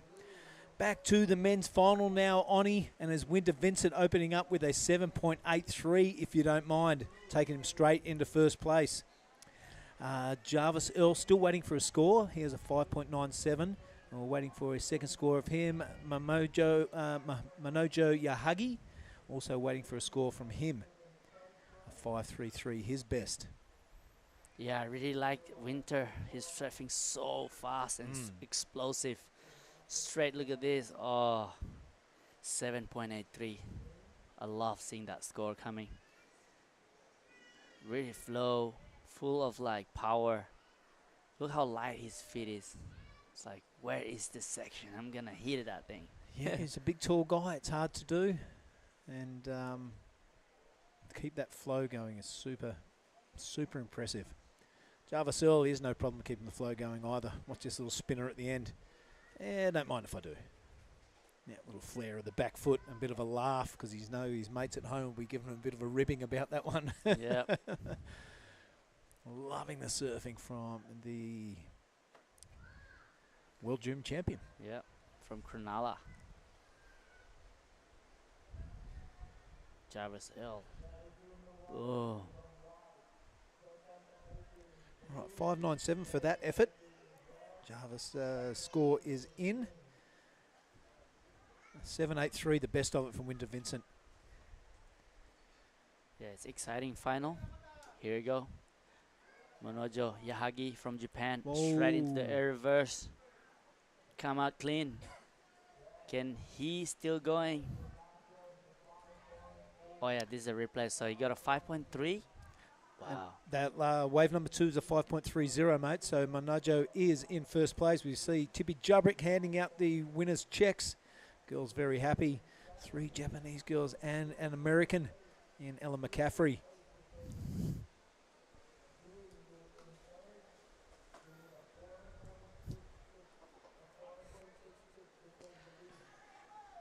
Yeah. 25 minutes to go. Everybody posting good score already. So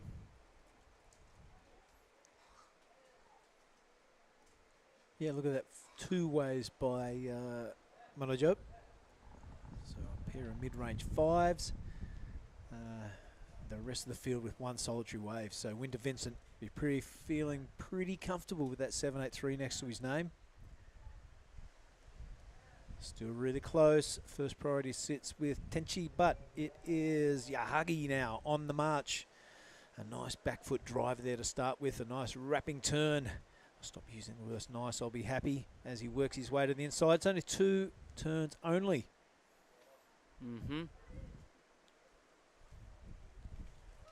Ding, ding, ding, ding. I'm excited to be in the water too soon. I'm itching right here. Right on. Now have a look at this. I don't mind this first turn. Finds a nice little pocket. This one he drives all the way around. Rebound off the white water. Nothing on offer after that, so nothing more he could have done. Did the best of what he was dealt. So look at the priority situation, and it is Tenchi Awami. First priority, Winter Vincent in second. So he's all eyes on blue for me. Yeah. If he gets a decent wave, he could make things very difficult for the rest of the field. Yes. Yes, that's true. So he only need like 2.8, but I think he'll get big score coming up. Too confident. I feel really good watching winter surfing now. On a bit of a roll, you think? Yeah.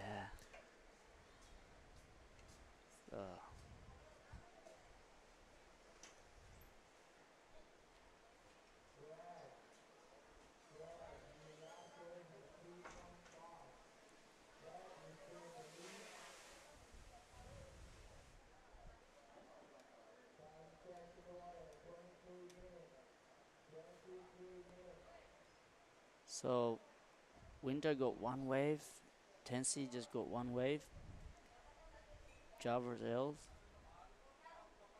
Mr. Munojo Yahagi already got like 5 waves. Yeah. Staying busy. Staying busy is an understatement, mate. And Tenchi now the priority holder. This is a good-looking wave, and that's a fantastic-looking first turn.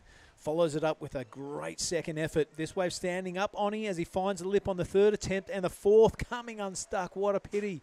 That was way on to the road to being pushing that excellent range, I reckon.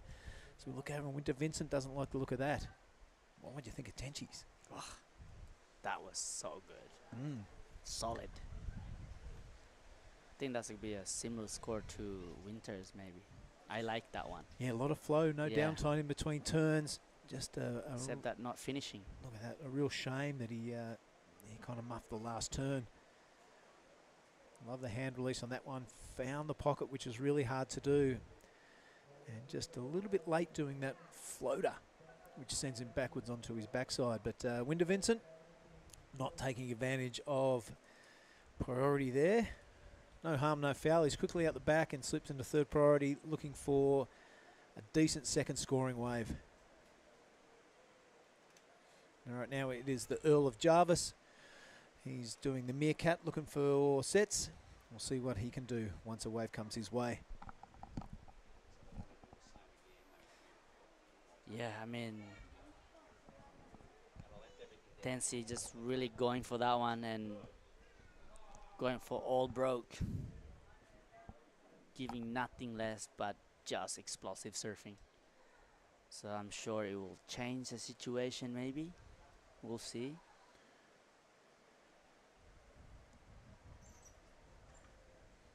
Yeah, you can see the extended scoreboard there on your screen. All right, let's look at Tenchi's 8.33. How do you like them, Bickies? I love that. So we were correct to get excited about things. Yep. 8.33 and a 5. That has catapulted him into the first position. It's his countryman below him in Manojo Yahagi. A pair of mid-range 5s. Then there's Winter Vincent with a 7.83. He'll be looking to find a good backup score or even better high score because he needs, you would think at this stage of the final, he'd need a score pushing into that excellent range because Tenchi is not going anywhere. He won't be happy with a 5 next to his name. Jarvis Earl, he'll be looking to get a major scorer as well. Still 20 minutes to go in these men's final as we look at Tenchi keeping busy. Yeah, Tensi is feeling the confident. Now he just want to go big, maybe some nice big air or something. Yeah, look like he just want to replace that 5 points. He's just having fun right now. He's loving life. Yeah. But also, Winter also got a good score too, so. Yeah, just putting your eyes onto that scoring tablet there, Onnie. I mean, the 8.33 is super handy, but no way are you safe. No. You can't afford to go defensive this early in the heat, especially with a 7.83 next to Winter Vincent's name. That's a very gettable score of a 5.51. Yeah, what a nice finals for the Pro Junior. The sun's out, some waves, some action. What are your plans for the rest of the day? Rest of the day, I'm going to do the men's prezzo, just like Mark did there. That'll be good fun. Nice. And then there will be a call at 2:30, mate, for the women's QS. They are on standby. Sounds good. Well, keep your eyes open then.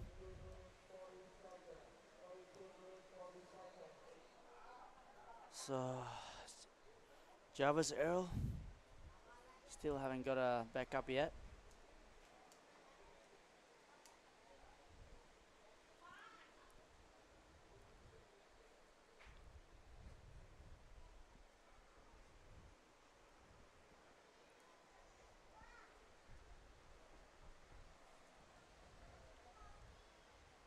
All right, this is Tenchi feeling the flow, feeling confident. And with an 8.33 next to his name, why wouldn't you go for everything on the inside? You start your confidence and you flow up, Oni. Feels like you can do anything. Yes. Feels like you just want to catch more wave now. Yep. Push the turns even harder every time. Maybe try some different tricks. Yep.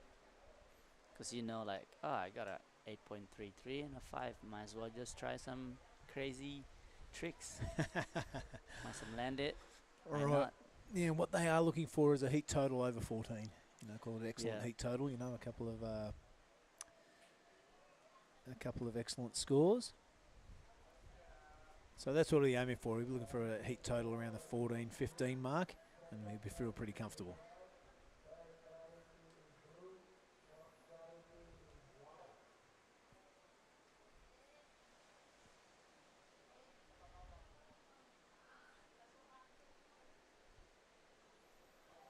Yeah, so Jarvis Earl holding the priority over here, and then Vince got third priority.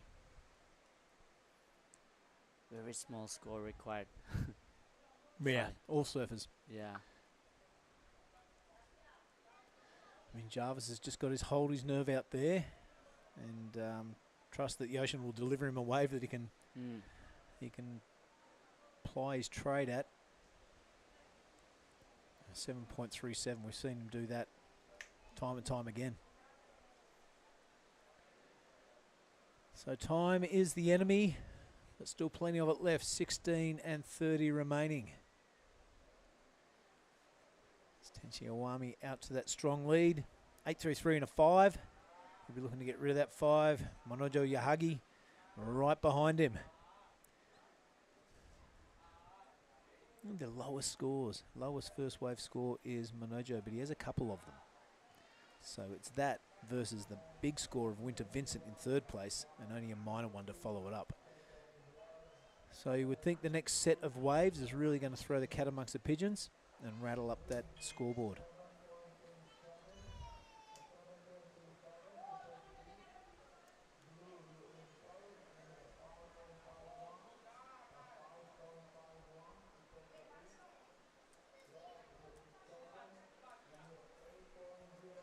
Oh, the ocean really just having a break, isn't it, for now? Yeah, gone a bit sleepy, mate. I mean, it's like we keep saying, it is marginal conditions. However, it's a machine, this Lagundri Bay. Speaking of people back in Bali and Kuta Beach, and everything is like 1 to 2 foot and barely rideable. So while we are expecting better conditions later on in the week, we're thankful that there is something to play with today in the early stages of this QS 5000. Hope you're enjoying finals day for the Pro Juniors wherever you're watching around the world. Kokona Kawase has taken out the Pro Junior women in fantastic style, coming from behind in the last 5 minutes to take out Ella McCaffrey. It is without doubt the march of the Japanese Pro Junior women, evident there by 3 into the final, 3 Japanese women in the Pro Junior final. And look at this, we've got a couple of men from Japan in the Pro Junior men's. So the domination of Japan continuing in 2023. Winter Vincent and Jarvis Earl will be looking to put a stop to that. Jarvis Earl with that solitary wave, and Winter Vincent with that good opener. So with 14 minutes to go, Oni, anything can happen. Yep, exactly. So can be from third to first, fourth to first. We don't know. This is the final, right? So who's gonna take that win?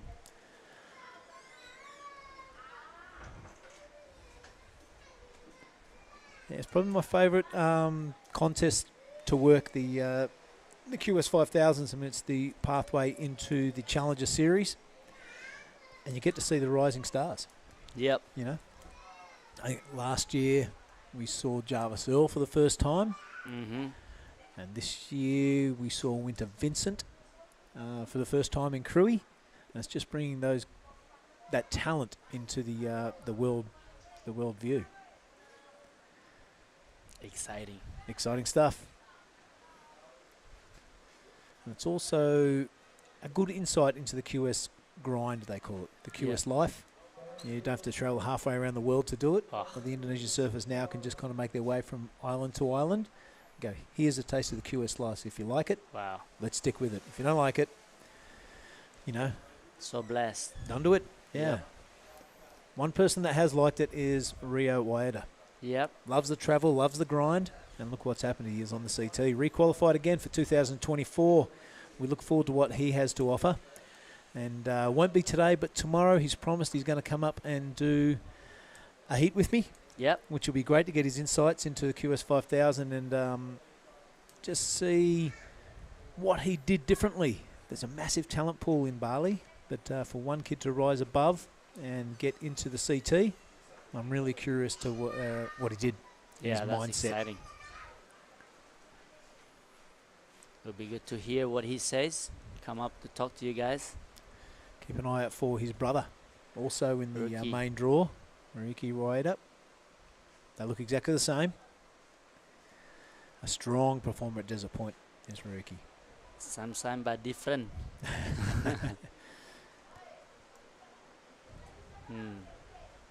There is the pathway that they've built over the reef. Be careful if you come because it gets really slippery. You'll see a lot of surfers walking out this way. This is the way that Puck Hash goes out for his surf. He doesn't worry about going to the keyhole. He just paddles straight out. Kicking it old school. But there is the bay.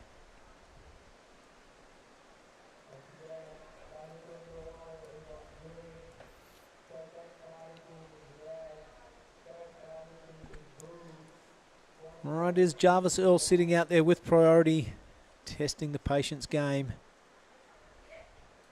11 minutes remaining in this final, the Pro Junior Men's.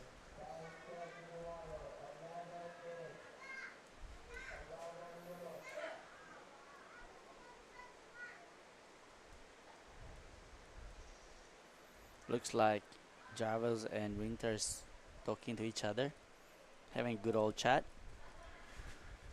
Doesn't mind a chat, Jarvis Earl. A great young fella.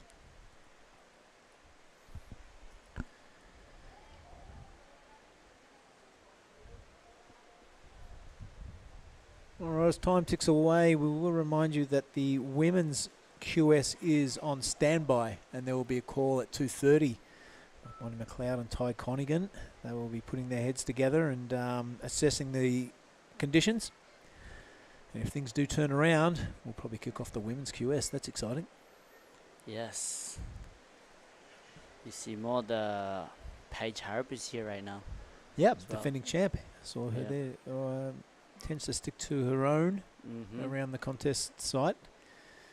Some people like to be social. Some people just like to get in their own headspace. Paige is definitely one of those people. But one of my favourite surfers to see in a final. Last year, who can forget? Really stepped it up. Strong in the turns, not getting knocked off.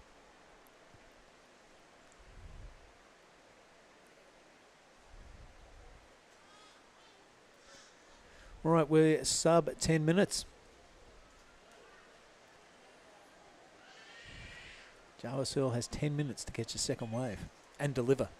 Yeah. So what do? Do you go for two quick ones, or do you just wait for that set, wait for the winner? I would say I'll wait, Yep. Okay. but not too long, because time is your enemy. So I think if you see a nice wall, don't have to be a set, the medium-sized one. Mm. With the talent that he has, the skill that he has, he can do good maneuvers on those average waves. So Yeah, that's a great point. Bit of paddling going on here. Has a look. No, I'm not interested in that. The rest of the field not letting him do anything on his own. Look out the back, and that is Manojo going upside down, really deep. Not bothered by the rest of the field. That's two in a row. Yahagi points at the crowd. How do you like those biscuits? Look out, the Japanese camp are loving life. So from way downtown, Manojo Yahagi has delivered 2 rotors in a row to really throw the challenge up to Tenchi Awami and really put the pressure on Winter Vincent and Jarvis Earl. 8 minutes and 20 left. That's going to change things, Oni. that's a really smart move by Manojo Yahagi, because he was away from those 3 other surfers. He was sitting really deep, and the ones medium-sized range wave came. 2 airs in 1 wave. That's really good. So let's see what the judges say. I reckon they'll be saying you need an 8.0 at first. Isn't an excellent score. Just has a sleep into that squeak into that excellent range, and he has taken the lead off his countrymen. Look at him, he's going deep again. Doesn't care about the priority. Give me one of those, I'll do it again, he says. Look at that, Manojo. A 9.33, if you don't mind, Oni. They loved it, the judges. They ate it up. So that has really thrown the scoreboard into disarray. Looking at Tenchi Awami now, needs a 6.34 with 3rd priority, 7.5 minutes to go. He needs that to go to first. Winter Vincent needs a 6.84. And a massive requirement now for the priority holder, Jarvis Earl, an 8.70. The waves are out there. Manojo has just proved it, a 9.33. Well done, judges. We love it. Here goes Jarvis now. To his feet, Oni. Wow. Jarvis Earl. He's on the bigger set, so he's doing some air. Oh. This is exciting, because at the start of the heat, Winter really came out with a strong start with a 7.83 to Tensi with an 8.33, and now Manojo Yahagi, ladies and gentlemen, a 9.33. So good. Can't wait to Amazing. see that replay. Wow, he just absolutely bluffed the rest of the field by going super deep. He must have seen something during the morning. If I can get one of those little runners, I reckon I can chuck a couple of rotors and upset everybody. He totally has. Got another little squeaky one in there as we see Jarvis get his 2nd wave. Manojo was on the inside. Not much to talk about there, though. But staying busy and putting the rest of the field on ice. And I think Manojo did a huge air on that big set where Jarvis Earl took off too. I don't know if he landed or not. I want to see it. But I also want to see the replay of Manojo Yahagi's 9. Yeah, come on. 5 minutes left. The show is begin. Yeah, the show's on for sure. Look at 9.33 and a 7.23 for his last wave, if you don't mind. Wow, really He pushing landed the air. limit here. He must have landed it, mate, because we didn't see it on camera. But, Manojo Yahagi is on fire at the Men's Pro Junior final. Check this out. Yep, chucks it high. A big elevator drop down. Lands it. That score is, well out of the excellent range, but a 7.23 is a fantastic backup. Yep. That's the same wave that Jarvis Earl took. And Manojo Yahagi is on fire right now. Yeah, So that's right. Jarvis had 1st priority. And Manojo was sitting with 4th priority, but there was no interference. There was no potential for taking scoring potential. So play on, and you score both surfers. he went really deep, and I was like, I know this is the scoring potential right here, and he just went the same spot again where he got a 9.33. Copy that. Yeah. All right, so what a great final this has been, mate. 4.5 minutes remaining. Manojo Yahagi has taken this final by the throat. A 9.33 and a 7.23 to follow that up. Tenchi Iwami, Jarvisell and Winter Vincent are sitting there scratching their head going, what the heck happened? 3 minutes ago I was this far off the lead. And now we've been absolutely kicked to the curb by Yahagi. Yep. Shout out to Richo. He's been training Munojo Yahagi in Australia with Ty Richardson. So yeah, nice it's one. working. Well, it's working all right. Let's have a look at those requirements. Tenchi Iwami, if he wants to win this Pro Junior final, he needs an 8.24. Jarvisell needs 2 waves of 16.56. And Winter Vincent needs an 8.74. Wowee.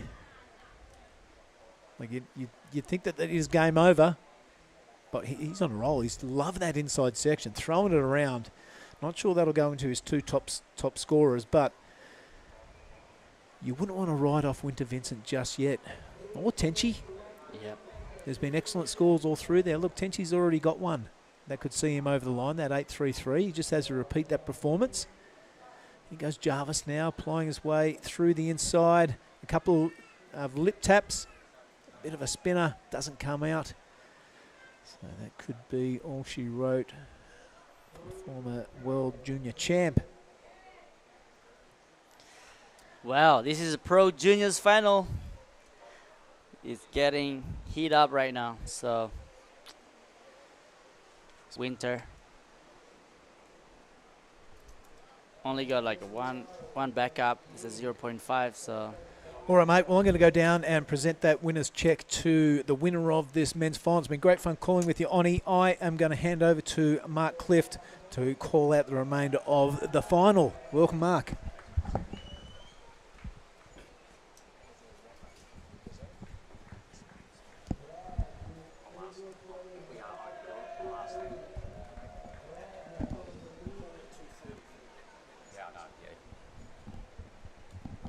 So, Oni, 2 minutes to go. Let's have a look at these numbers. They are huge. Yahagi, my goodness, a 9.33. What the hell did he do on that wave?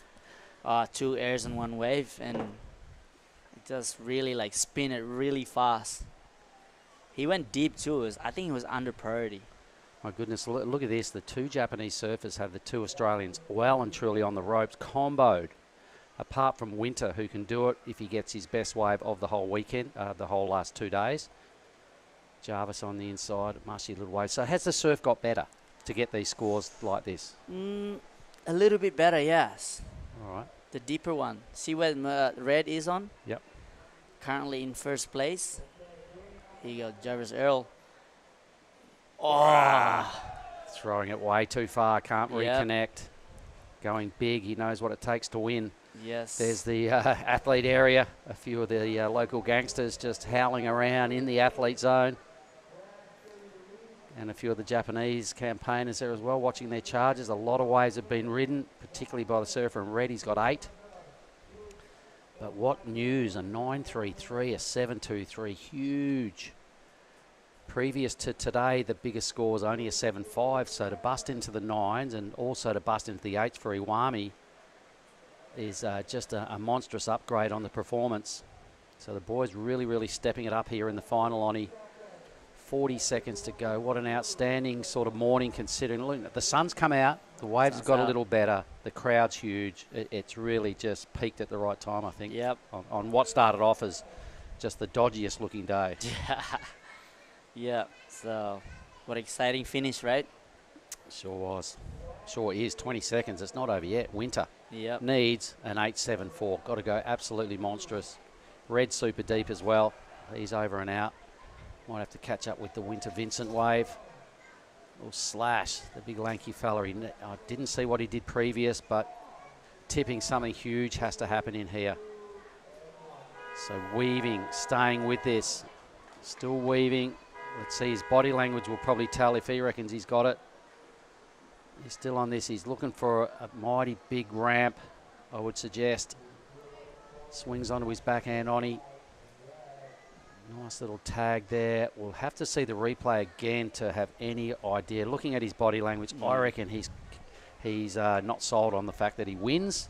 An 8.74 is a huge number. It's got to be the second best number of the whole boys round. Here is his ride, Oni. Take us through this. Yeah, this wave is not really offering him what he wanted, so Unfortunately, No, for sure he fourth won't get place. it. Yeah. Well, yeah. Well, he's moved into third because the score is in. So Oh yeah, third. Sorry. it's only a 4-9, is it? Yep. Yep, 4-9. So overhauls Jarvis for third, but doesn't get the win that he wanted. Manojo Yahagi, huge moment. The 9.33. My goodness, I missed pretty much most of that final, having had a chat with Kokona when she came out of the water. But what a time to step it up and what a time to turn it up. Tenchi and Manojo. Wow, my goodness, two huge, two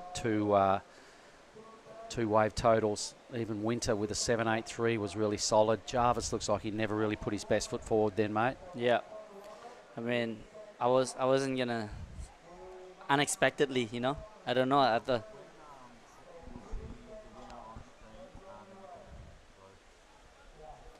All right, so there's the champ, just a bit of a victory lap now, right in front of the punters, in front of the athlete area. Imagine how he's feeling right now. A little spinner just for good measure. He's probably underwater now, just going, my goodness, I've just won. I'm the man. He looks into the beach. You'll see it lined with his Japanese counterparts. Yep. All the dignitaries down there. We're going to get right in his face as soon as possible with the camera. Sean Gilhooly will be cutting some footage as well, and Sam Norwood will have the live broadcast camera right on him in a moment. So for the crew online, although the event has finished for the day, stick with us. We're going to hear from Manojo. I'm going to have a chat with Billy Hangen. So here come his team now to cheer him up the beach, no doubt. Be careful of them rocks, fellas. I'd probably wait till he got Rio off the Inaba. rocks. Anyway, here they go. They're going to try and do the job. They need someone to grab his board, I'm tipping. They are. They're going to go for it now. There's a lot of fist pumping going on. Got someone there with a GoPro in his face. They want his board. They've got it. The chair. Oni, that's been you. You've been chaired up before. What's that feel like right now? The best feeling in the world, for sure. And you are pretty much feel like you are the king right now. The king of Nias. Yeah, king of Nias. On Tuesday, the 12th of September, yep. 1:15, he's the king. Who is the king? Who is? Look at him go. What a cheesy big smile there. His mates are beaming. There's Japanese. Look at them. They've come out of the woodworks to come and pay homage. So Japan steal the juniors. Kokona out of Japan. Yahagi out of Japan. What a huge moment. The Japanese are coming hard, ladies and gentlemen. They are charging big on this QS series. They want in on the challenger. They want to challenge for world titles in the future. Yeah. I mean, they just beat the world junior champ. Yeah. Jarvis Errol. Yeah, he did. The first and second. So, all right, we're going to get him down in front of the athlete area here. It's all going to go down. We're going to hear from him in a moment. So stick with us, all the people online. Let's pay a little bit of homage to the winner here, Manojo Yahagi. He's just soaking it all up right now. This is really cool. Sean Gilhooly there puts another a microphone on him. Everybody wants a piece of Manojo right now. Bonnie McLeod is about to hand over the winner's check. He gets his buffs his sponsors. Here goes the official first placing. All right, so we are going to throw down to you right now, Billy Hangen, talking to the winner of the Pro Junior Men's in Manojo Yahagi. Go for it, Billy. Yeah, thank you very much, Mark. Manojo, you hold the check because you are the 2023 Pro Junior Men in Nias, the QS 5000. How about a round of applause for him? Come on. All right, so you were in third position. One wave. 2 air reverses, a massive 9.33. A good feeling. Would you like to explain down the camera how that felt for you in Japanese, if you like? Japanese? そう天使がその途中で8点出してもうこれちょっと優勝こんな波じゃ無理かなと思ったんですけどちょっともう右のセットの波でエア狙おうかなと思って右側行って1本目決めたらまだセクションあったんでもう2度エクセレントだから2回目やっちゃおうと思って2回やって決めたっていう感じです。 Okay, also the Women's Pro Junior Final, Japan, the Men's Pro Junior Champion, Japan, the Japan 1-2 in the Pro Junior Division. Do you want the Open Division also? You were after the title, you want to win the Open? Yeah. Yeah, of course. A very close decision there. I tell you what, a 9.33 is the highest score of the event so far. Were you expecting such a high score? Yeah, well, I think maybe 8.9 point, maybe, or 9.33. Oh, happy. Well, very happy, and you made the whole crowd happy. Once more, Team Japan, I want to hear you put it together for your 2023 Pro Junior Men's Champion, Mahojo Yahagi. Come on. All right, let's go back up to Mark Clift and the rest of the crew in the commentary booth. They'll have a bit of a wrap-up. We'll be on standby for a 2:30 call for the Open Women's. Back to you, Mark. Unreal, thanks Billy. Well, Oni, what a day, mate. You know, we've crowned 2 champions. We're 2 days into a 7-day waiting period here at Lagundri Bay. Your thoughts on the day, personally? What do you reckon? Yeah, I mean, what a day, you know, the sun came out, and for the finals, it's a bless.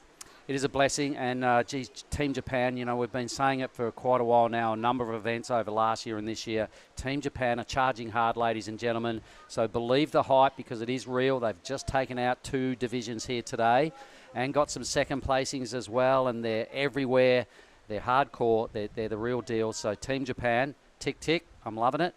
It's up to you lot now. We'll try and take them down in the men's, all right? So what do you reckon it's going to take, Oni? I think it's just the waves are picking up for the next couple of days, so there'll be a different game plan for today to tomorrow. So no grovelling tactics no once that swell picks up. It's going to be all man turns and Yeah. power hacks, all right? So it's been a big day down here on the point, ladies and gentlemen. Listen, thanks for sticking around and viewing with us. We can see all our finalists there, and you can see the 2 Japanese surfers taking down the 1-2. The 2 Aussies had to settle for 3rd and 4th. But that's the state of play down here on Sorake Beach. It's just after 1 o'clock. We will be back at 2:30 for a call regarding maybe potentially a 3 p.m. Women's QS start. If it does, they want to roll out 4 of those heats just to give us a really good position. The sun's out. The surf seems to be getting a smidge better. So it's a Moon King. I reckon we're a chance, Oni. Yeah, well, thanks for having me, Mr. Mark. No worries, mate. And I'll see you soon. Thanks, everybody, for sticking around. We hope you enjoyed the broadcast. We may be back in about an hour and a half, but we'll let you know in just over an hour. Cheers. Over and out.